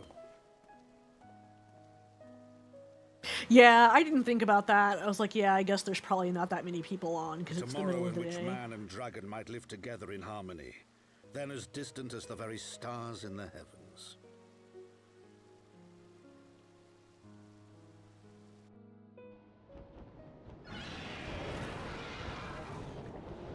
Yet while we dared to hope, deep within his lair the enemy lay, gathering his strength. Nidhogg, now possessed of his 2 eyes and the body of the Azure Dragoon. Prizes to which he had laid claim at the very hour of the hero's triumph.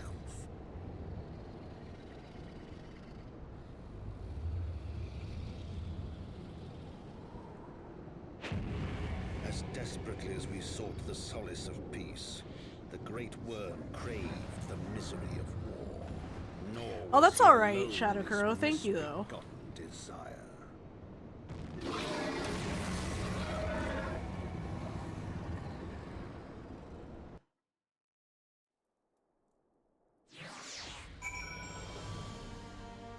I might see if I can figure out some people for the, these extremes and stuff. Oh, ads starting soon. Let me, I know little of the lands these dragons call home, this annexed shrine. Had you not agreed to escort me, the coming journey would seem a far more daunting prospect. I confess, I myself once shuddered at the thought of it, yet even the longest journey begins with the first step, does it not? Ah, but ere we set forth, Arlen and I must needs inform our comrade of our plans. Very well, I shall see to my preparations. Then let us go and bid farewell to Tataru.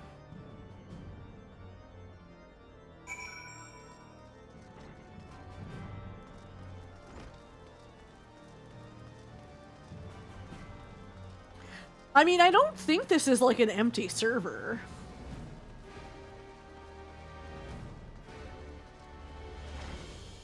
But yeah, because I have now these. And I still need to do Stone Vigil hard, and then I have this.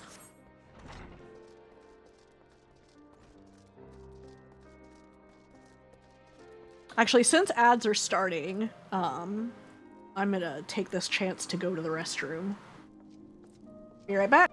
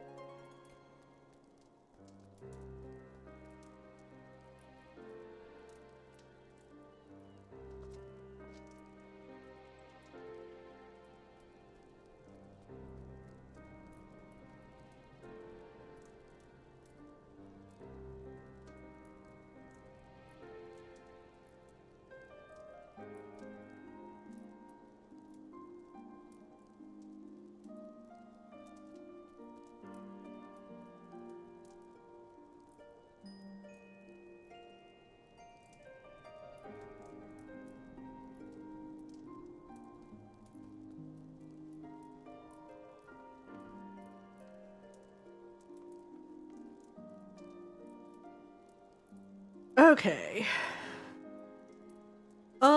Let's see.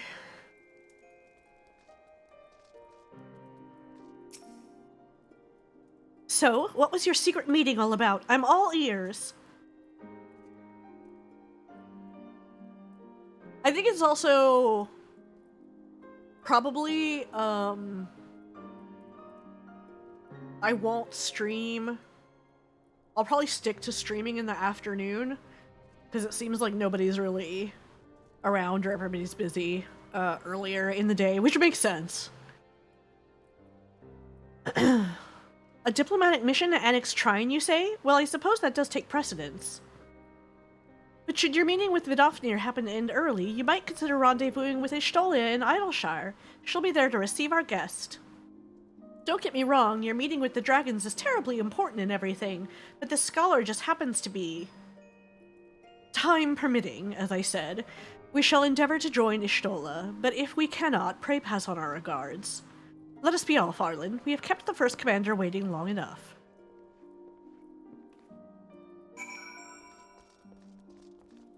Because, yeah, I feel bad. I probably should have done the...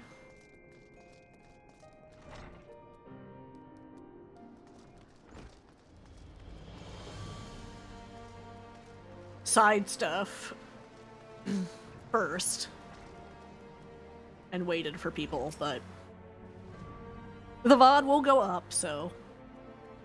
You're ready then? Good, so am I.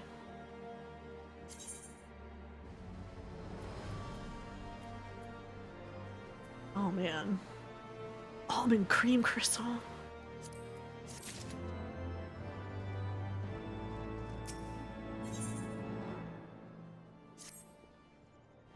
The path is long but known to us. From Falcon's Nest we shall cross the Western Highlands and make for Tailfeather in the Dravanian Forelands.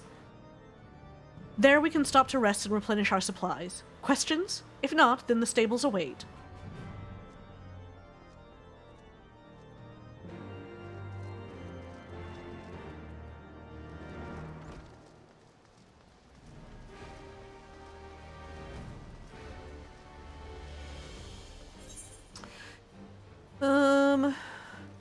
Okay, that was the leaves.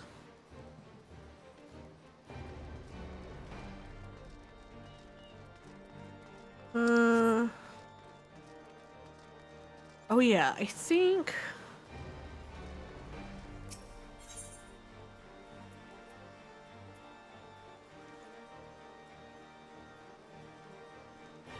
Did I already unlock the Astrologian?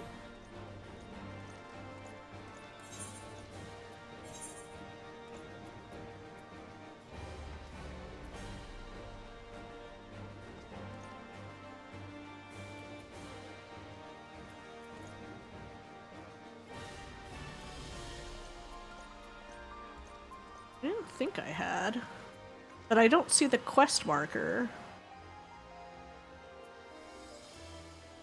Oh yeah, there it is.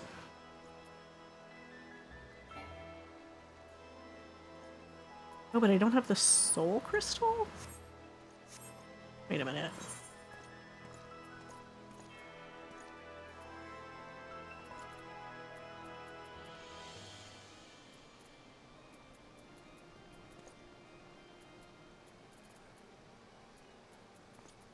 You can't accidentally get rid of a soul crystal, can you?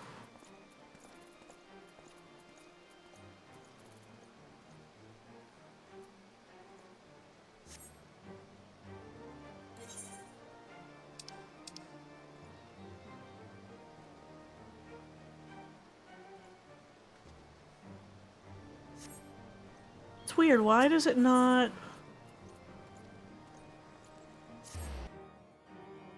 show the quest thing?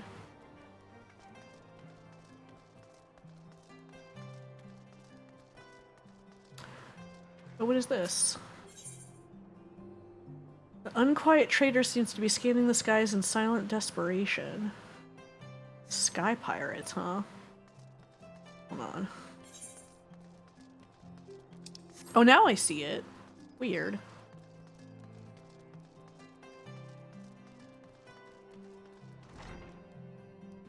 Oh, it's a raid.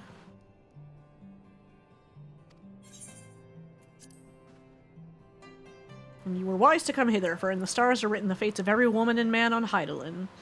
It was there in the stars that I read a woman would call upon the Athenium this very day, a woman who would play an important role in my own life. Ah, but my apologies. Even the most skilled reader cannot scry a name from the heavens. Would you be so kind as to give me yours, so that I might know who is to be my newest protégé? Arlen. Well, I was not expecting that, but what is a name but an attempt by our begetters to wield power over the lives of their sons and daughters? Lives whose paths have already been foretold, in a sense, that is. My name is Jeannequinard de Durinder, and I am an astrologian for the Holy See. Remember that name, for it shall echo forevermore in the annals of Ishgardian history. Well, it will once I put it there. Once we put it there.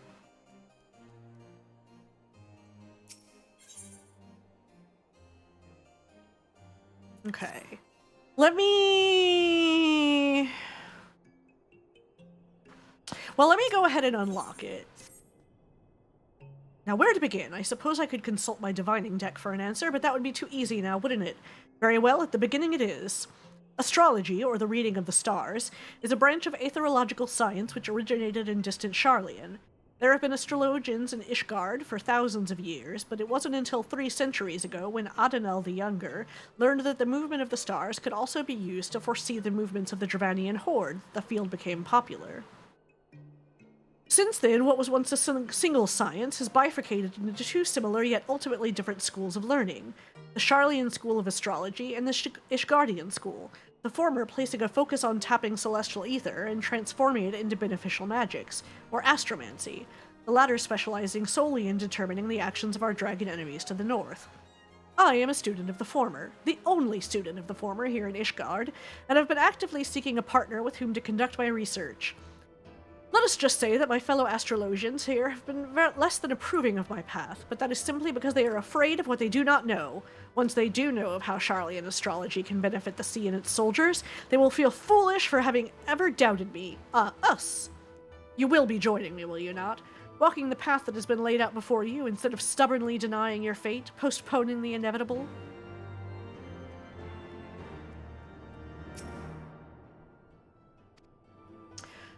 Alas, even a lifetime of study and training cannot unlock all the secrets written in those stars. Myself, I have been a student of the astromantic arts for more than summers than I can count, and I still often misread the signs shown to me in the skies, though my readings are far more accurate now than they were when I attended the Athenium in Sharlayan.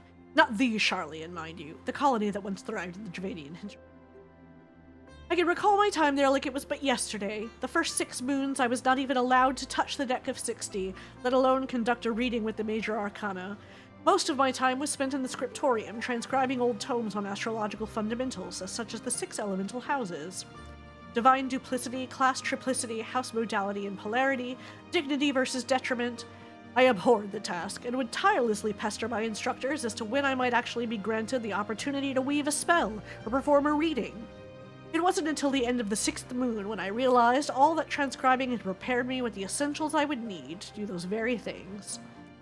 The positions of the celestial bodies within the 6 elemental houses, and their relation to the major and minor arcana of the deck of 60, therein lie the secrets to tapping the ethereal power locked in the heavens. And soon, you too will become privy to those secrets.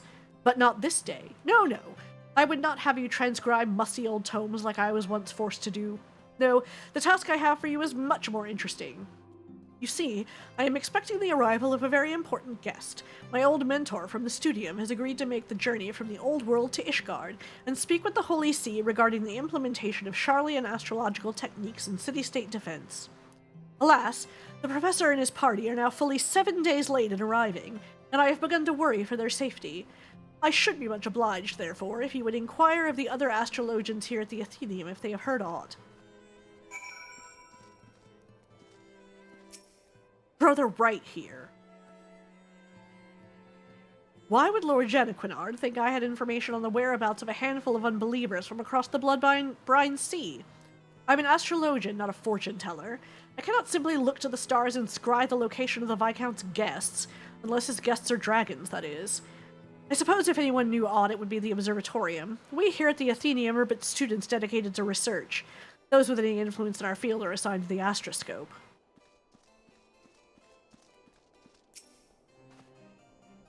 Let me guess, the good Lord Janequinard said he saw you in a vision, and the stars told him that you were to study Charlian astrology with him.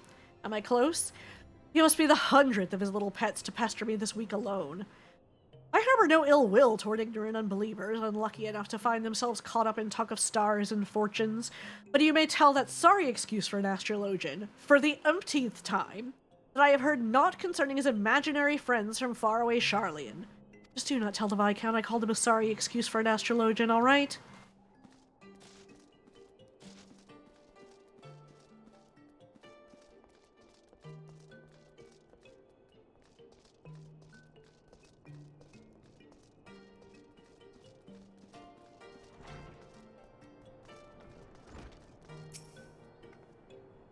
Janequinard is still waiting for word on his missing Charlians instead of actually making an effort to find them, is he?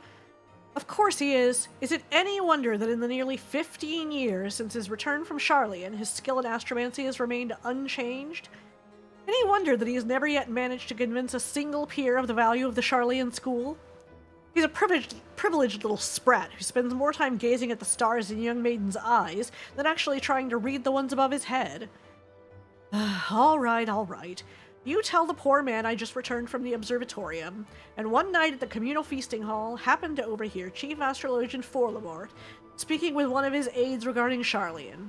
He was visibly upset, and I wasn't about to risk my career over something I care little about, so I merely put my head down and ate my beet soup. But that's all I know, and you did not hear it from me.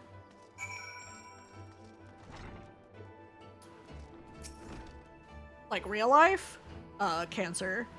Master Forlamore, and I thought this day could not get any worse. Oh no, I'm not suggesting that meeting you in any way is but unfortunate. It's just, it may not be in our best interests to be seen together as of yet. There are certain people in the sea who do not approve of my studies. Couple that with the fact that you are an outsider and an unbeliever, and, well, people may come to the wrong conclusions. We must act with caution until we can prove that our intentions are just and for the good of all Ishgard. So I must ask you to travel to the observatorium alone and meet me there.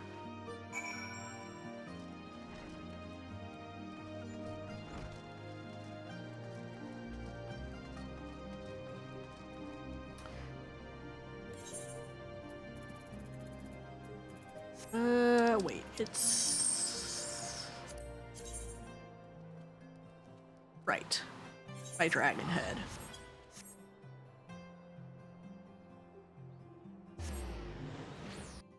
No, Tim Curry?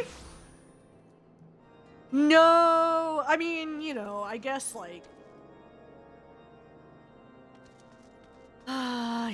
they were old, but still.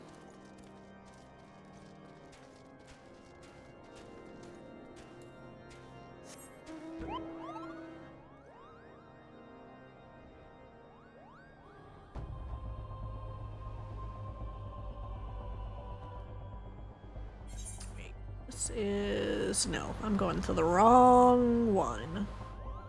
It's this one.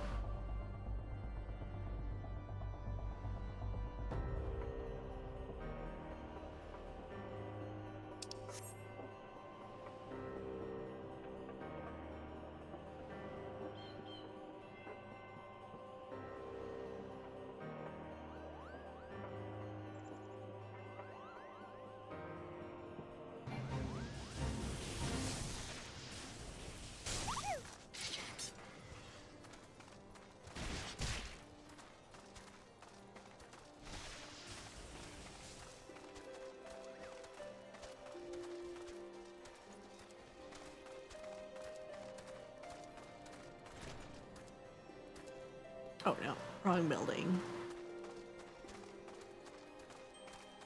Wait, which one is it?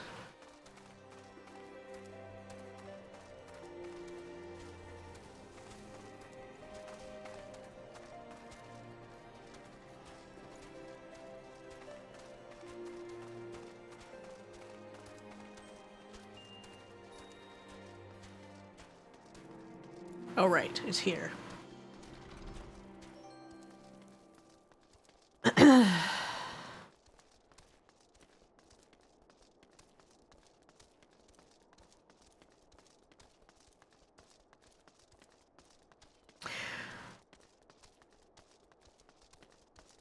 I did pick up Dark Knight, though I haven't leveled it yet.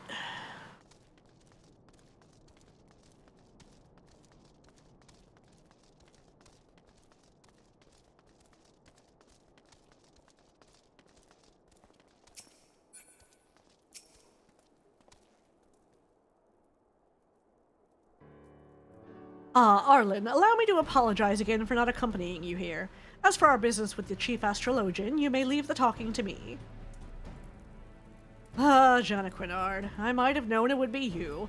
Who else would be so indecent as to drag an outsider into this holy place of observation? You have always had an unhealthy obsession with the foreign. 'Tis why you are as worthless to the Athenium now as you were when you returned from that heathen city a decade and a half since. But the stars, they can serve us in other ways than merely revealing when the Horde will attack. Their powers can be tapped. The ether within can be used for... The ether should be left be.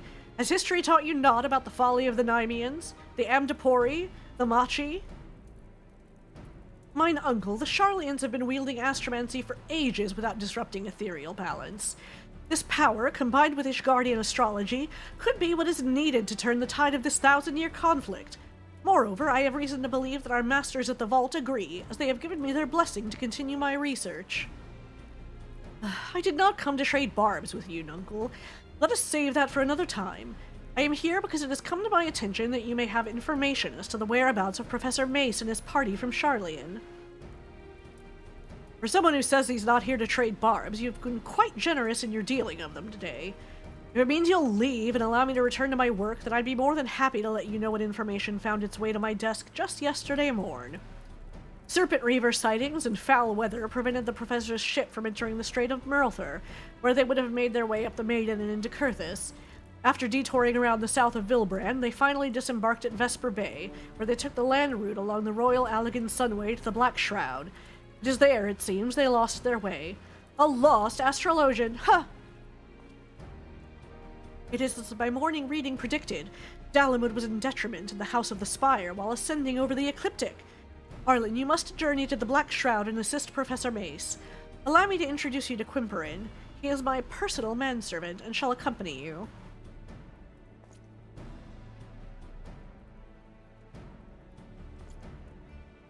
Oh, we got a cute boy. He's not one for conversation, but his sword arm is among the best in all the pillars. He should see you safe if any danger were to befall you, and something tells me danger lurks on the horizon.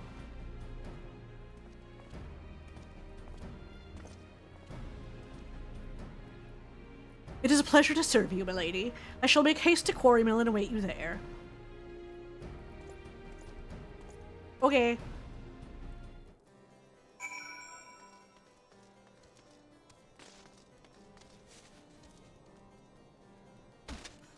Ow.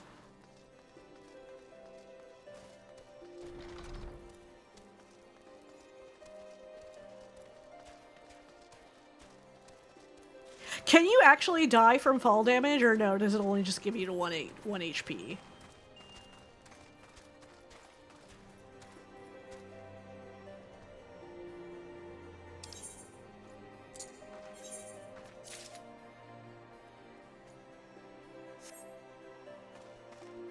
In combat, you can die from fall damage? Out of combat, you stay alive with 1. Oh, oh hey, Alberic. It's been a while.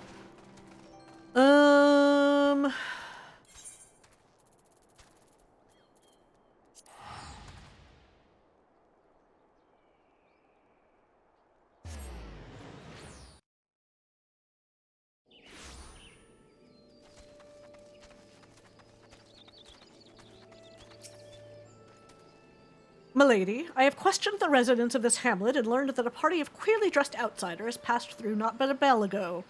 It should not prove overly difficult to find them now, but before we begin, might I ask a moment of your time? I would not dare utter aught ill of my master, but his recent fixation with finding a protege, I believe it ill-considered. This passion, however pure, has left him with more than one enemy within the astrological community. Lord Forlamore has seen to this. I fear not only for how his name might be sullied, but for his life. I beg of you, pray do not drag him any further down into this quagmire. Let him quietly dabble in his dream, but let it remain at that, a dream. No good will come of encouraging him. It will only hurt the Viscount and his family. You must remember that while I served Lord Janaquinard, it is his uncle, the Count, who employs me. Now, as for the task at hand, I suggest we find the wayward travelers and hurry back to our respective hearths. I shall lead. Might I ask you to take the rear and see that none might take us unawares?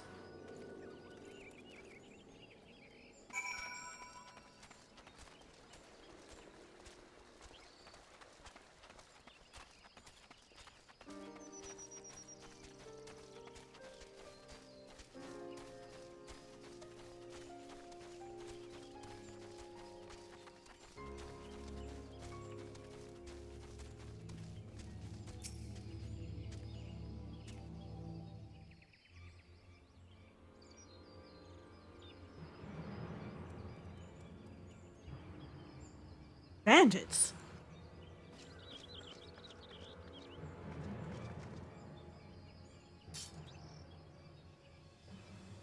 These are the Sharlayans we seek, and it appears they have found themselves some trouble. Unhand my grandfather! Ah, feisty. We'll fetch a fine price for that one from the pleasure barge captains. Ew.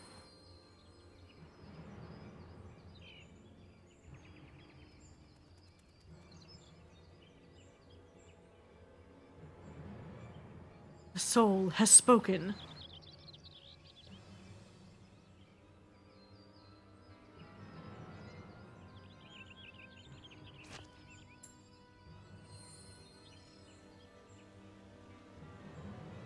Grab the old man. These wizard types carry on them all manner of begemmed baubles and golden trinkets.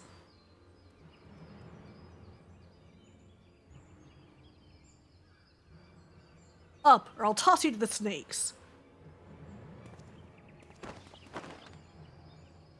You want to see the old man again? You leave us the girl. Try anything and he's dead.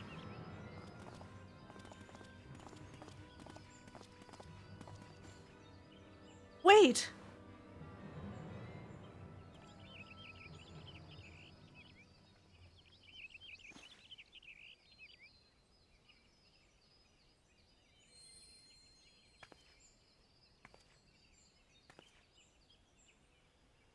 Grandfather's soul crystal.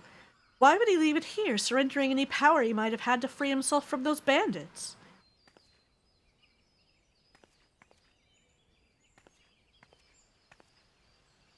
Unless you were the one he saw in his reading before we left the old world. But that was more than a moon ago. My grandfather scried from the cards that he would serve as the bridge for countless souls to be passed to another. Might you be that other? These men of the forest are careless. Tracking them will be no difficult feat. I shall follow and strike before they have time to regroup in numbers.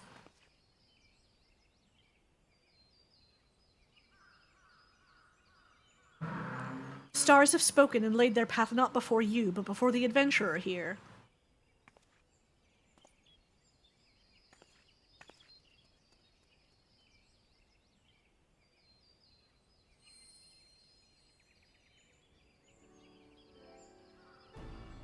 You must take the soul of the astrologian and place it near your heart. Listen to the tales of those who walked before you, and know their journeys as you do your own. I like her dress.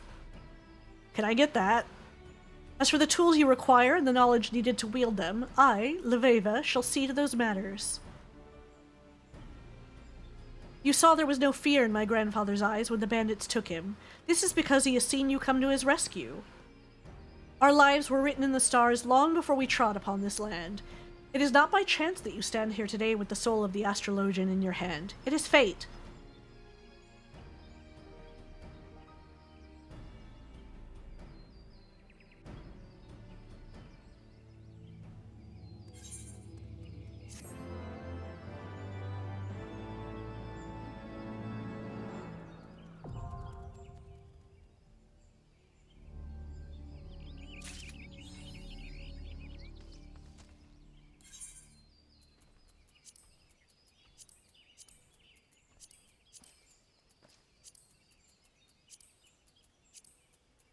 Here's some ugly clothes.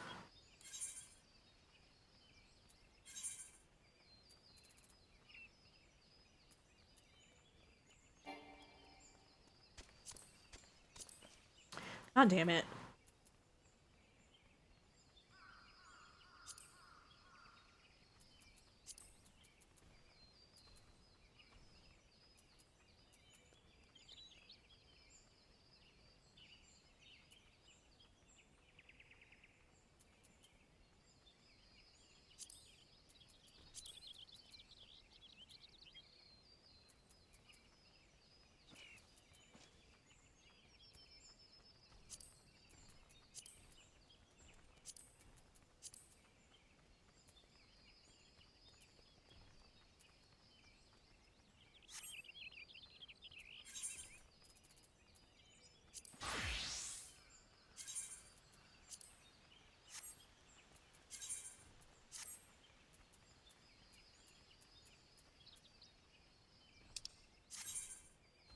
Using the actions Astral Draw or Umbral Draw will replace Play 1, Play 2, and Play 3 with their respective Arcana.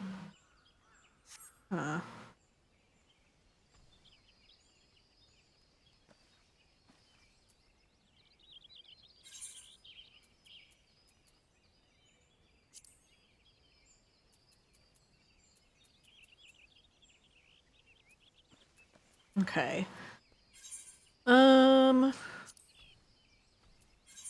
Oh, that counts as, like...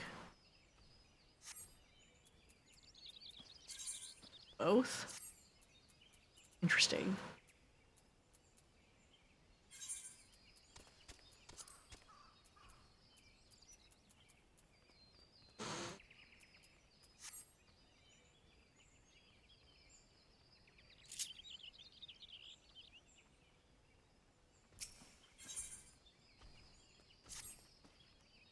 Now listen carefully, for we haven't much time. The star globe which you hold is both your sword and shield. It will grant you strength as well as protection, but most important of all, it will grant you insight into the current location of the stars, enabling you to channel the heaven's ether into your body for use in all manner of magics.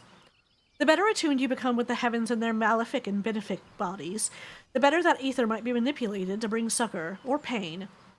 But as you already know, the star globe is not the only tool an astromancer has at her disposal. Yes, the Arcana, or more specifically, the 6 major Arcana, play a defining role in what type of astrologian you will become. Any layman will tell you that the cards can predict a man's future. This is both true and untrue. It is not the future that a card predicts, but the card influencing the man so that a certain future becomes more attainable. Seeking to tell a man's fortune, you draw a card from your deck. Upon reading the card, you scry that the man will be victorious in a coming battle. What is it that brings this man his victory but ether tapped from one of the lower 6 heavens, granting the man strength, making it all that much easier for him to overcome his enemy? Of course, what card is drawn is linked directly to a target's destiny, as well as yours. Are you the one who will see this man to fortune, or will you lead him to downfall? It all depends on your reading. Normally, I would not dare cover so much in a first lesson, but it is my grandfather who has placed his life in your hands, and I am not about to watch him have his throat slit because you cannot tell the face of an Arcana from its back. We have 2 seemingly capable soldiers here to take the brunt of the bandits' blows. Allow them to carve a trail of carnage while you convince the stars to nudge the 2 in a direction favorable to my kin. I understand this must be a lot to digest, but if you're ever to become a capable astrologian, you must believe in the path laid out before you, and in your power to read it, follow it, and ultimately control it. Take some time to acclimate yourself to your new abilities, and let me know when you are ready to begin. Okay.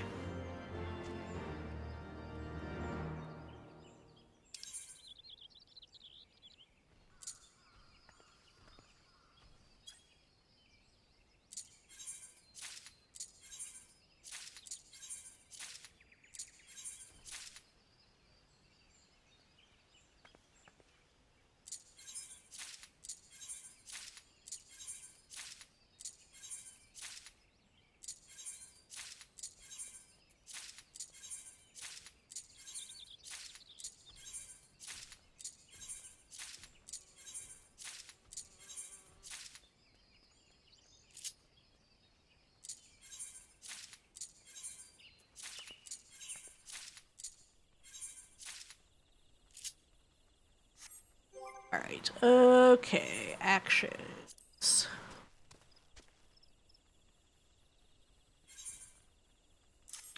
Okay. Restores HP. Unaspected damage over time.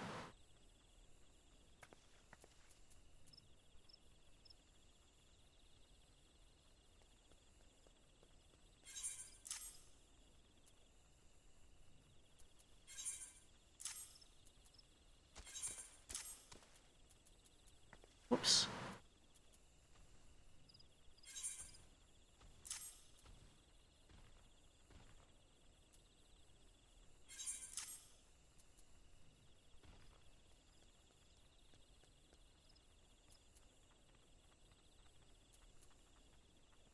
Is it worth having both this one and this one, or would you just always want to use two?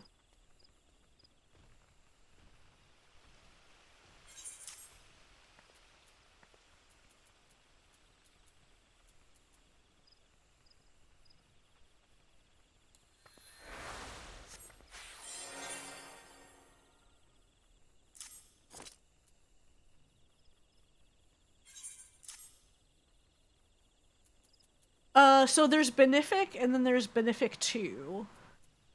Would you want to have both of them on your bar, or would you just always use two?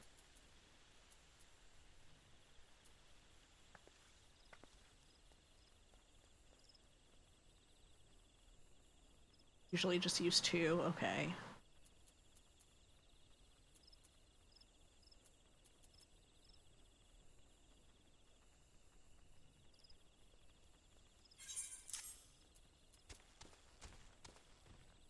Is the drawn arcana after?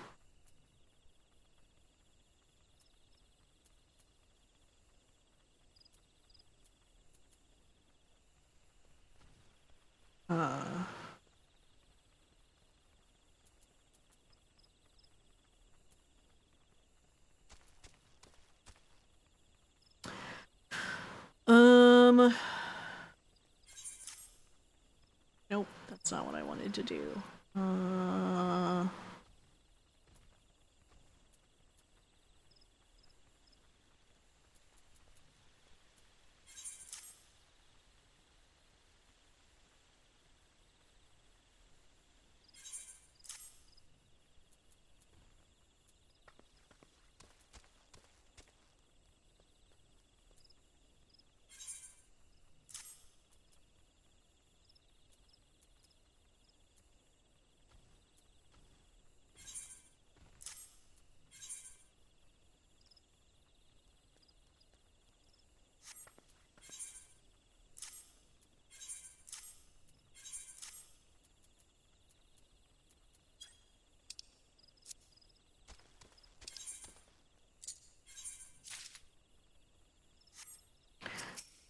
mean, I don't really know yet where I want everything.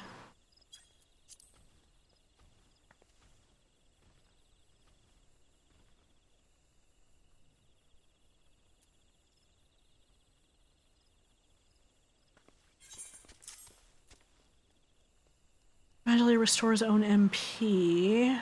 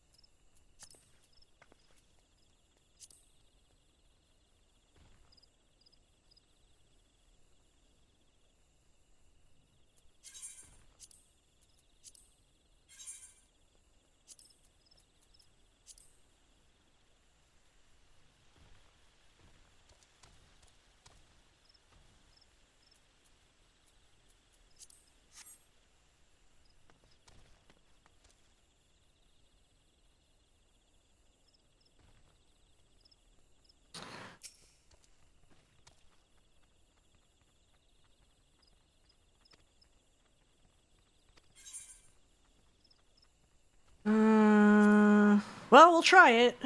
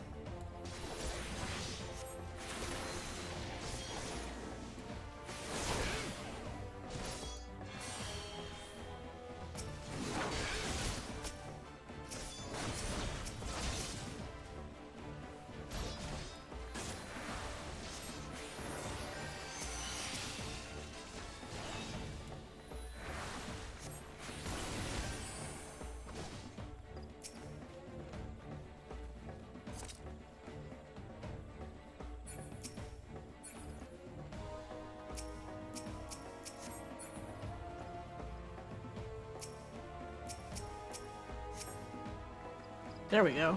It's like, why can't I select this?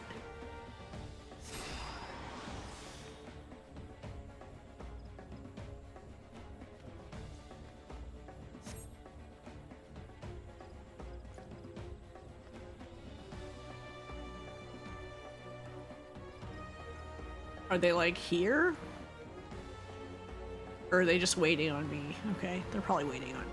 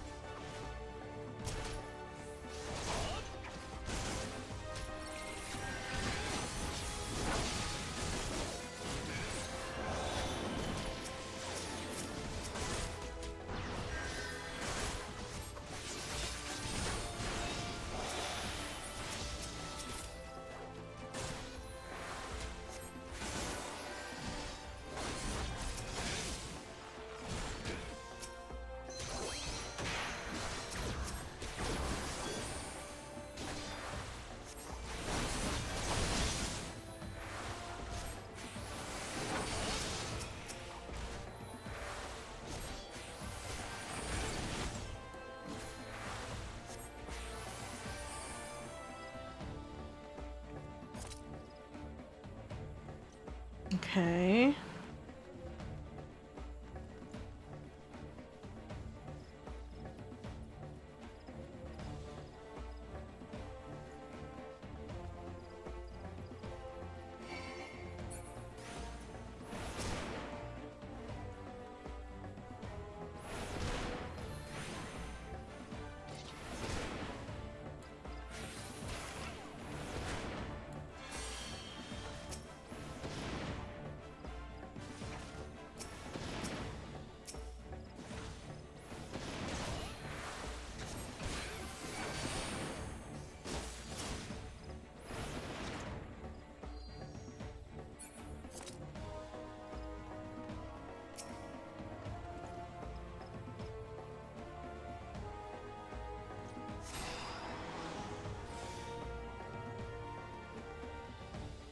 Okay.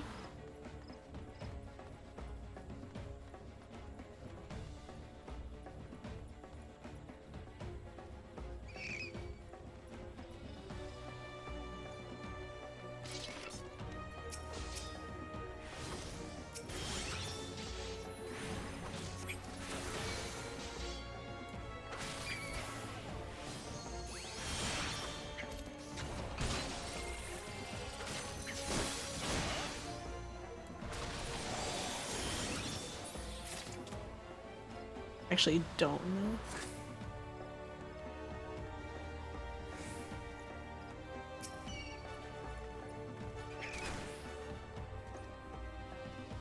Please kill this thing.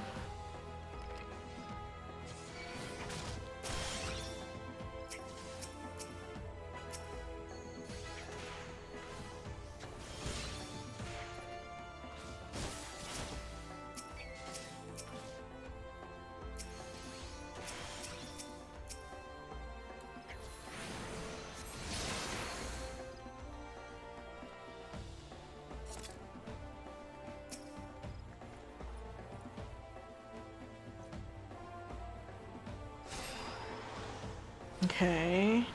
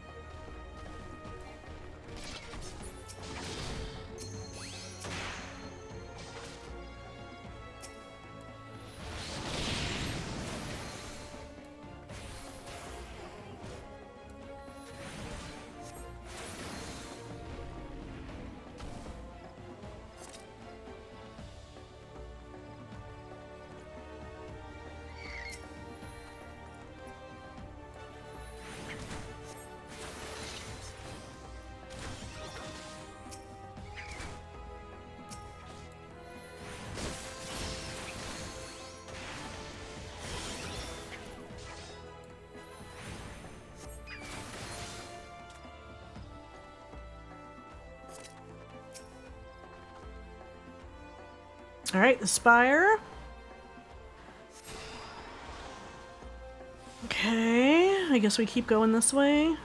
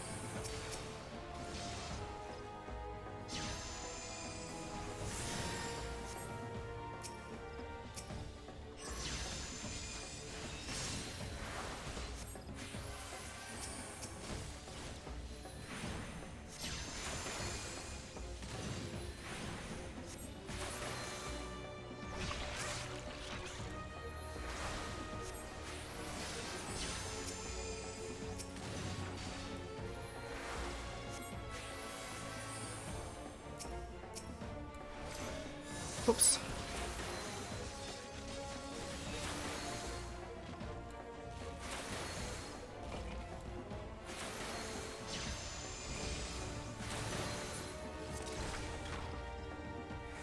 Duty complete.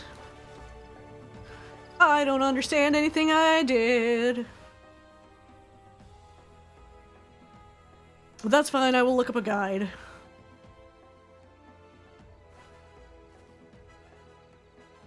I don't suspect I'll play healer much, soon.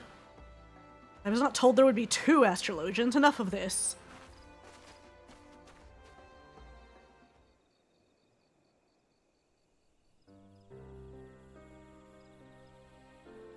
What's up, Peepaw?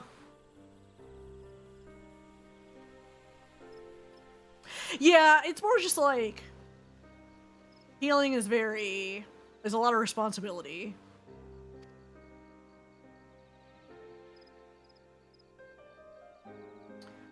Where's my former student? His constant pestering is one of the reasons I agreed to make the long trip from the old world. I see none but Quimperane in this adventurer. I too have seen no other. Just like you didn't see those bandits until their knives were up our arses, but that is of no matter. It was all as the stars had foretold.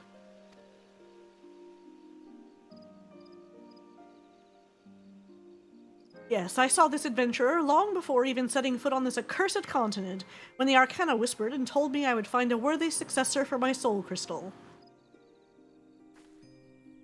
And having witnessed how she eased into her new role, but mere moments after taking up the crystal globe in deck.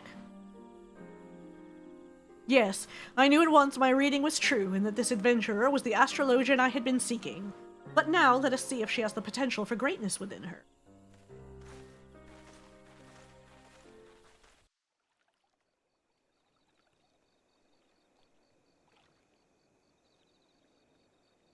I mean, hopefully if the tank is doing their job, I wouldn't die, but... Look to the skies, Arlen, and there you will see 6 stars aglow in pale yellow. This is the bowl.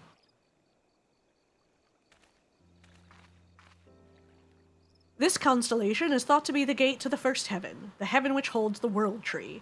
Planted by the matron and nurtured by the keeper, the World Tree is the source from which all life is said to have sprung. Stick to white, majorly 3 keys. The trunk of the World Tree, or the bowl, grants strength to the weak, allowing them to stand firm in the face of adversity. You have now opened that gate, and its power is yours to command.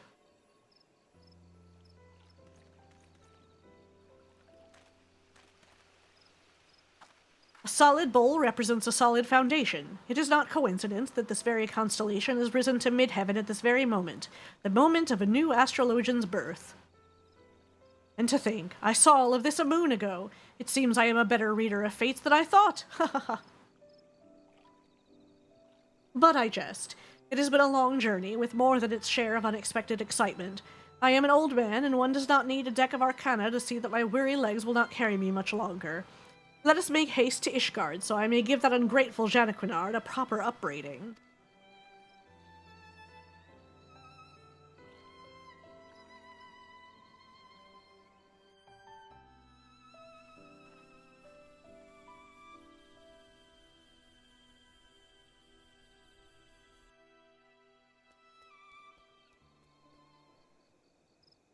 Sometimes I wonder if people in PvP can't read numbers or it's just primal. Who knows?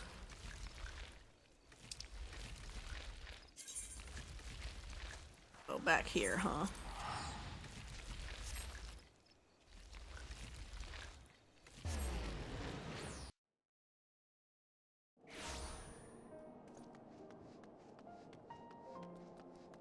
Actually, let me just be lazy and teleport.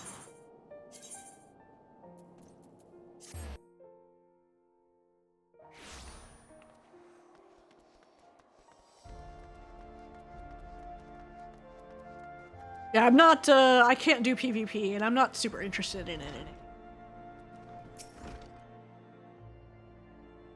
I mean, maybe at some point I'd try it out if I get a full account.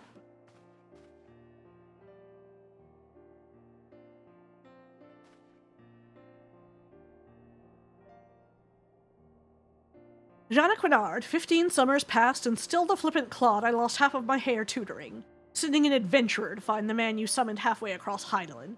Always taking the easy route. And you wonder why you still haven't been able to open the second Heaven's Gate. Recommend doing the daily frontline for the exclusive rewards. Yeah, I mean, if I get a full account, then maybe I'll try it. The painted nails as a glove glam is only available there. Oh. Allow me to explain, Professor. You see, I was waiting here in case you made it to Ishgard before my manservant and Arlen could locate you. But I'm on free trial, so no PvP. Think of the confusion had you arrived here only to find the Athenaeum empty. Wait, how did you know I haven't opened all the gates? My grandfather is the greatest astrologian in all Charlian. There is naught he doesn't know unless he doesn't wish to know it. You of all people should know that. Perhaps I was hasty in my decision to remain here and see to your training. Train me? You? But what of Professor Mace? Isn't that why he made the journey? My grandfather has already completed his task.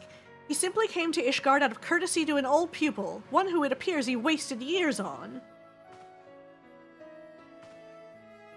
Wasted? What are you implying, my lady? Ah, my dear Leveva, you still do not see it, do you?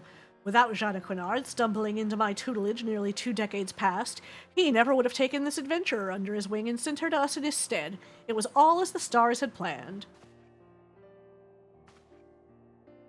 Your soul crystal! Professor! This adventurer has stolen your soul of the astrologian!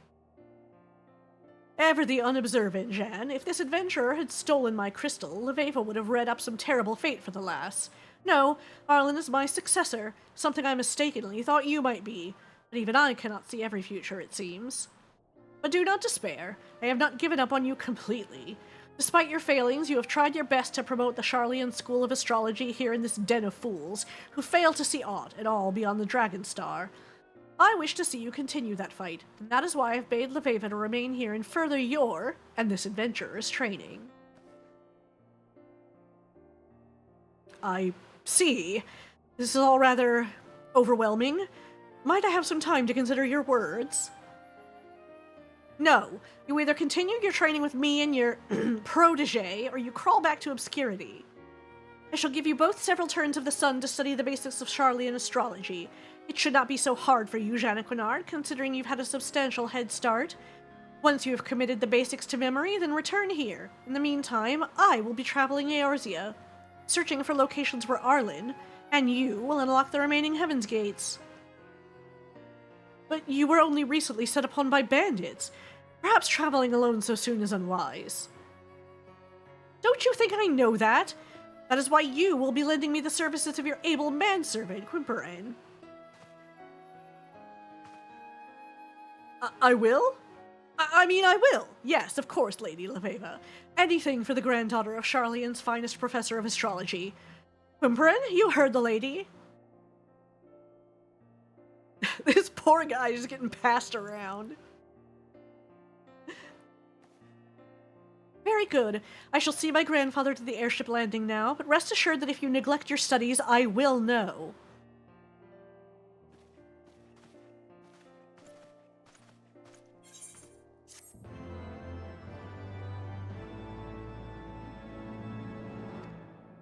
Alright, level 35.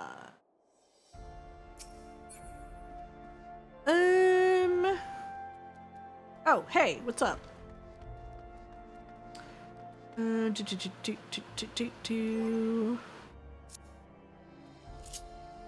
Yeah, it's still not seeing 5.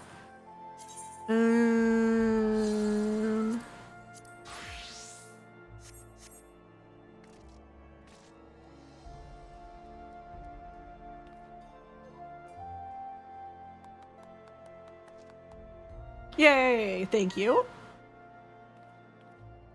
I like the little kitty hat.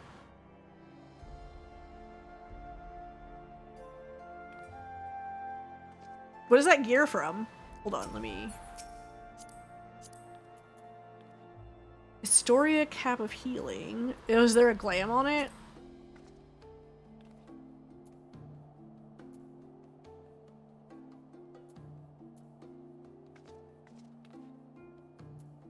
Felicitas Hood. The second name. Oh, okay. Felicitas Hood. I see.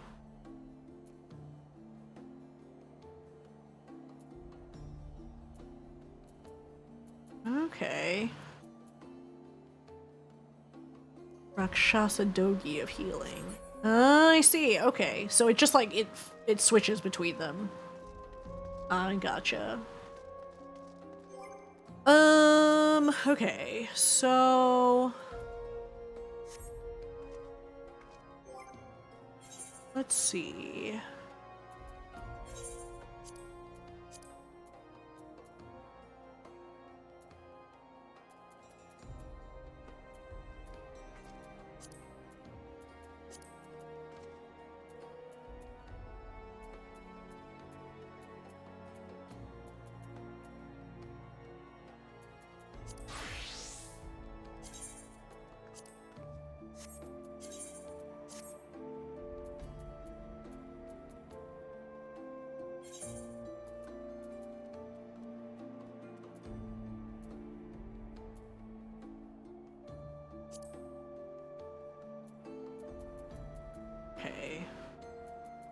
I gotta redo my sets, cause...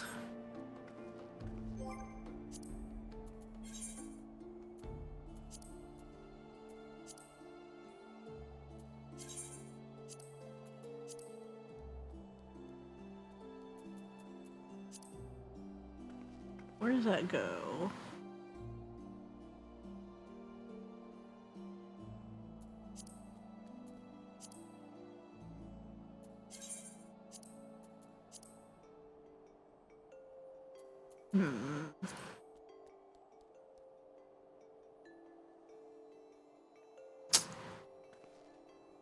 Aww.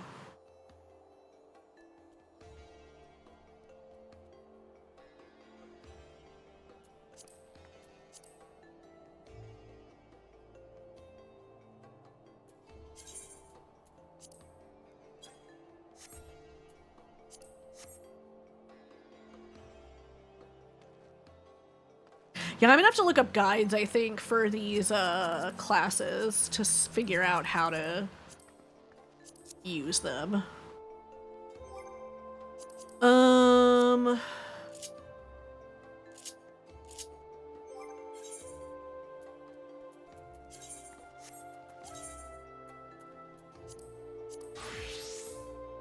And figure out something to do to level those.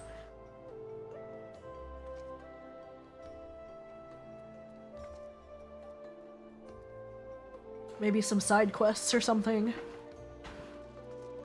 I guess I can go ahead and do this. You have the look of a lass who's seen her fair share of trouble. Mayhap you'd be willing to help me with mine. I need a capable sort to head into the Sea of Clouds and track down my missing airship. I had to mortgage my soul to get that vessel built, so winning the contract to ferry supplies out to Cloudtop was a real weight off my mind. But it seems my luck ended there. My ship was due back in Ishgard bells ago, and I've been praying for a glimpse of her sails ever since. I can't help fearing the worst. What if she's run afoul of sky pirates? My creditors will have their ponds of flesh. You think me foolish to fear piracy so far above the waves? Well, let me tell you that no honest merchant is safe now that airship production has, if you will excuse the pun, taken off. Any scoundrel with a sack of coin and a vague sense of direction can terrorize the skies. Oh yes, this new breed of buccaneers like to paint themselves as dashing explorers braving the unknown. But the truth of their nature is right there in the name. Sky pirates. Given half a chance, they'll strip your ship of every last scrap of cargo and cry "Yahar!" as they launch you screaming over the rails. I've heard stories. Please, you must make haste to Camp Cloudtop. That's where the shipment was bound, and inquire as to the fate of my poor ship. Oh, and my poor helmsman. Ask Rontremont. He'll know, if any man does. Alright. So we'll go to Cloudtop at some point.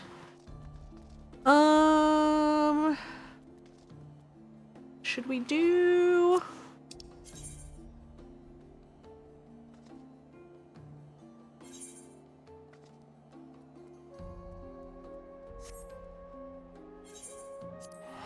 Guess we can go to Tailfeather.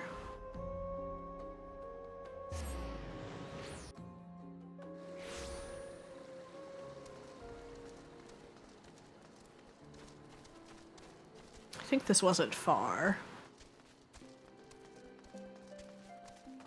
Yeah, she's right there.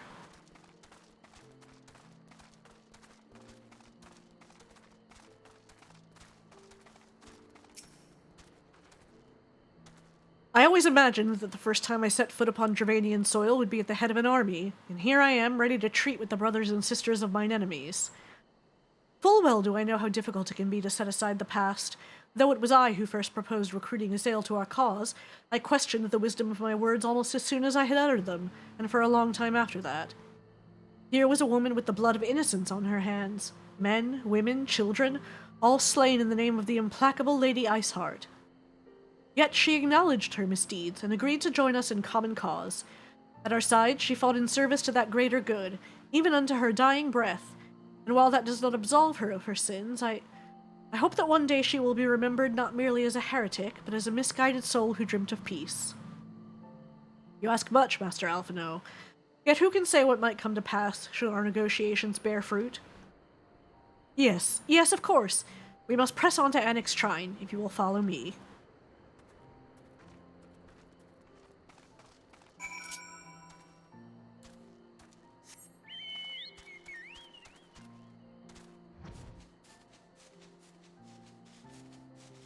Oh.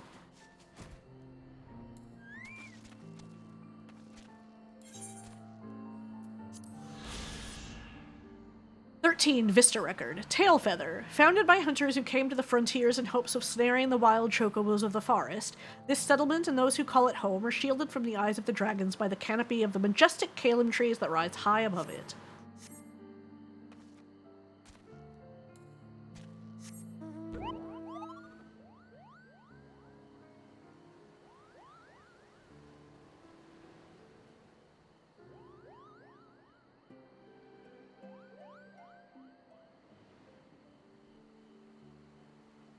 Boop boop boop do do do do do do do do do do do do do do.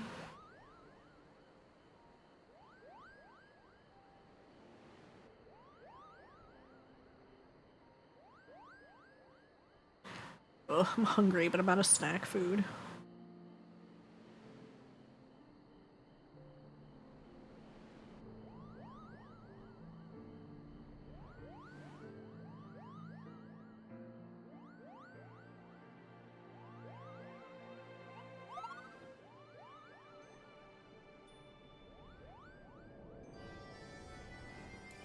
Oh, gotta go upstairs, right?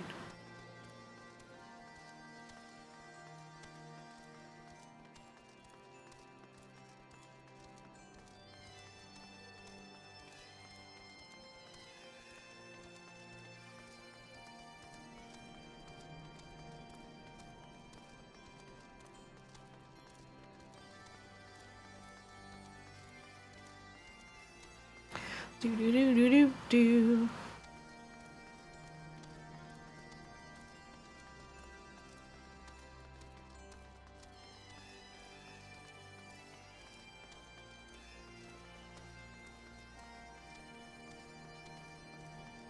Hey, buddy.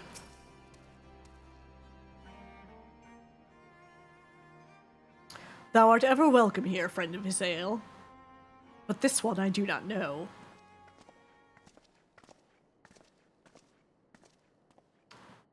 Alphino, your feet are going through the floor. Pray forgive us this unannounced visit, Vidofnir. May I present to you Lucia, the first commander of the Temple Knights of Ishgard, and our trusted friend.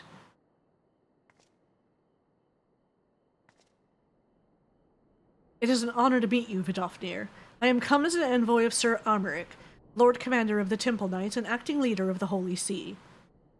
Indeed, you may speak, knight. For 1,000 years, man and dragon have been locked in an endless cycle of bloodshed and sorrow. To our shame, we long believed your kin to be the architects of this war, but now we know the truth, that King Thordan and his knights 12 did willfully betray and murder the great worm Ratatoskr, shattering the peace between our peoples.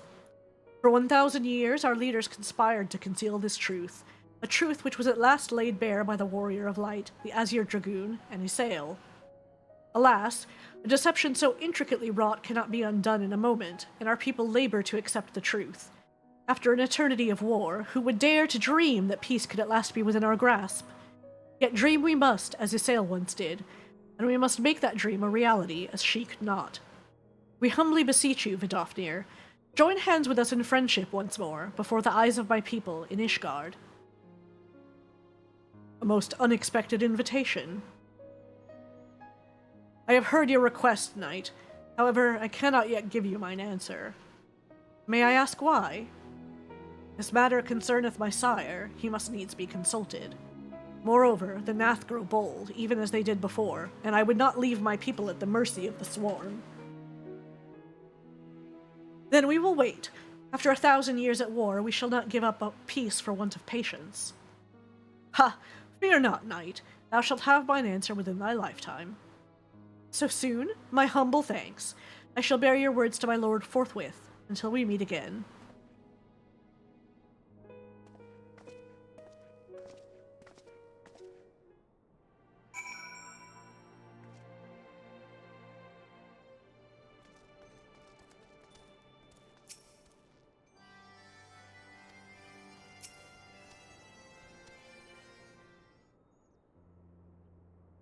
Given the circumstances, I would say that went rather well. To be frank, I am surprised our proposal was not rejected outright. Whether aught will come of it remains to be seen, however. Mayhap I should take this opportunity to speak with some of the other dragons. But you need not wait for me. The return journey holds no fears for me now. Well, if you have no further need of our services, we shall continue on to Sharlayan. We hope to welcome a scholar who has agreed to aid us in the search for our missing comrades. Then I pray your journey is as swift and uneventful as ours was, and thank you again for sparing the time to assist us, even when such grave matters remain unresolved. I can think of no graver matter than a 1,000-year war, one which our friends gave their lives to see ended. Suffice it to say, I would willingly make 1,000 such journeys to ensure that their sacrifice was not in vain. Of that I have no doubt, Master Alphino. I only hope the fates will not hold you to your word.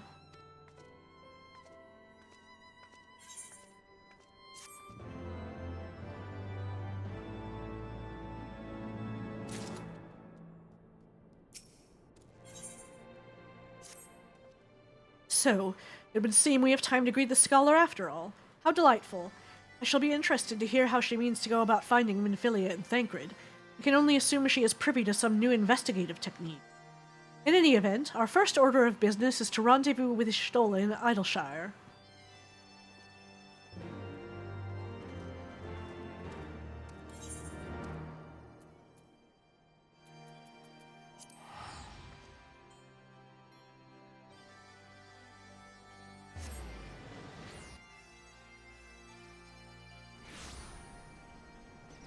I'm actually kind of surprised at how little space you have in the armory chest. Core, I know you. You're one of them half-mad venturers what roams about picking fights with gods and every bugger else. Well met, love your work. But you're just one of them pack-a-right crazed killers, am I right? Hells, for all I know, might be they're the ones what do the work while you share in the credit. Now, killer, don't take it personally or nothing, but I've seen it before. When it's all blood and shite and explosions, it can be hard to tell if you're pulling your weight. That's why I've been training up in stone, sky, sea. Don't let the daft name fool you. It's a proper training ground where fighting folk like me and you can go to refine our killing prowess. If you've never been, go and look for the goodly fella out past the back bridge. He'll tell you the rest. You won't regret it.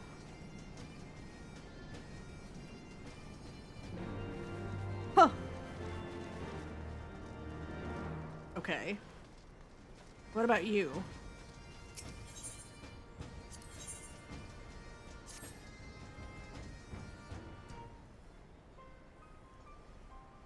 Is Uplander seeing it? Giant of iron rising from river? Y'shtola and Sid leave to learn more, but are not back yet. She's right there. Greatest plight of Gobbyflock. Giant is too big, can squish Idleshire flat. Where are Uplanders? Calm yourself, Slowfix. See, she's right here. Ah, Arlen, 'tis well you are here, for our need is dire. A colossus of steam and steel has risen from the Thaliac. Yet it is no mere forgotten contrivance of Sharlayan. The resultant aetheric disturbance confirms that it is a primal, and that it was summoned amidst the ruins left for the river to reclaim. For a mercy, it stopped dead no sooner than it had broken the water's surface, but so long as it remains in our realm, it may spring to life again at any moment. Yes, but what does Uplander find near Idleshire? Is wilderness still heavy with ether? Especially bad if you got every single job and they do job-specific sets, yeah.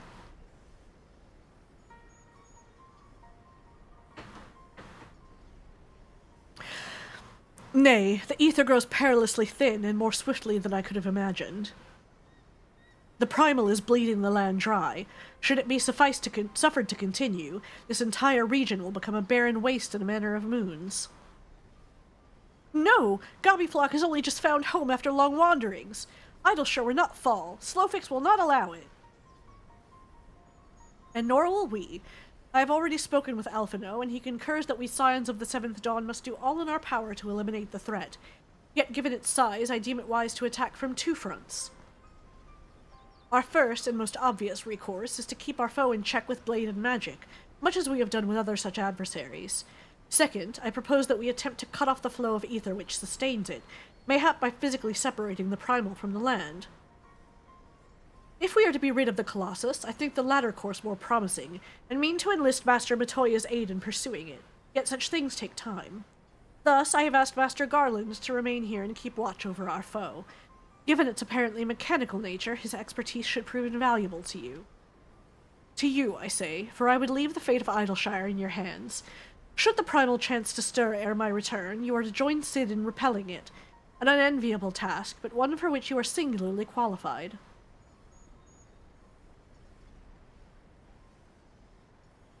Rest assured, I do not mean to linger with Master Matoya any longer than necessary. The moment we find a solution, I shall make haste to rejoin you here. Well then, let us be about our duties. I will leave you to discuss strategies with Cid. Backrix is keeper of knowings for Idleshire. Can say where Cid has gone. Uplander should start with Backrix.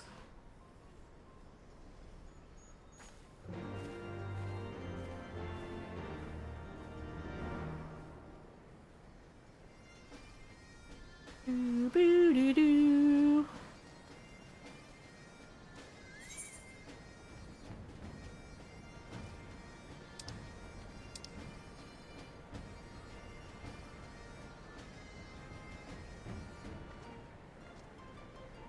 Wow, bunch of side quests.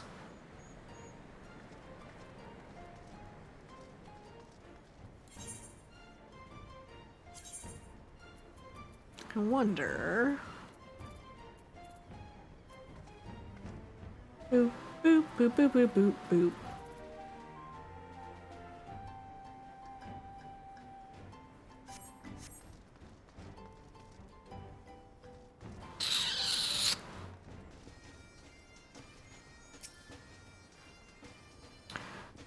Arlen, 'tis good to see you. I confess I had assumed your business in Annex Shrine would detain you longer. Did your meeting with Vidofnir go well? As well as can be expected. She must discuss Sir Emmerich's proposal with Hraesvelgr, of course, but she seemed amenable to the suggestion. What of our Charlian guest? Has she arrived yet? She has, but when I explained that you would be joining us, she asked if she might use the intervening time to explore. I agreed to meet her outside on Front Bridge. We should be on our way.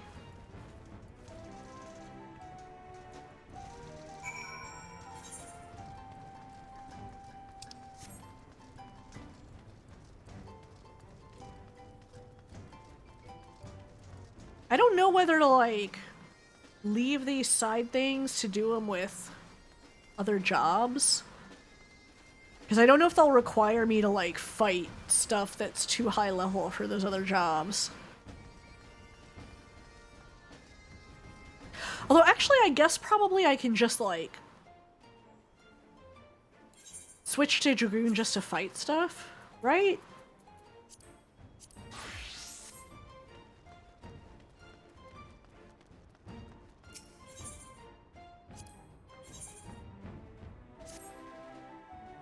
Now here's the adventurer I was looking for. I've got a job that needs doing, and something tells me you'd be just the one to do it. Now stop me if I've got this wrong, but a little bird told me that you'd been in and out of the Great Gooble Library, and that a walk-in-tuckin' broom of all things showed you the way in. Well, I suppose the latter bit's neither here nor there. Long story short, a certain personage has something they want from that library. A hefty leather-bound tome, to be exact, and they've tasked me with finding the right woman to retrieve it. There's just one rub. Seems some heedless interloper. Mind you, I'm not looking to point fingers here. Left the door to the forbidden vaults wide open, allowing what seems like every void-scented and ensorcelled abomination in the Encyclopedia Eorzea to saunter right in. A right mess, I'm sure you'd agree. Fortunately, the strapping lass standing in front of me knows the place like the back of her hand. I just need you to make like your broom friend, sweep out the nasties, and retrieve the tome for my client. Simple enough, right? I'll meet you there.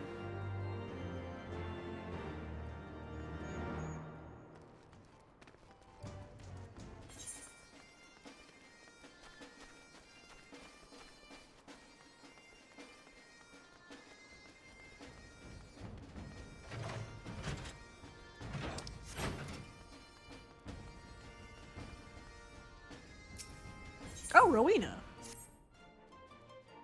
What are you doing here? Good morning to you, Arlen. Something on your mind? I've been called back to Revenant's Toll to take care of a new shipment of wares, but if you've matters of money that require my attention... Hold that thought. Seems I have visitors, some more welcome than others.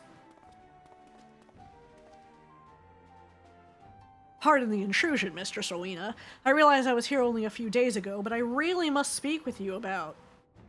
Good, you're still here. We need to talk about that promissory note.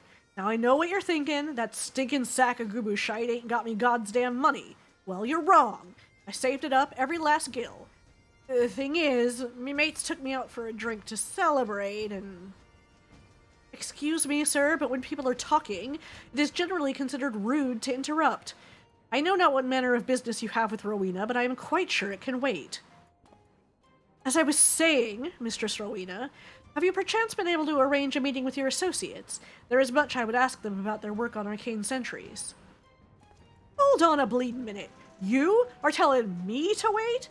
Didn't no one ever teach you to shut your gob when grown-ups are talking?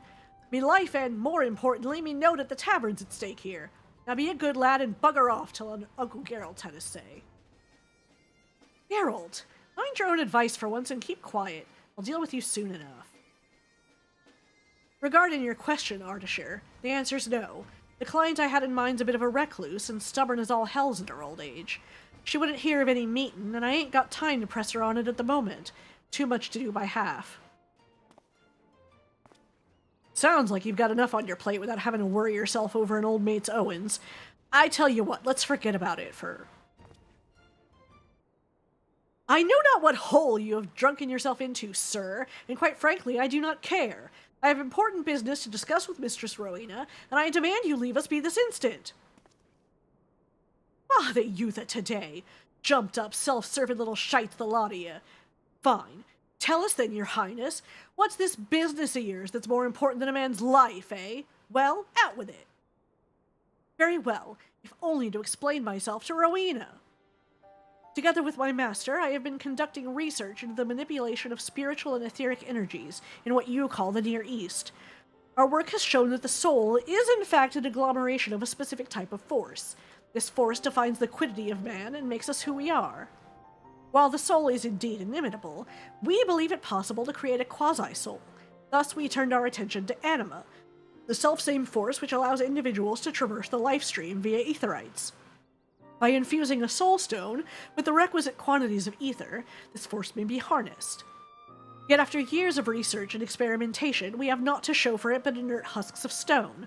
We repeated the process again and again, adjusting every element, but the result was always the same. At length, my master declared the project a failure, and turned his thoughts to other matters. But I could not give up, not after witnessing the beauty of anima, not after coming so close, and that is why I have journeyed hither to Eorzea. I am certain that with the Sharlayan's knowledge of arcane sentries, I can complete my project.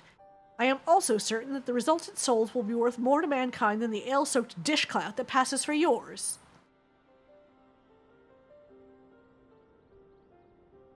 Finished, have you? Well then allow me to retort. Seems to me you're a cockered little brat who speaks a lot without saying aught. You talk like a man of learning when 'tis plain you're just a boy what's never had a thought of his own, and couldn't even if he tried. Not that he ever would, of course. And why? Because the youth of today can't be bothered to do an ounce of honest work for themselves. No sense of duty. Things get rough and you run for help, leaving a trail of piss in your wake. Do you reckon them scholarly folks from Sharlayan asked for the answer whenever they got stuck? Not bloody likely, because they used their bloody brains. Ain't even that hard. If I saw these soul things burning out too quick, I'd think about sealing them inside something strong, like a weapon maybe, to keep all that life from escaping. Cost them a bit of freedom, but it'd keep them around for a damn sight longer than you managed. What's more, if the bloody things really are alive, like you say, you'd end up with a weapon that could think for itself, which could be bloody lethal in the right hands. What do you say to that, you preening little shite? An anima weapon?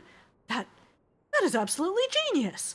It means not only to preserve created anima, but to employ it. Anima weapons, eh? Aye, that'll sell. Quite an interesting proposition, Geralt. One that could be quite lucrative. Why not help poor Ardashir here with his work and see what you can make of it? Help that spineless streak of piss? You're joking, ain't you? Why in the seven hells would I play nursemaid to a watery-eyed brat like him? I was just spouting shite. I didn't really mean none of it. Is that right? Pity. Sounded like something we could have made a good bit of coin out of. Enough to make me forget your debts, like as not. Your debts that I won't be forgetting otherwise. Changed your mind? Good.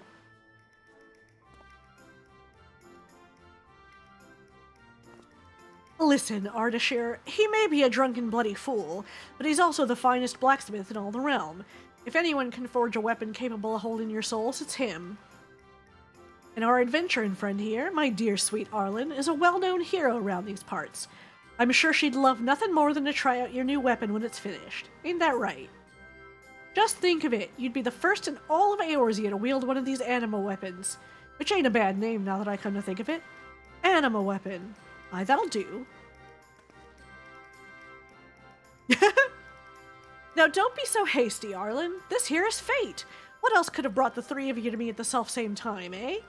And don't go telling me the thought of a weapon that learns and adapts to combat don't interest you, because we both know it does.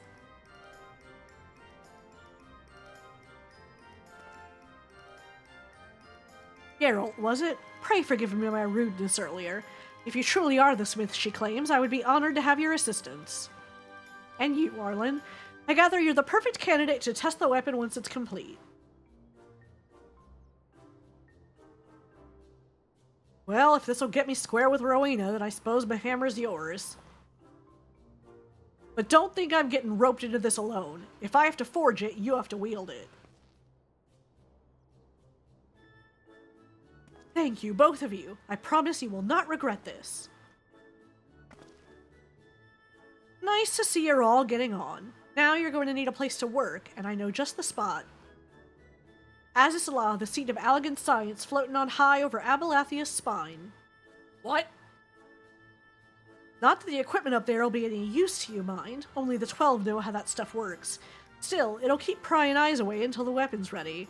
I'll arrange for an airship to take you within the day.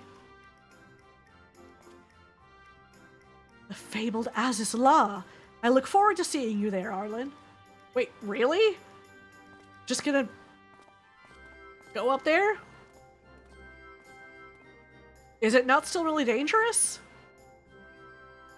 Today's proven to be more productive than I thought. Geralt's out of my hair, and soon I'll have new merchandise for the House of Splendors, assuming this ridiculous plan of his works. I'm counting on you, Arlen.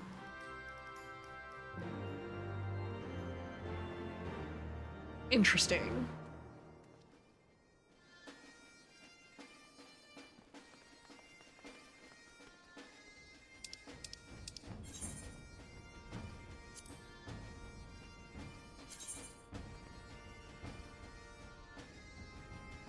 Why is it locked?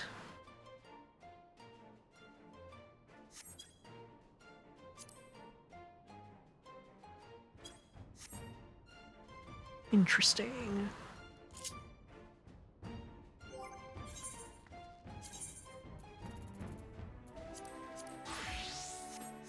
Is it because of level? It is! Okay.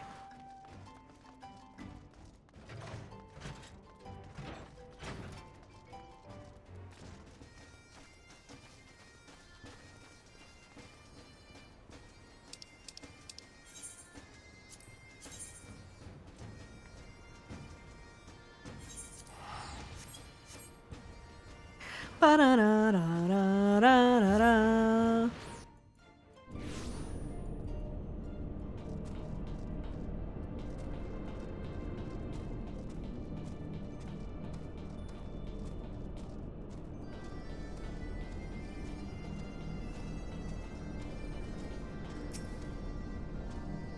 Yeah, I guess this area is safe.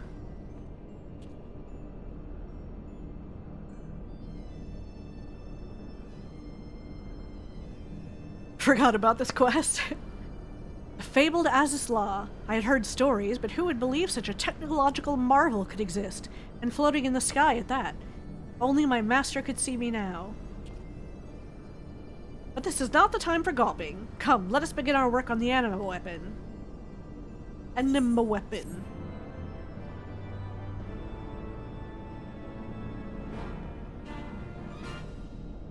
Ooh, fancy.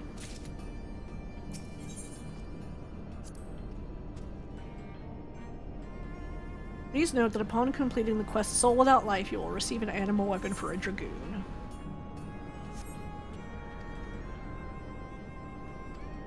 Oh. Huh.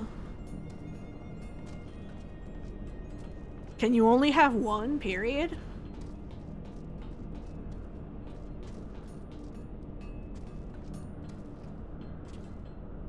Or can you, like, redo it?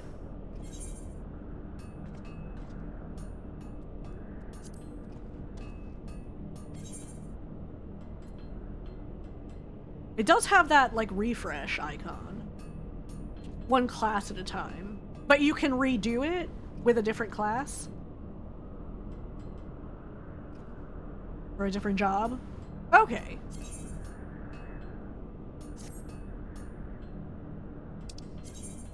Some quests will be marked with an X icon. This indicates that you must play the quest using the same class or job with which you accepted it, and that changing classes or jobs at any time will prevent quest progress. Okay.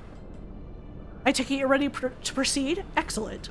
Geralt has already begun work on the weapon that will serve to contain the anima. The difficulty lies in sustaining the thing long enough for the transfer to take place. But with the appropriate stabilizing materials, I believe it should be possible, provided we act quickly. I have brought several soul stones with me, so you needn't worry about that. I shall see that one is fitted to your weapon. The only needful things I do not currently possess are crystals capable of handling the quantities of ether required for our work. To be specific, we will need astral and umbral nodules. Would that we were working in Rods at Han. I knew of a merchant there who sold them. Costly though they were, I was never wanting for supplies. Perhaps Mistress Rowena would know of someone willing to trade. Might you be willing to speak with her on my behalf? No doubt whoever she refers you to will not part with them readily, but I trust you will be able to come to some manner of arrangement. In the meantime, Geralt and I will finish preparations for the animal weapon. Safe travels, friend.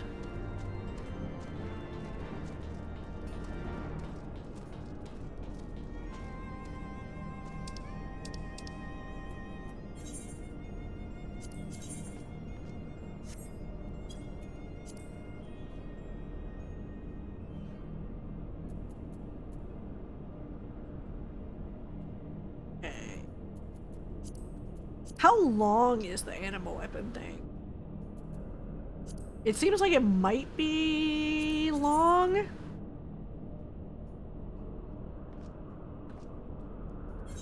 Okay. I'll come back to it.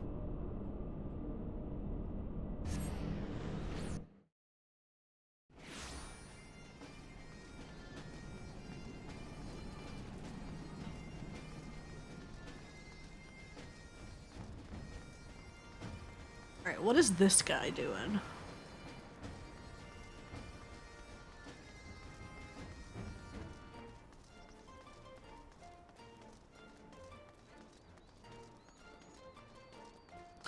Yeah, I have a relic weapon thing, but...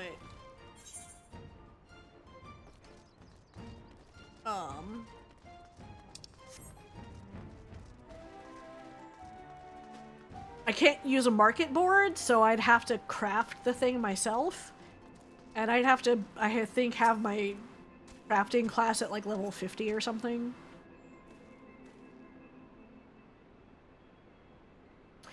You there, good madam. You look like you enjoy bathing in the blood of your enemies. Have you perchance heard about Stone, Sky, Sea? You see, as part of an initiative to reduce the number of disputes, the Adventurers Guild has been forced to arbitrate between members who accuse their comrades of not contributing sufficiently to... Let me try again.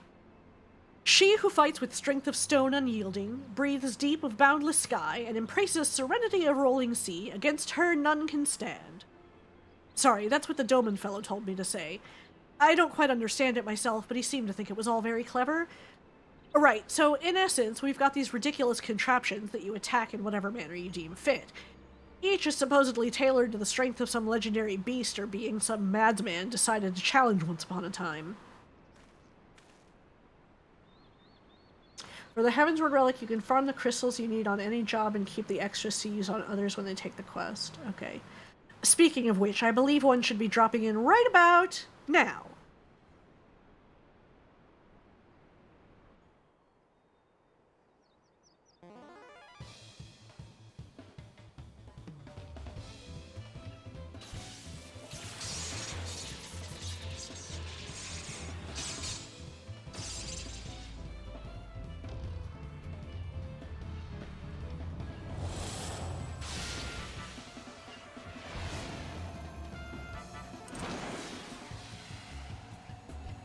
What? What is happening?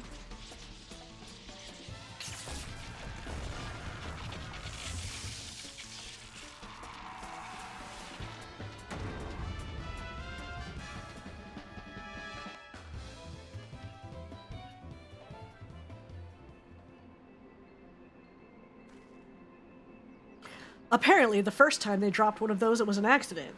The trainees loved it so much they started doing it all the time, though. Right, so, each is tailored to the strength of a legendary fiend. Idea being that if you can defeat the dummy, you can defeat the fiend. In principle, that is. Dummies don't hit back after. But who gives a fig about any of that, eh? I nearly forgot the best part. It's free!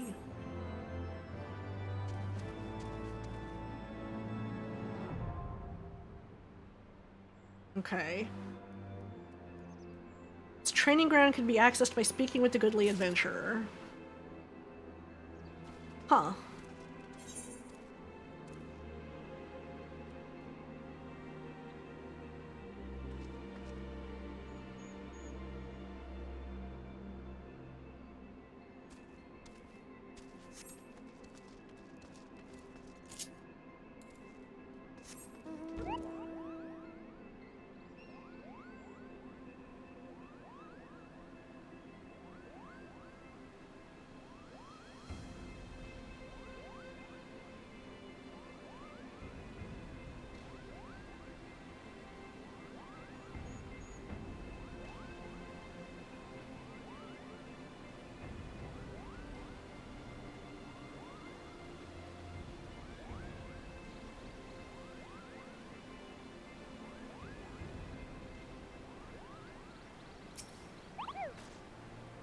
I'm guessing this will unlock, what, Alexander? Bacrix is keeper of knowings and data. What does Uplander wish to learn about? Ah, Uplander comes in search of Sid, yes?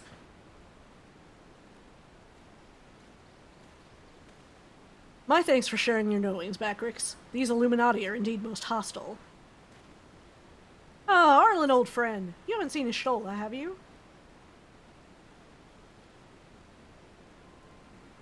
Drained of all ether in a matter of mere moons? 7 hells. How much power does that thing need? Too much, plainly. Well, it sounds as if we have an urgent dismantling job on our hands. From what Bacrix has been telling me, the Illuminati are the most likely culprits.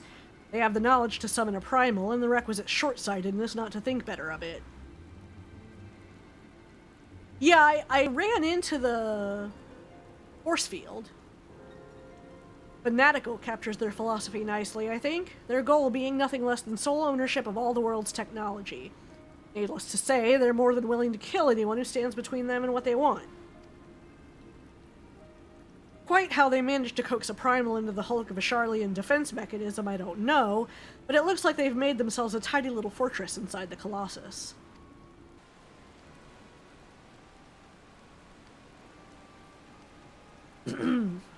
We'll need to contend with them, or to disable the thing. As for the task itself, simply destroying whatever serves as its engine should do the trick, assuming it is in fact mechanical. But before all that, we'll need to find a way in, through yet another bloody barrier. Barrier is not new, rose up 3 years ago after ground made shivery shakes. Ruin was freed from riverbed then. Round Rocks was there, saw with own 2 eyes. Round Rocks? Sorry, who is... Daughter of Slowfix. Round Rocks loves junk more than all other gobbies, was collecting then, and is playing now. Look. Shiny junk and sparkly rocks, bitty bobs and whirly cogs. Sorry for interrupting, Round Rocks, but I need to ask you a question. When the ground shook 3 years ago, did something come bobbing up to the river's surface? Bobbing? Nothing bobbed, silly Uplander. Ground made shivery shakes when Giant of Whirlycog stood, and then magic walls came up too. So it wasn't the tremor that freed the Colossus. It was the Colossus which caused the tremor. And you're absolutely certain you saw it rise from the waters, young one?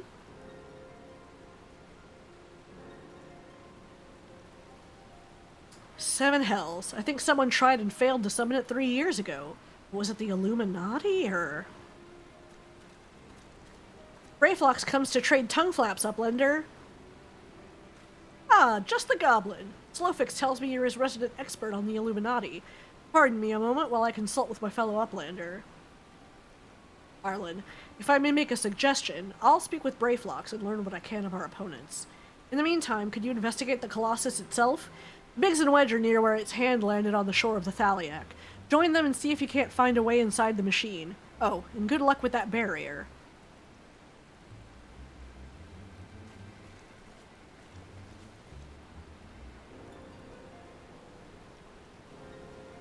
Ooh, who that?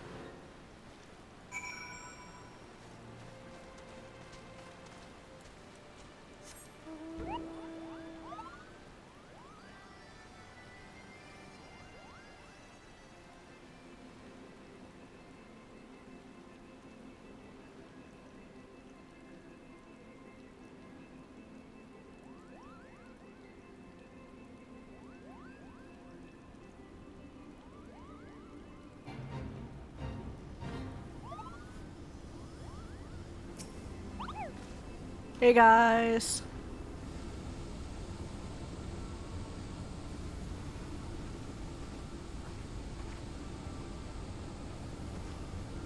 Arlen, come to see the Colossus, eh? The chief has us looking for a way in. Of course there's a bleeding barrier around the thing. Aye, another one. Luckily for us, when the big feller came down, its hand clamped onto the shore here, punching a hole in its defenses, and leaving that round portal there unprotected. Only trouble is, it's locked and doesn't seem to have a key. For want of a better idea, Wedge is listening into Illuminati Link Pearl communications in hopes they'll mention the trick to opening it. Dee-da-dee-da-dee-dee. There's only one signal coming from inside the giant, and it's always the same pattern. I'm certain it's a code. The Illuminati always use coded messages. From what I hear, they've developed a special kind of crystal specifically for transmuting Link Pearl waveforms. If we could get our hands on one, the Chief's decoding machine here should theoretically be able to use it to untangle the meaning. Quite where we'd find such a crystal is another matter. Does Uplander know Round Rocks? She makes great collection of junk and things. Maybe is keeping Crystal at shortstop? Wouldn't that be a stroke of luck? And it just so happens I've been working on a means of identifying the crystal in question. Here, Arlen, take this 3G7001B. Sprinkle that powder over this so-called collection, and look for anything that glimmers. It should contain the material we need. You may have to borrow one of Round Rock's treasures, but I'm sure she won't mind if you tell her it's for a good cause.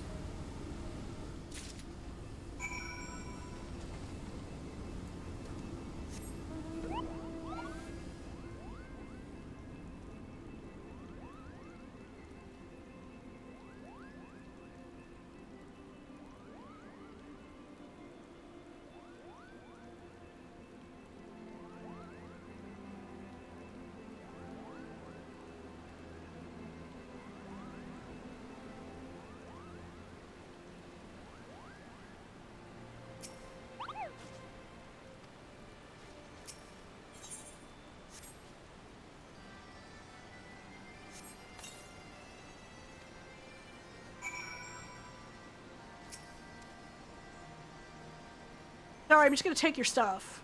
What is Uplander doing? Sneaky taker. Treasure belongs to Round Rocks.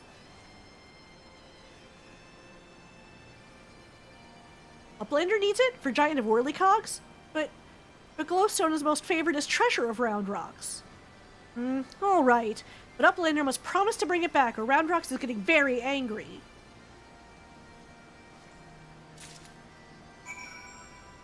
Thanks. Thank you, girly pop.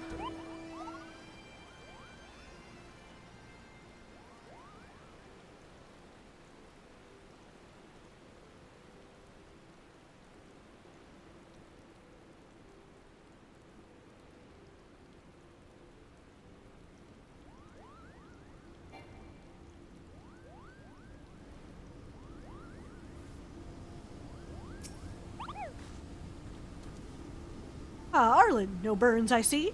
Oh, no reason. Tell me, did the 3G7001B reveal anything? Burns, huh, Wedge? Thank you! And you have my word that I'll give this back to Round Rocks when I'm finished with it.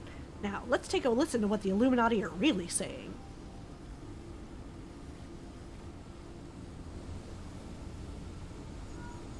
Goodness, all that infernal beeping is gone. Now it's a message clear as day. Let's see. Today's schedule for Gordius. Registration at 7th bell. Stop. Louse the Kroll comes at 3rd bell. Stop. Rest and recuperation at 2nd bell. Repeat. Today's schedule for Gordius. Curl lousing? But I'm sure that was the only message. This has to be some sort of jest. Don't be daft, Wedge. It's just another code. You need the proper crystal and the proper knowledge to understand it. Bleeding Illuminati.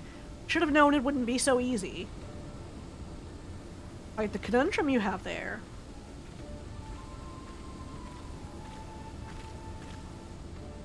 But it's your lucky day. I'll crack the code, assuming we can come to a little arrangement. I'm a treasure hunter by trade, and there's a certain something I want inside the giant. I help you get inside, you help me get out with it. A fair deal, no? The name's Meezie, by the way.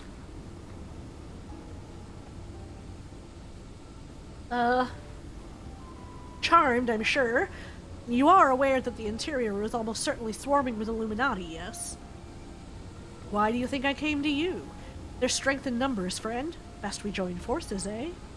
Now, the words you intercepted are largely gibberish, but paired with the numbers, well, you'll see. 7, stop. 3, stop. 2, wasn't it? You, the big one. See the pipes atop the hatch? There ought to be a valve up there with a hand wheel. Imagine it's a clock, and try turning it right to 7, left to 3, and then back to 2. Oh. It's like a safe combination.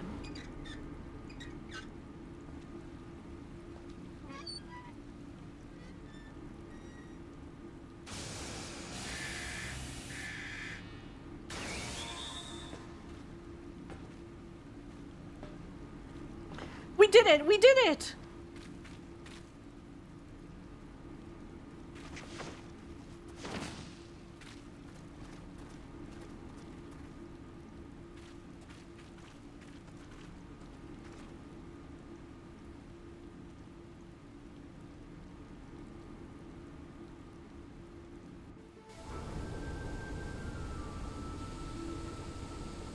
So the Illuminati have been renouncing the way to enter the Colossus all along?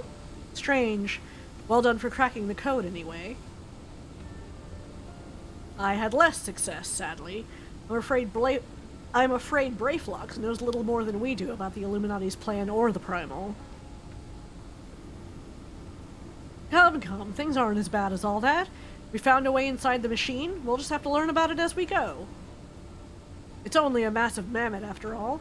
Stopping it should be as simple as destroying its core. If we send in a suitably intrepid team of surveyors, I don't see why we can't trace the machine's power back to the source via the struts and piping. And I know just the woman to lead the party. What say you, Arlen?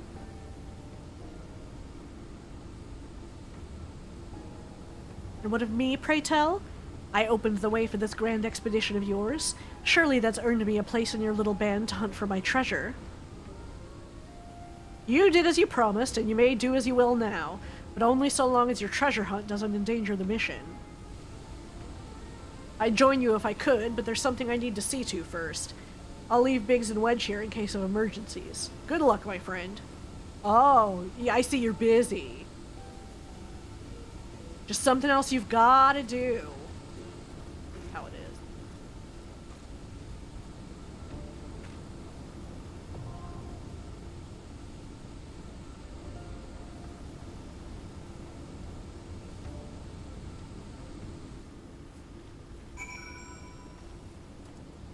All right.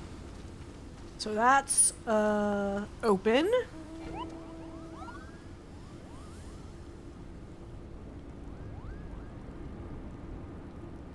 I'll have to see if I can maybe do that with some people.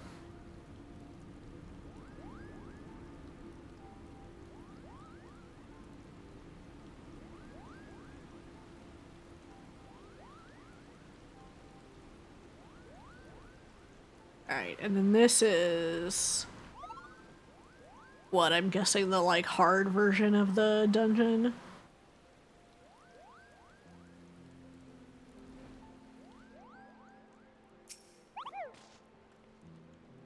There you are. Good to see a woman who doesn't shy away from a challenge. You'll see a sturdy-looking door just ahead and to your left. That'd be the entrance to the Forbidden Vaults. This is as far as I can take you. It's in my contract, you see. Anyhow, my client and I are both counting on you to retrieve that tome. Watch your back in there, and try to keep it down. It is a library, after all. Yeah. Okay.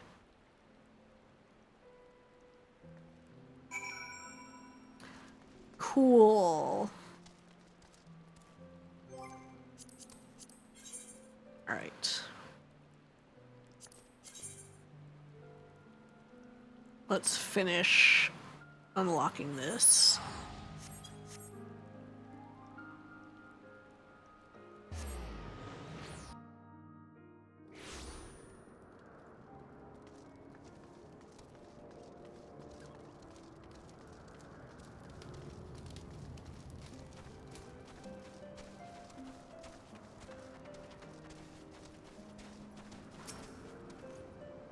A supplier ship has gone missing, you say? Well, that would certainly explain why our provisions are so late in arriving.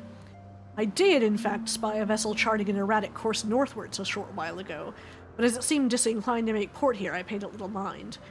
Not the most compelling piece of evidence, I grant you, but I have witnessed naught else of interest. I suggest you investigate the landmass to the north. Rest assured, I'll send word if I spy any other sign of our errant supply ship.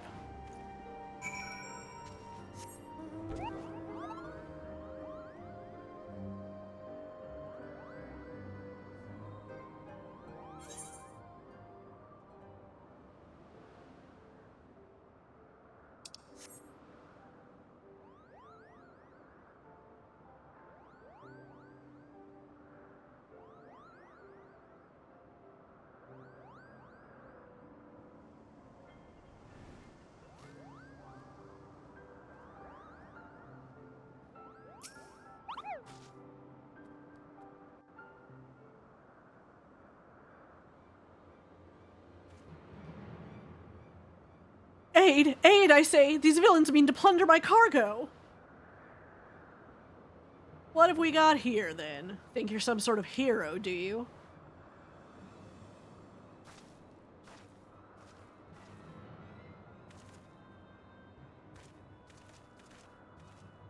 Well then, you won't mind if me mates here join the fun. Make for a more heroical tale, won't it? The tale of how 3 sky pirates fed a meddling little shite her own bloody eyes.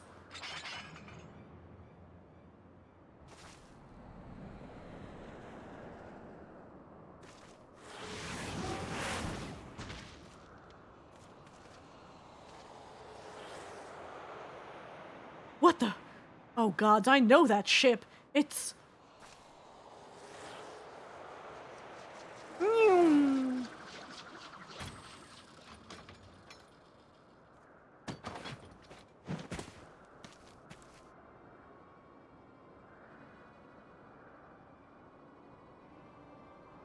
So you're the scrags would have been dragging our good name through the mud.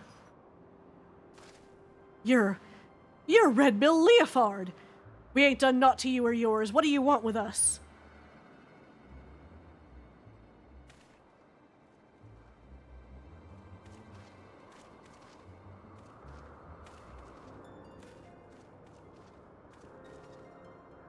Think I made me position pretty clear. You take on the mantle of Sky Pirate, you agree to a certain code of conduct. And codes ain't worth much if folk go around breaking them. Frankly, lads, you're making us look bad, and we can't have that. No hard feelings, though, eh? Oh, damn.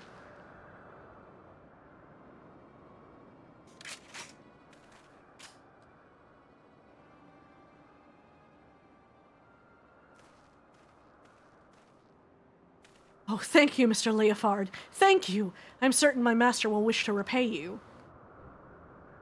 Your employer does business in Ishgard. He likely knows a merchant or two at trades with me associates.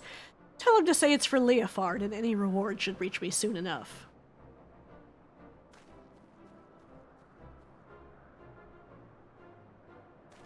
As for you, adventurer, 'tain't often someone beats me to the scene, but then I'd expect naught less from a hero such as yourself, Arlen.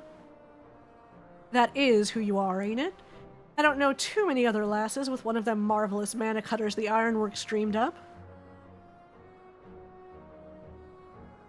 Well then, it seems you've saved me the trouble of tracking you down.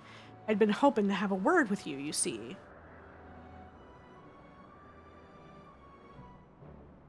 I'll put it to you straight. I need someone to help out with a little venture I have in mind. Someone used to taking a few risks. Now, this wouldn't be no black-hearted brigand's work, so don't go worrying yourself on that account. Unlike them thieving curs just now, I don't hold with robbing honest folk. For me, you see, the Sky Pirate's life is all about freedom. The freedom to go where you will, to find out what lies beyond the next cloud. If you're interested in joining us on an adventure worthy of the name, then look for me standard in the northern reaches of the Blue Window. Someone will be waiting there to greet you.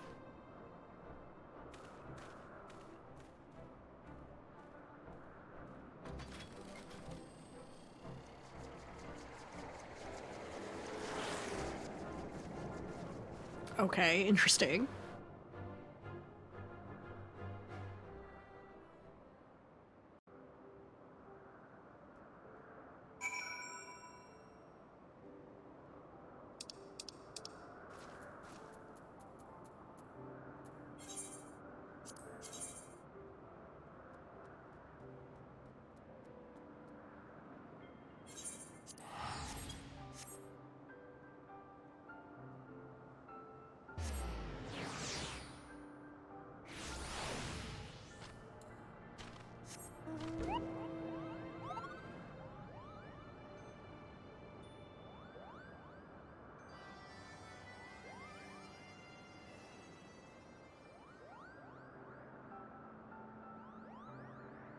All right.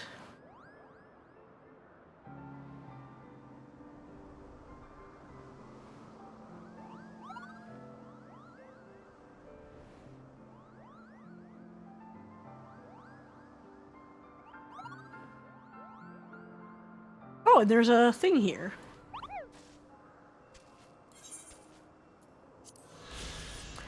Coldwind. When the Rose Knights first came to the Sea of Clouds and treated with the Zundu, they asked the chieftain what he called this islet floating northwest of Akizone, to which he responded, "Small island beneath which cold winds of Kurthus ever blow."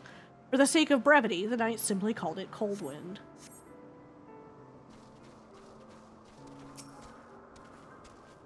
That's far enough, stranger. If you value your life, tell me true. Did you stumble across this marker by chance, or are you here by invitation? And that would make you the hero the captain said to watch out for. Well met. The name's Stacia. Leofard would call me his right-hand woman, but I feel more like his bloody nursemaid, God's truth be told. Anyway, my thanks to you for coming to hear him out. If you'd follow me, I'll take you to the Red Bill's nest.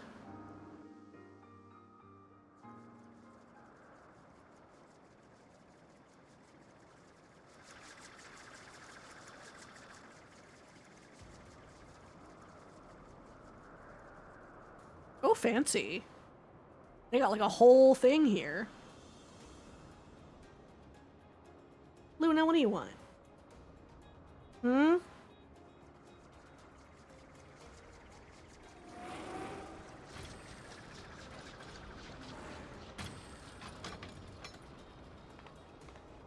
You can't catch the airships. It's a monitor, silly.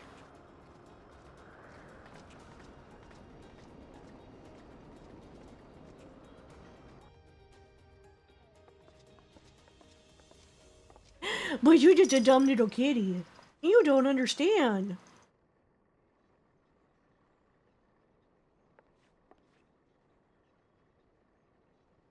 I come to you in person and still you refuse my offer? Arrogant fool. On the subject of arrogance, Rodlia, I bow to your superior knowledge, but that's all the bowing you'll get from me. As I've told you a dozen times before, I ain't no one's lackey. But my dear Leofard, how else do you propose to survive an expedition into the ghost ship? I would fear for my life with naught but your feeble crewmates at my back.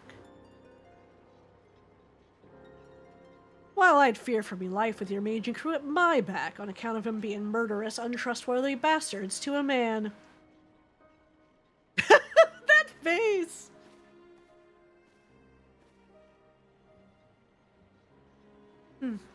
I thought you cleverer than this, Red Bill. But no matter, I always get what I want in the end. 'Tis merely a question of method.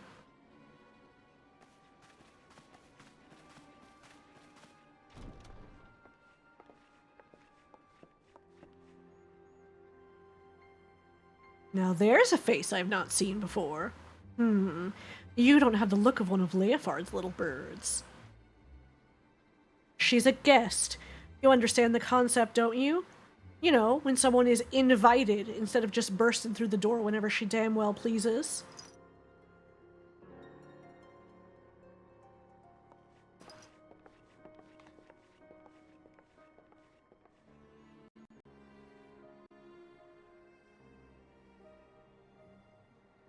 Don't rub on the mic.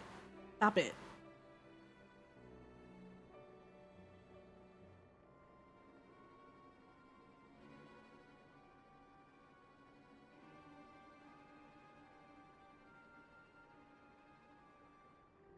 No, don't rub on the mic. Dummy. Come on, over here. Come back over this way.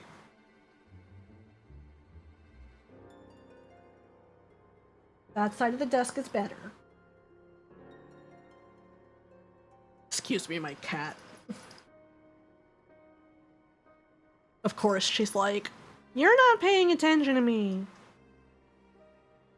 You're in the middle of something, but I don't care. You gotta pay attention to me." I guess it has been a while, huh? Yeah. Yeah. Okay. That was Radley, captain of the Talons. She knows Leofard's the best sky pirate alive, and the fact he won't join her sticks in her craw.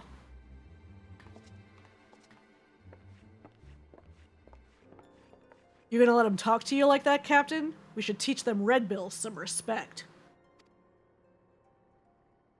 Patience. When all of this is over, we shall see who rules the skies.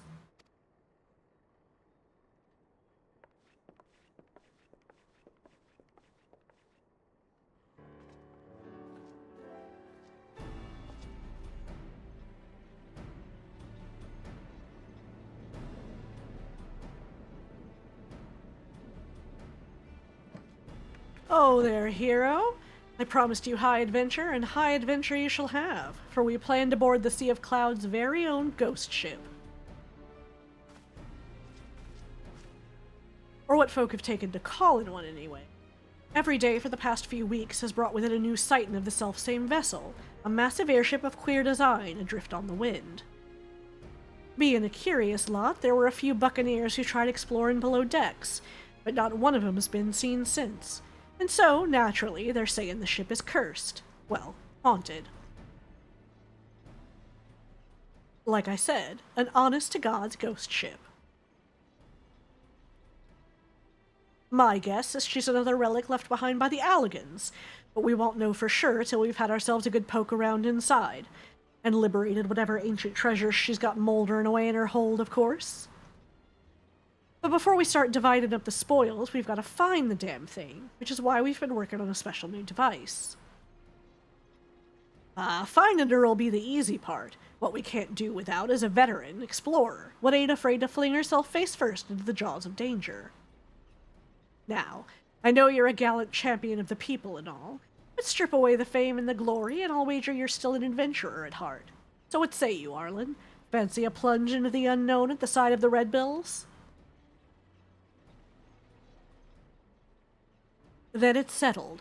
Let's pay a visit to our crewmate, Utada. She's been working on a way to track the vessel.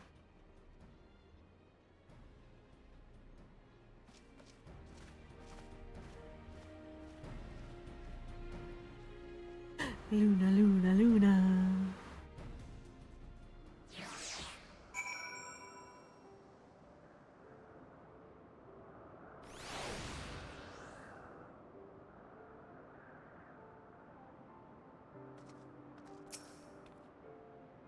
Greetings, the name's Utada. I suppose you'd call me the Red Bill's Chief of Engineering. Smithing, carpentry, magitech. If it's part of an airship, I can fix it. Just don't expect to see me waving a cutlass and swinging over the rails. If there's fighting to be done, well, that's what we have you for.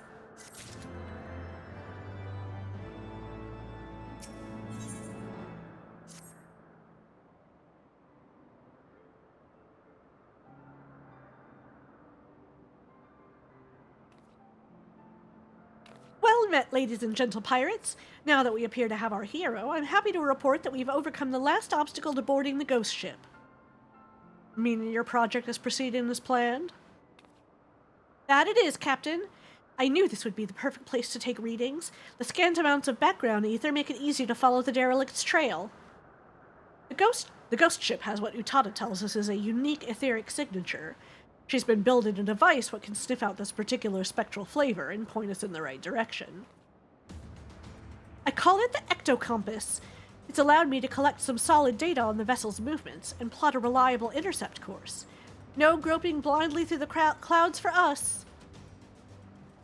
All the ships are loaded and ready to fly. Just say the word, Captain.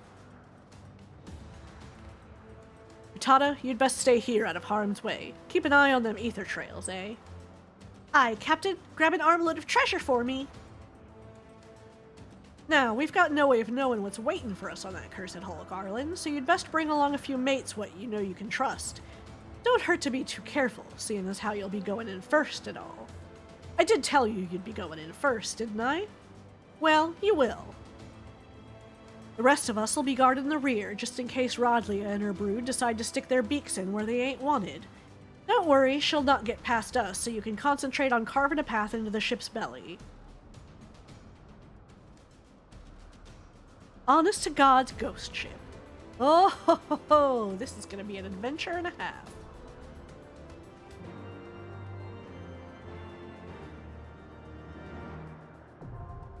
The Void Ark now accessible.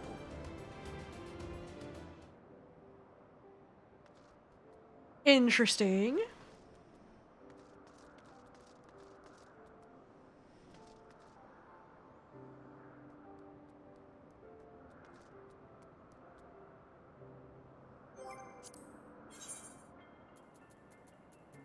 Man, I've got so much stuff opened up now.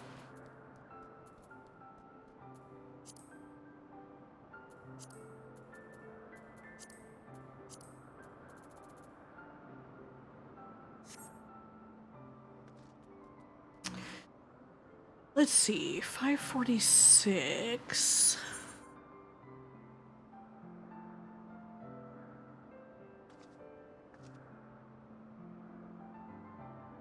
Oh, there's something down that way.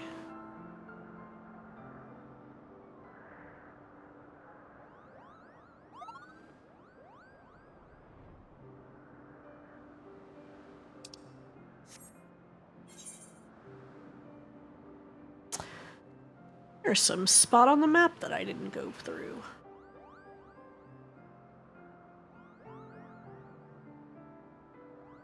Oh, what was that?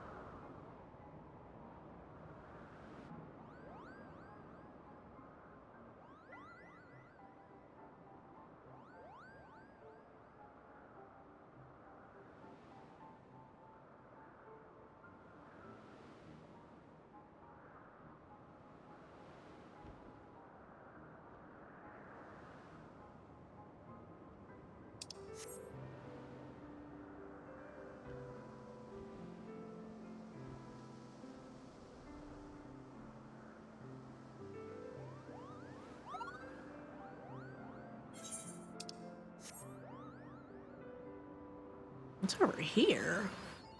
Like nothing?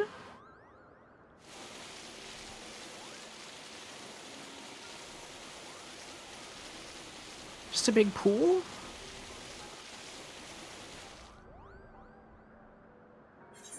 Huh.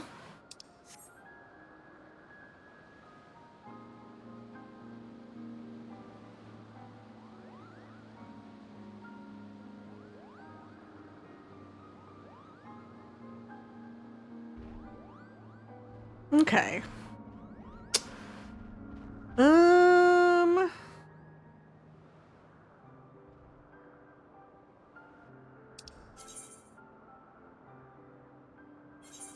So we can go back here. What?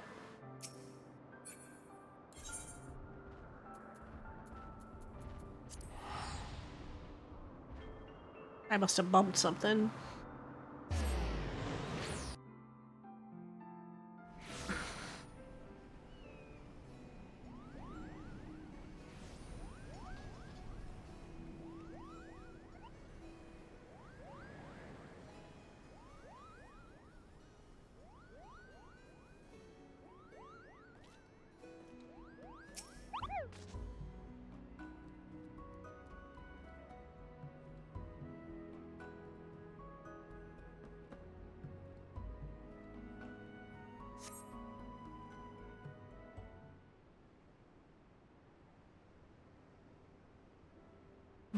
See.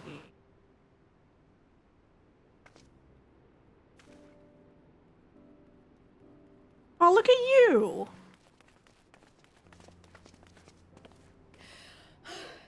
I'm terribly, terribly sorry to have kept you all waiting. You need not apologize. We arrived but a moment ago ourselves. Pray, allow me to introduce Kryle, who has recently come from the Sharlayan motherland. She has generously offered to assist us. Is she... Oh, please, think nothing of it. A trip to Eorzea was long Oh, she just overdue. has cat ears on her hood. You must be the Warrior of Light. Yes, you certainly do look the part. A pleasure to meet you at last, miss. I was just trying to figure out, like... And who is because that the cat inspiring ears, I was like, young is she like a alpha no tiny level himself? cote? Or, but I dare guess say someone's grown in it's just the Ilmater in hood. my absence. Or are those lifts in your boots? We, Miss Kryle and I met at the Studium years ago. I shall forever be indebted to her for her sage guidance. It was no small task keeping him out of trouble, believe you me. The youngest ever to enter the Studium, him and his sister, 11-year-old prodigies. Oh, no Suffice it to say, wonder. social graces were not among his list of talents. Striding up to his seniors on his first day, head held high. What was it he said again? Oh, yeah, he's one of those child prodigy nerds. No wonder. Thank you, Kryle.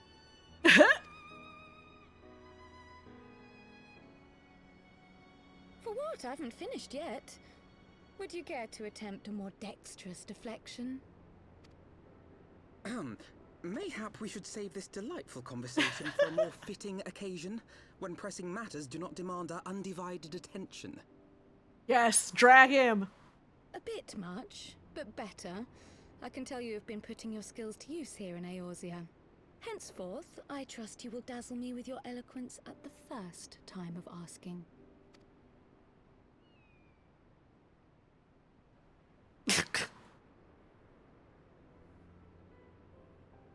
Right, on to more pressing matters. Finding Minfilia and the other missing scions. I gather you have new information to share with us. A new approach, actually. Tataru recounted the tale of your escape, and it gave me an idea.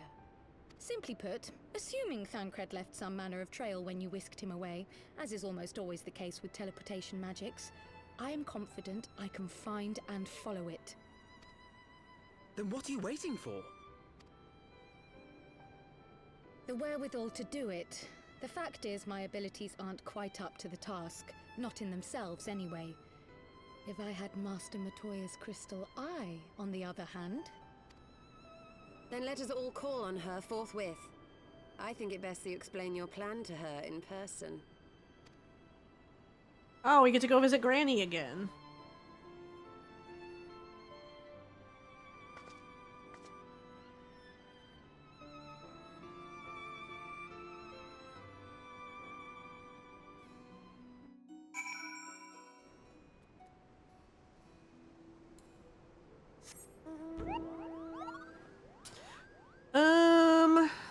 Let's see, 554.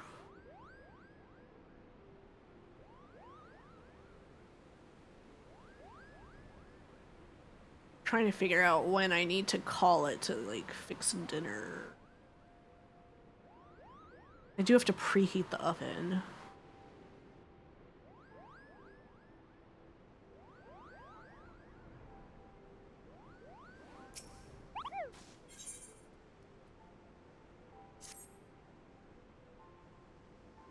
Do you...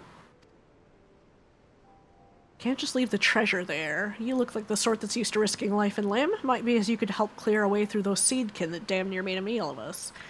We'd see that it was worth your while, of course. If you're interested, let my friend Sawney know. He should be somewhere near the entrance to St. Mossian's Arboretum.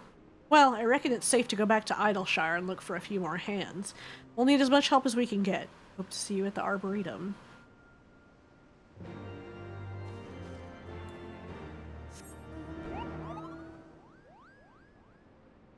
Oh, is this like another dungeon?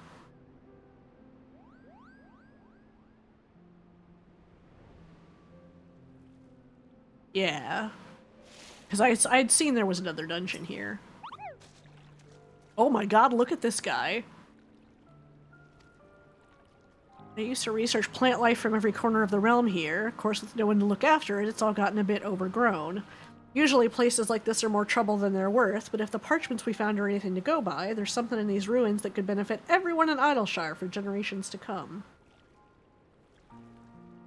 And it goes without saying that a site as old as this is sure to be stuffed with all sorts of precious relics, which you'd be welcome to keep if you help beat a path for us.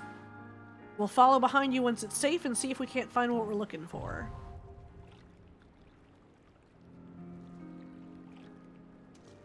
Indeed.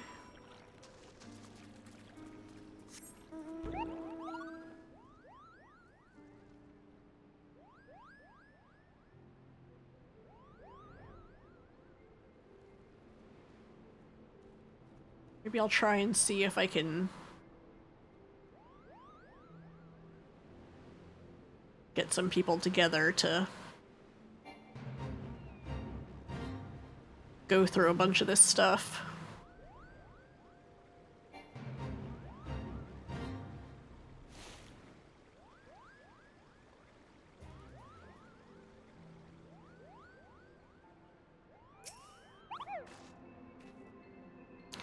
You did say we were headed for a cave, did you not? Because I certainly don't see a cave nearby. Is Master Matoya meeting us on the way or something?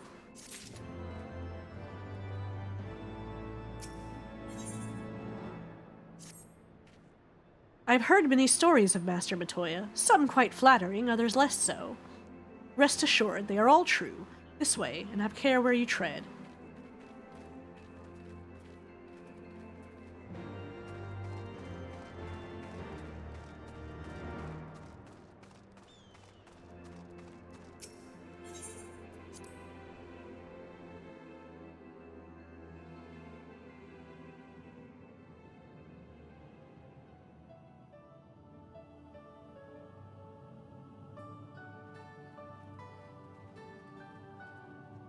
PvP is the worst part. Oh. Is that trouble I smell? Or did you forget to wipe your boots on the way in? Forgive us, Master Matoya. We will be sure to wipe them on the way out. And may I say how glad I am that age has not yet deprived you of your senses. Ever so quick-witted, aren't we? To the detriment of your manners. Well, out with it then. What do you want? Pray, allow me to introduce myself, Master Matoya. I am Kryl, of the students of Baldessian. I hope you will excuse our unannounced visit. Baldessian, you say? Oh yes. The old coot set up shop on the Isle of Val, didn't he? I thought, like, that place got blown up and they were all dead. Regrettably, our order's headquarters Okay, and so the yeah. isle itself were obliterated by a magic of immense power. I have the blessing of light to thank for my own preservation. Croyle, you too possess the Echo. Well, yes, of course I do. Our order is devoted to uncovering the mysteries of Hydaelyn and interpreting her will, particularly through the study of her gift to us. It was in the course of these studies that I met and subsequently befriended Minfilia. She and I have rather a lot in common. I had no idea. You weren't supposed to. Not that I wanted to deceive you, you understand, but precautions had to be taken. Yes, yes, that's all well and good, but you still haven't told me why you're here. The students of Baldessian are gone, and there is naught I can do to change that. But the science of the Seventh Dawn can yet be restored, and my dear friend found. You have in your possession an ancient crystal of light, one you call your crystal eye. I believe I can use it to focus my abilities and locate one of the missing scions. And there I was, thinking you might want to make use of my years of experience. Oh, wait here.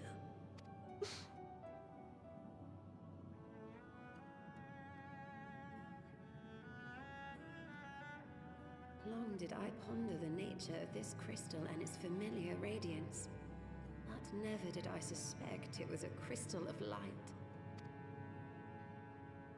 That's a bowling ball. On the cusp of an umbral calamity, souls blessed with the power of the Echo invariably appear. To aid these, her chosen warriors, Hydaelyn bequeaths to each a slither of her strength in the form of a crystal of light. But as her strength wanes, so too does the potency of her gifts. This crystal, born of an earlier era, is infused with a power far greater than those of this age. Oh yes, time to ponder the orb. Indeed. I did not find a crystal even a fraction as pure. Its value is beyond measure, as are the risks inherent in its use. No two manifestations of the Echo are alike. I, for example, can converse with beings of every shape and size, excepting beasts, contrary to what others would have you believe. Language has nothing to do with it, of course. Rather, I am sensitive to the whispers of the soul. Their intent, their very essence even, the traces of which serve to guide the elementals to Y'shtola. Far-fetched though it may sound, I believe that with your crystal eye, I may be able to pick up where they left off and follow the remaining trail to Thancred. Oh, shit. Sorry. Well, the Which poor finger? sod's not going to find himself. So, as long as you don't drop it or take it out of my sight, you may do with it what you will. Hope you can use it from here.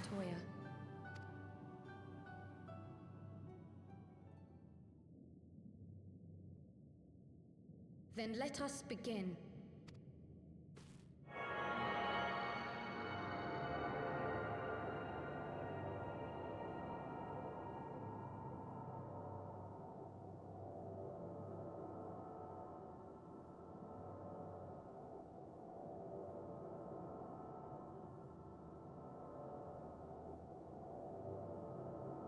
From the Black Shroud, the trail continues to the north and west, towards a mountain, the foot of Som Al.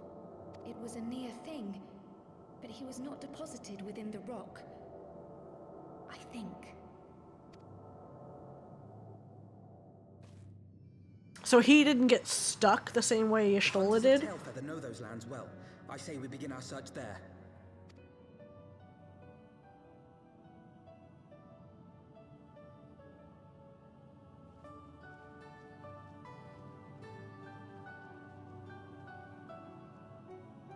Why did he get spit out and she didn't?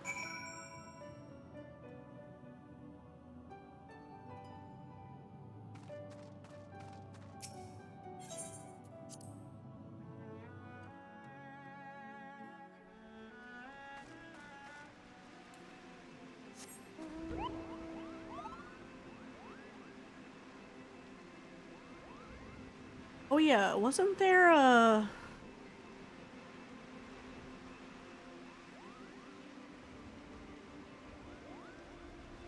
thing? Yeah, up here.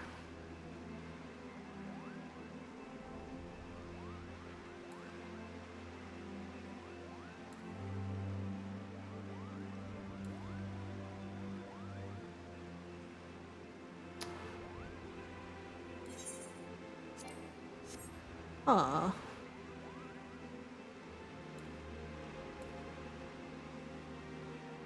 How do I...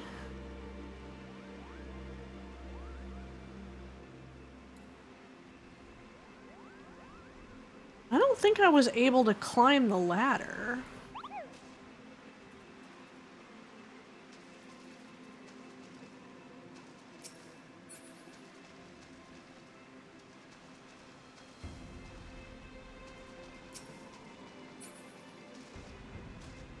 Huh.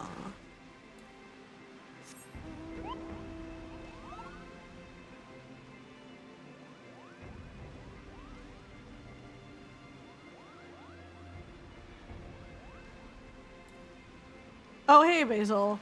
So I unlocked a whole bunch of stuff.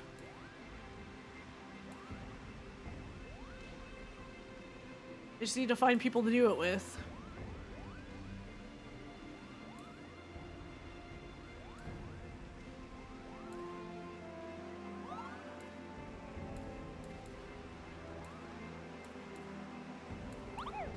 Oh, there we go.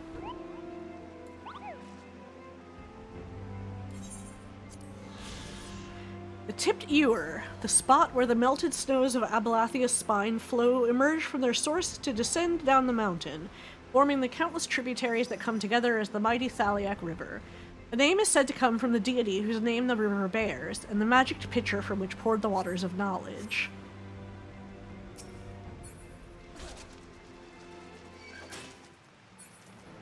No! No, leave me alone, Froggy.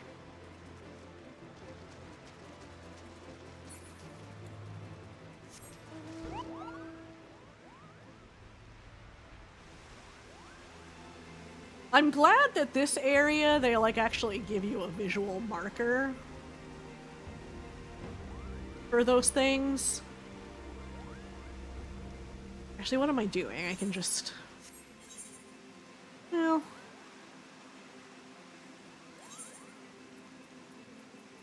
yeah, whatever.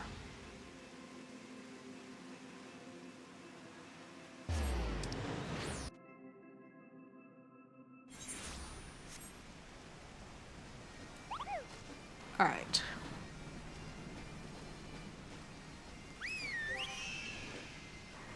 So, I got a whole bunch of stuff now. So let me know if,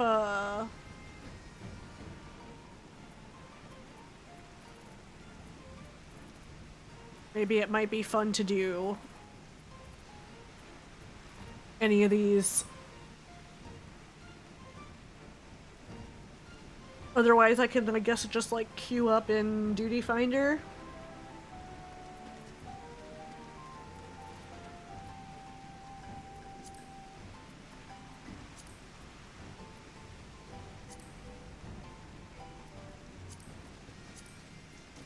So, lots of stuff.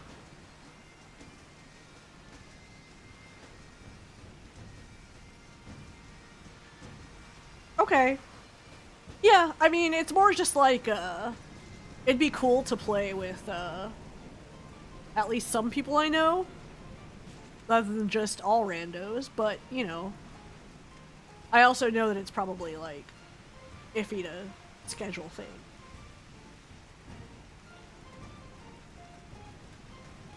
Yeah, that's what Basil did the other extremes with me. Unsynced. So I probably will go ahead and call it just because it has been like 6 hours. Oh, right, yeah, because there's mounts for a lot of those. So, yeah, maybe next stream we'll be doing a bunch of these, like, dungeons and stuff. Well,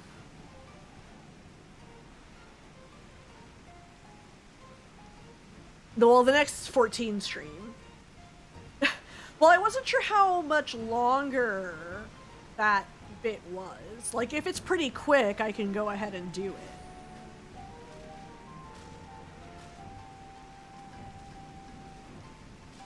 But I never know how long these things are.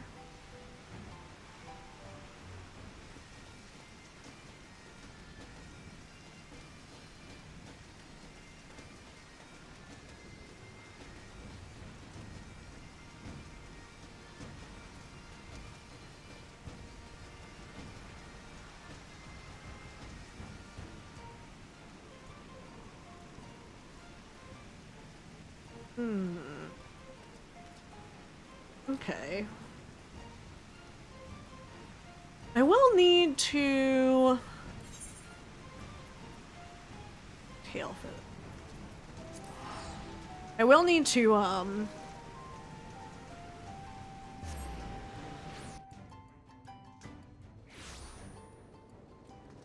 fix dinner. But I don't have to do that right now.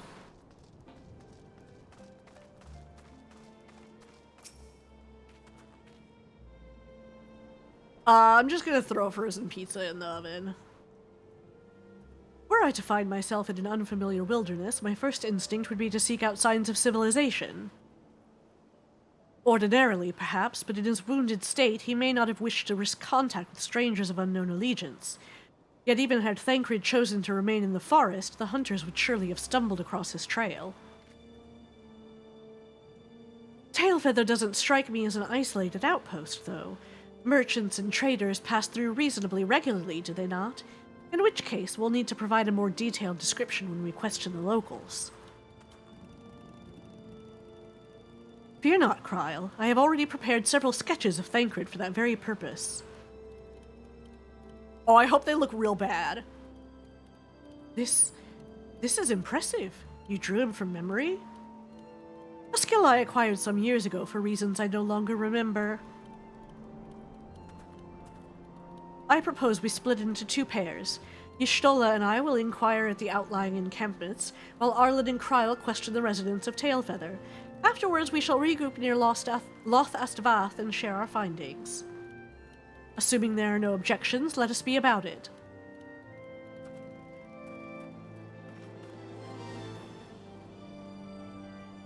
My, he certainly has matured, hasn't he? Hard to imagine he was once a boy who practiced drawing for hours to impress young ladies. Anyway, we had best get started. Find me when you've finished making your rounds.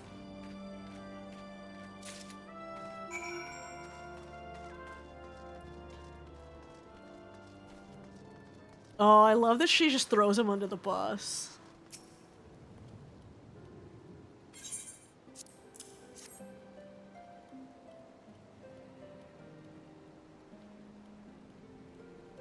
Ain't seen him around. Actually, can I? No, I can't look at it? Boo. I want to see it.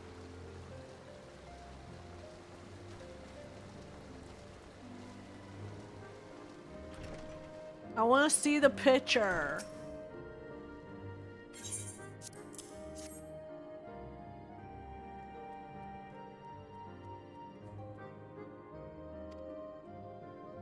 Hey, I heard a tale the other day about a Huron vagabond who brought down a Bandersnatch by himself and with style. Where they tell it he was dancing with the beast like it was the belle of the bleeding ball. Okay. Might be him.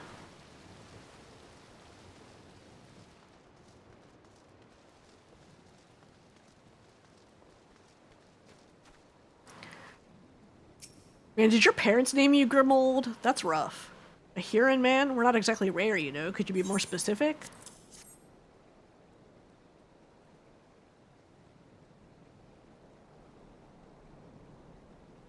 I did spy this one bloke a while back, didn't get a good look at his face. Beyond the forest, along the river to the west of Tailfeather.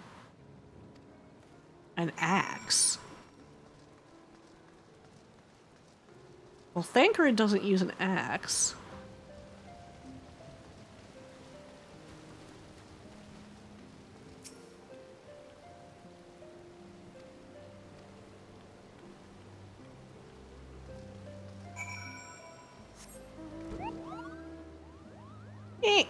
Ah! Oh god, I'm stuck. Okay.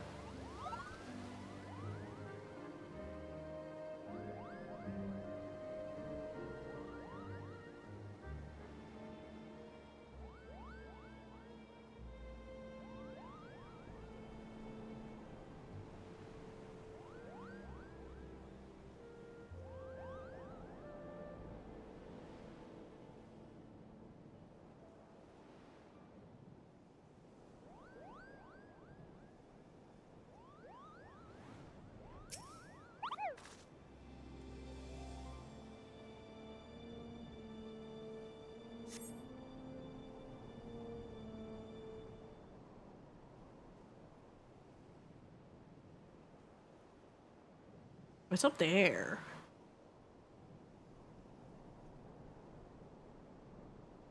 My apologies for our late arrival. We thought it wise to question as many hunters as we could.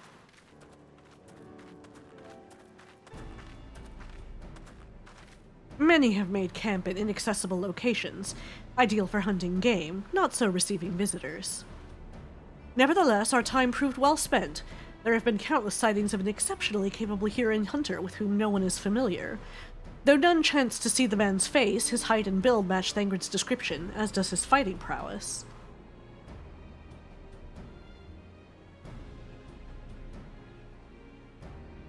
So you have heard the same tales.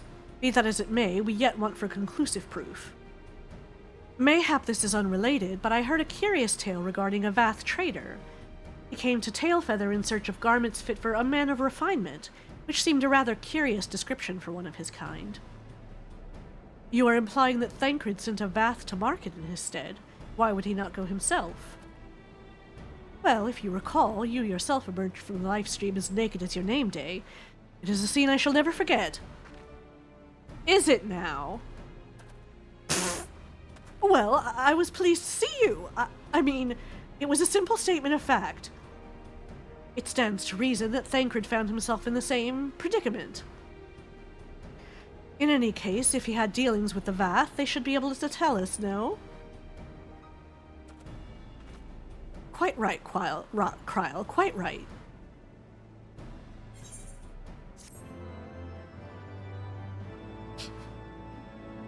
Alpha, no.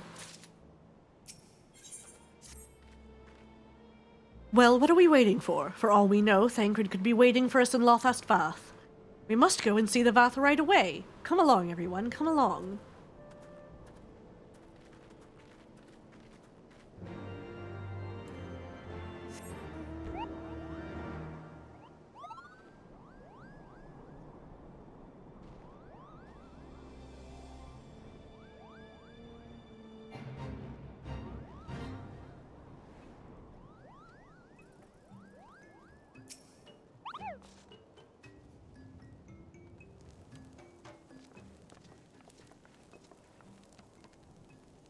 Great hunters, we welcome you once more to Lothast Vath. What do you seek this day?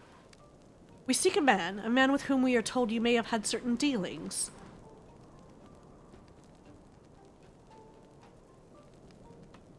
How curious. The hunters tire of godly sport and pursue mortal prey? No, he is not prey, but a friend long missing. Good, he is a friend to the Vath as well, one with whom we have traded many times. Truly, and you are quite certain it was this man? There is no doubt. The fleshling clothed in skins came to us from Somal, lost and weak. He offered meat and hides in trade, and in exchange we tended his wounds. He brought us much flesh, so skilled a hunter he was. Much flesh. When he asked for garments, we were glad to provide them. And where is he now? Gone to Loth asked Nath long ago, when he heard the One Mind had summoned our god once more. Ravana is returned? Oh yeah, did I not tell you guys? Vidofnir did say that the Nath had grown as before, but what could Thancred hope to accomplish by himself? Honored Elder, we thank you for your help. Would that we could repay this kindness ere we depart, but we must hasten to our comrade's side. Go, great hunters, lest the Nath claim him as a sacrifice.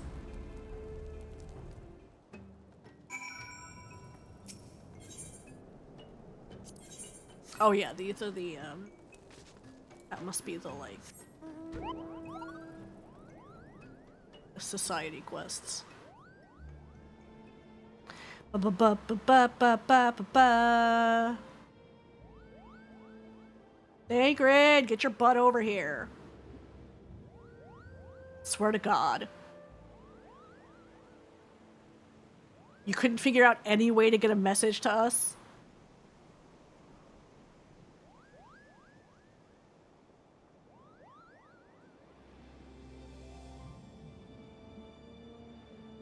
Oh, well, I was just like, because I already had the thing that said he's back.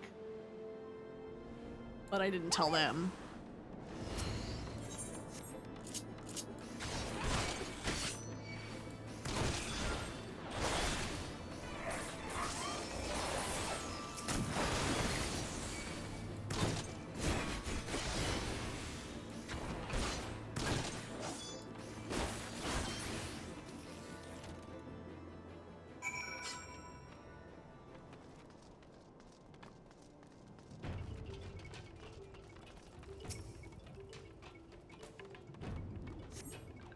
Boop-a-doop boop, boop-a-doo-da-boop. There were no cute girls for him to hit on?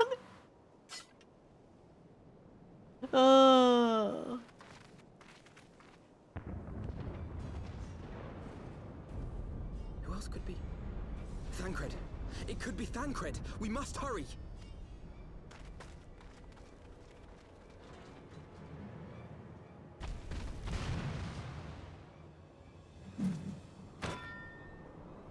Oh!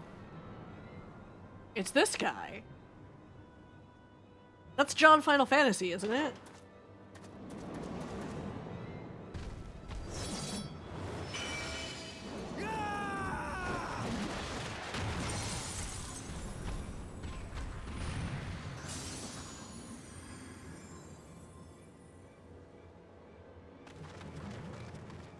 Oh, well, I guess he killed that boss for me.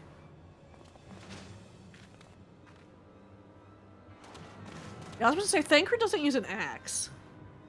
They did mention an axe.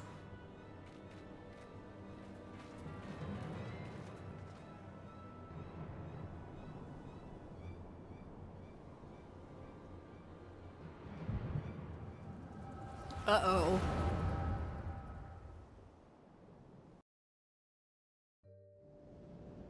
It is a little weird that they don't, like, clone your character for this. This day, we reclaim the reins of history. This day, we rid ourselves of the Ascians forever! Fools playing at heroes, all of you. Is this how you believe you can save your world? We can and we will, Ascian. You shall see. Or perhaps you will not! Junichi Suabe, yeah. I can't believe that Pippin's Hiyama Nobuyuki.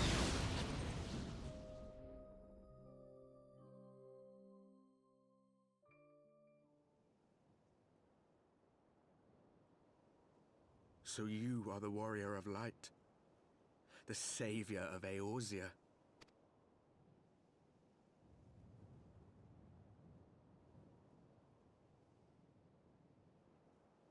It's a wonder you didn't come sooner, what with the primal and all. Lost a step, have we? Have care. The ether moves strangely around him. It would seem we share a common enemy. Mayhap you would tell us who you are.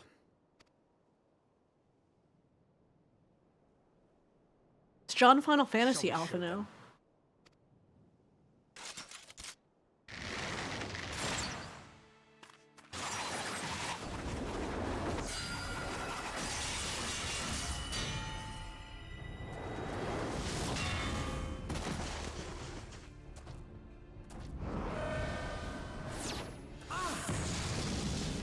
Oh, damn.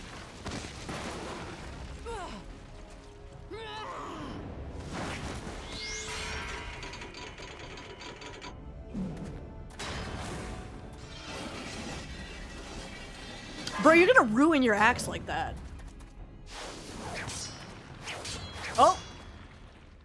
There's the boy!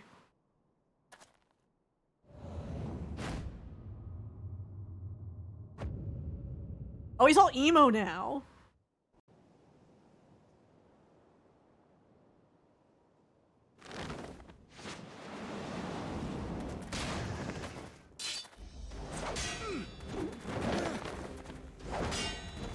Andrew, what happened to your eye?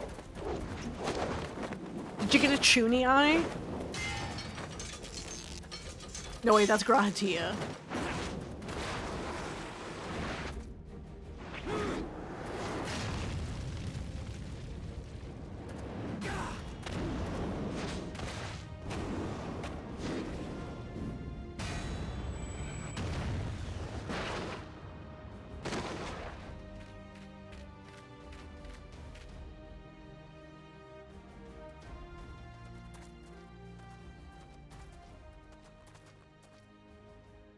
Not very sporting of you to interrupt, but so be it.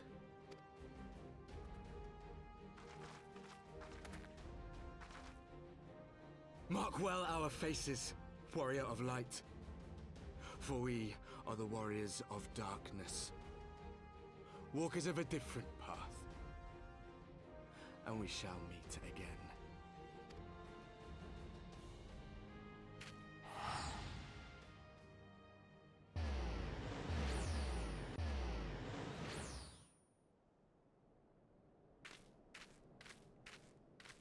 Warriors of Darkness? Really? Really? Yeah. Ew. Shave that little shitty soul patch. Immediately.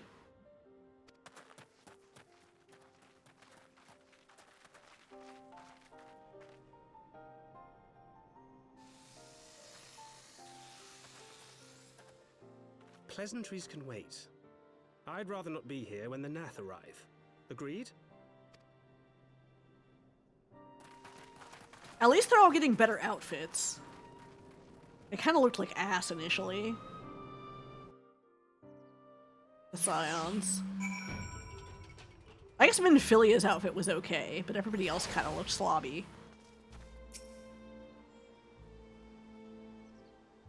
Hi, Thancred.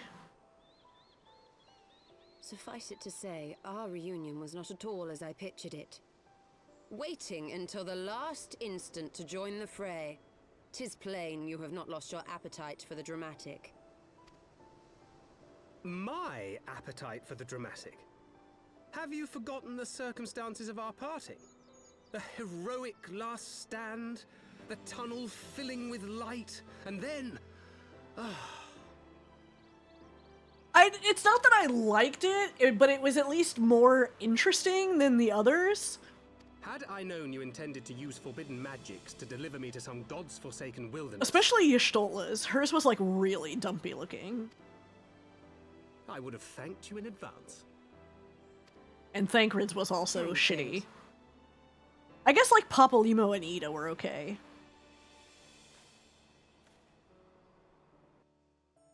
Oh god, Thancred had those awful, like, sandals. You might have warned me that I would emerge from the live stream in the altogether.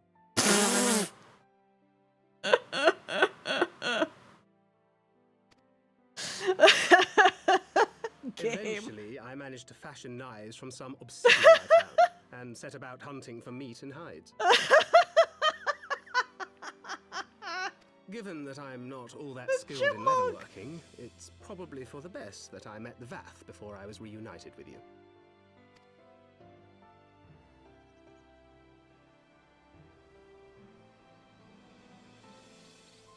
So you were the fleshling clothed in skins of whom the storyteller spoke. A description which fit me as ill as the skins themselves. Happily, I was able to trade with the Vath for garments better becoming a man of refinement. From them, I learned of Ravana, and of the great warrior who had once laid him low. Man of refinement who? I don't see one. And thence did you conclude that were you to track the Primal's movements, it would surely bring you into contact with the Scions once more. It seemed a reasonable assumption. I could think of no one else with your enthusiasm for slaying beastmen gods. Until now, that is. Ah, yes. The self-proclaimed Warriors of Darkness. 'Tis only fitting that they stand in opposition to the Warrior of Light, I suppose. I mean, Thancred's okay. Is past, if only for a moment. They were confronting a man in black. An Ascian, I think. If these warriors are capable of doing battle with Ascians and Primals both, they must be possessed of powerful protection. Protection not unlike the Echo. Like, so far he hasn't done much except be kind of a hoe, and get possessed. And then be drunk. Which, I mean, you know, I can get behind a fail son, but...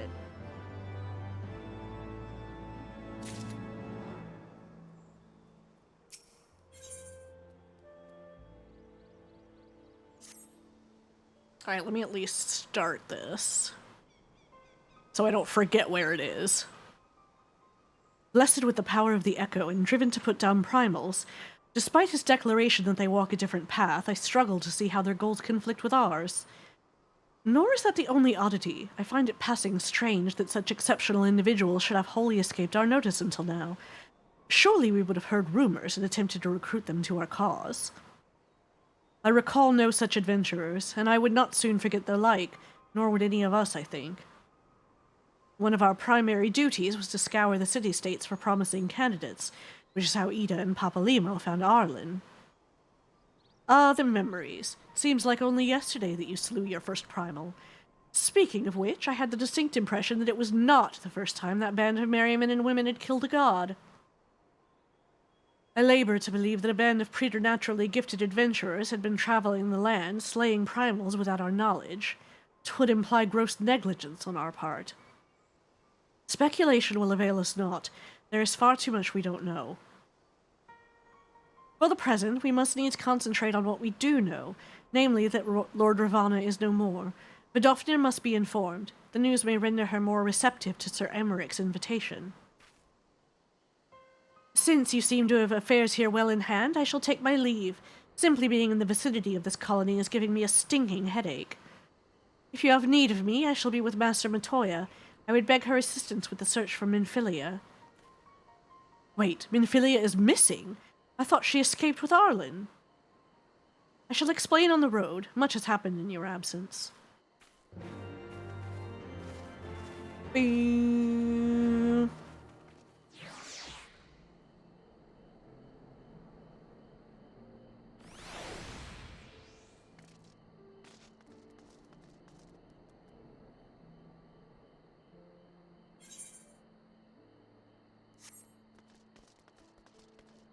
Oh, it actually put me right here.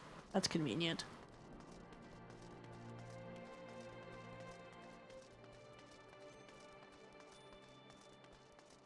Okay. Alright, so we are in a sanctuary. So I will go ahead and call it now that we have rescued the boy. So, thank you guys for turning up. I appreciate it. Next stream should be Midnight Suns, and then, because my plan was to alternate, but I was so close to the end of Heavensward that I was like, I want to finish it. So, next one should be Midnight Suns, and then at some point I want to do the rest of, I still have to finish off Fatal Frame. I have not forgotten about it. So, we will still finish that off. So, all right, thank you guys again. I appreciate it, and I will see you before too much longer now that I am not feeling crappy anymore. So, good night.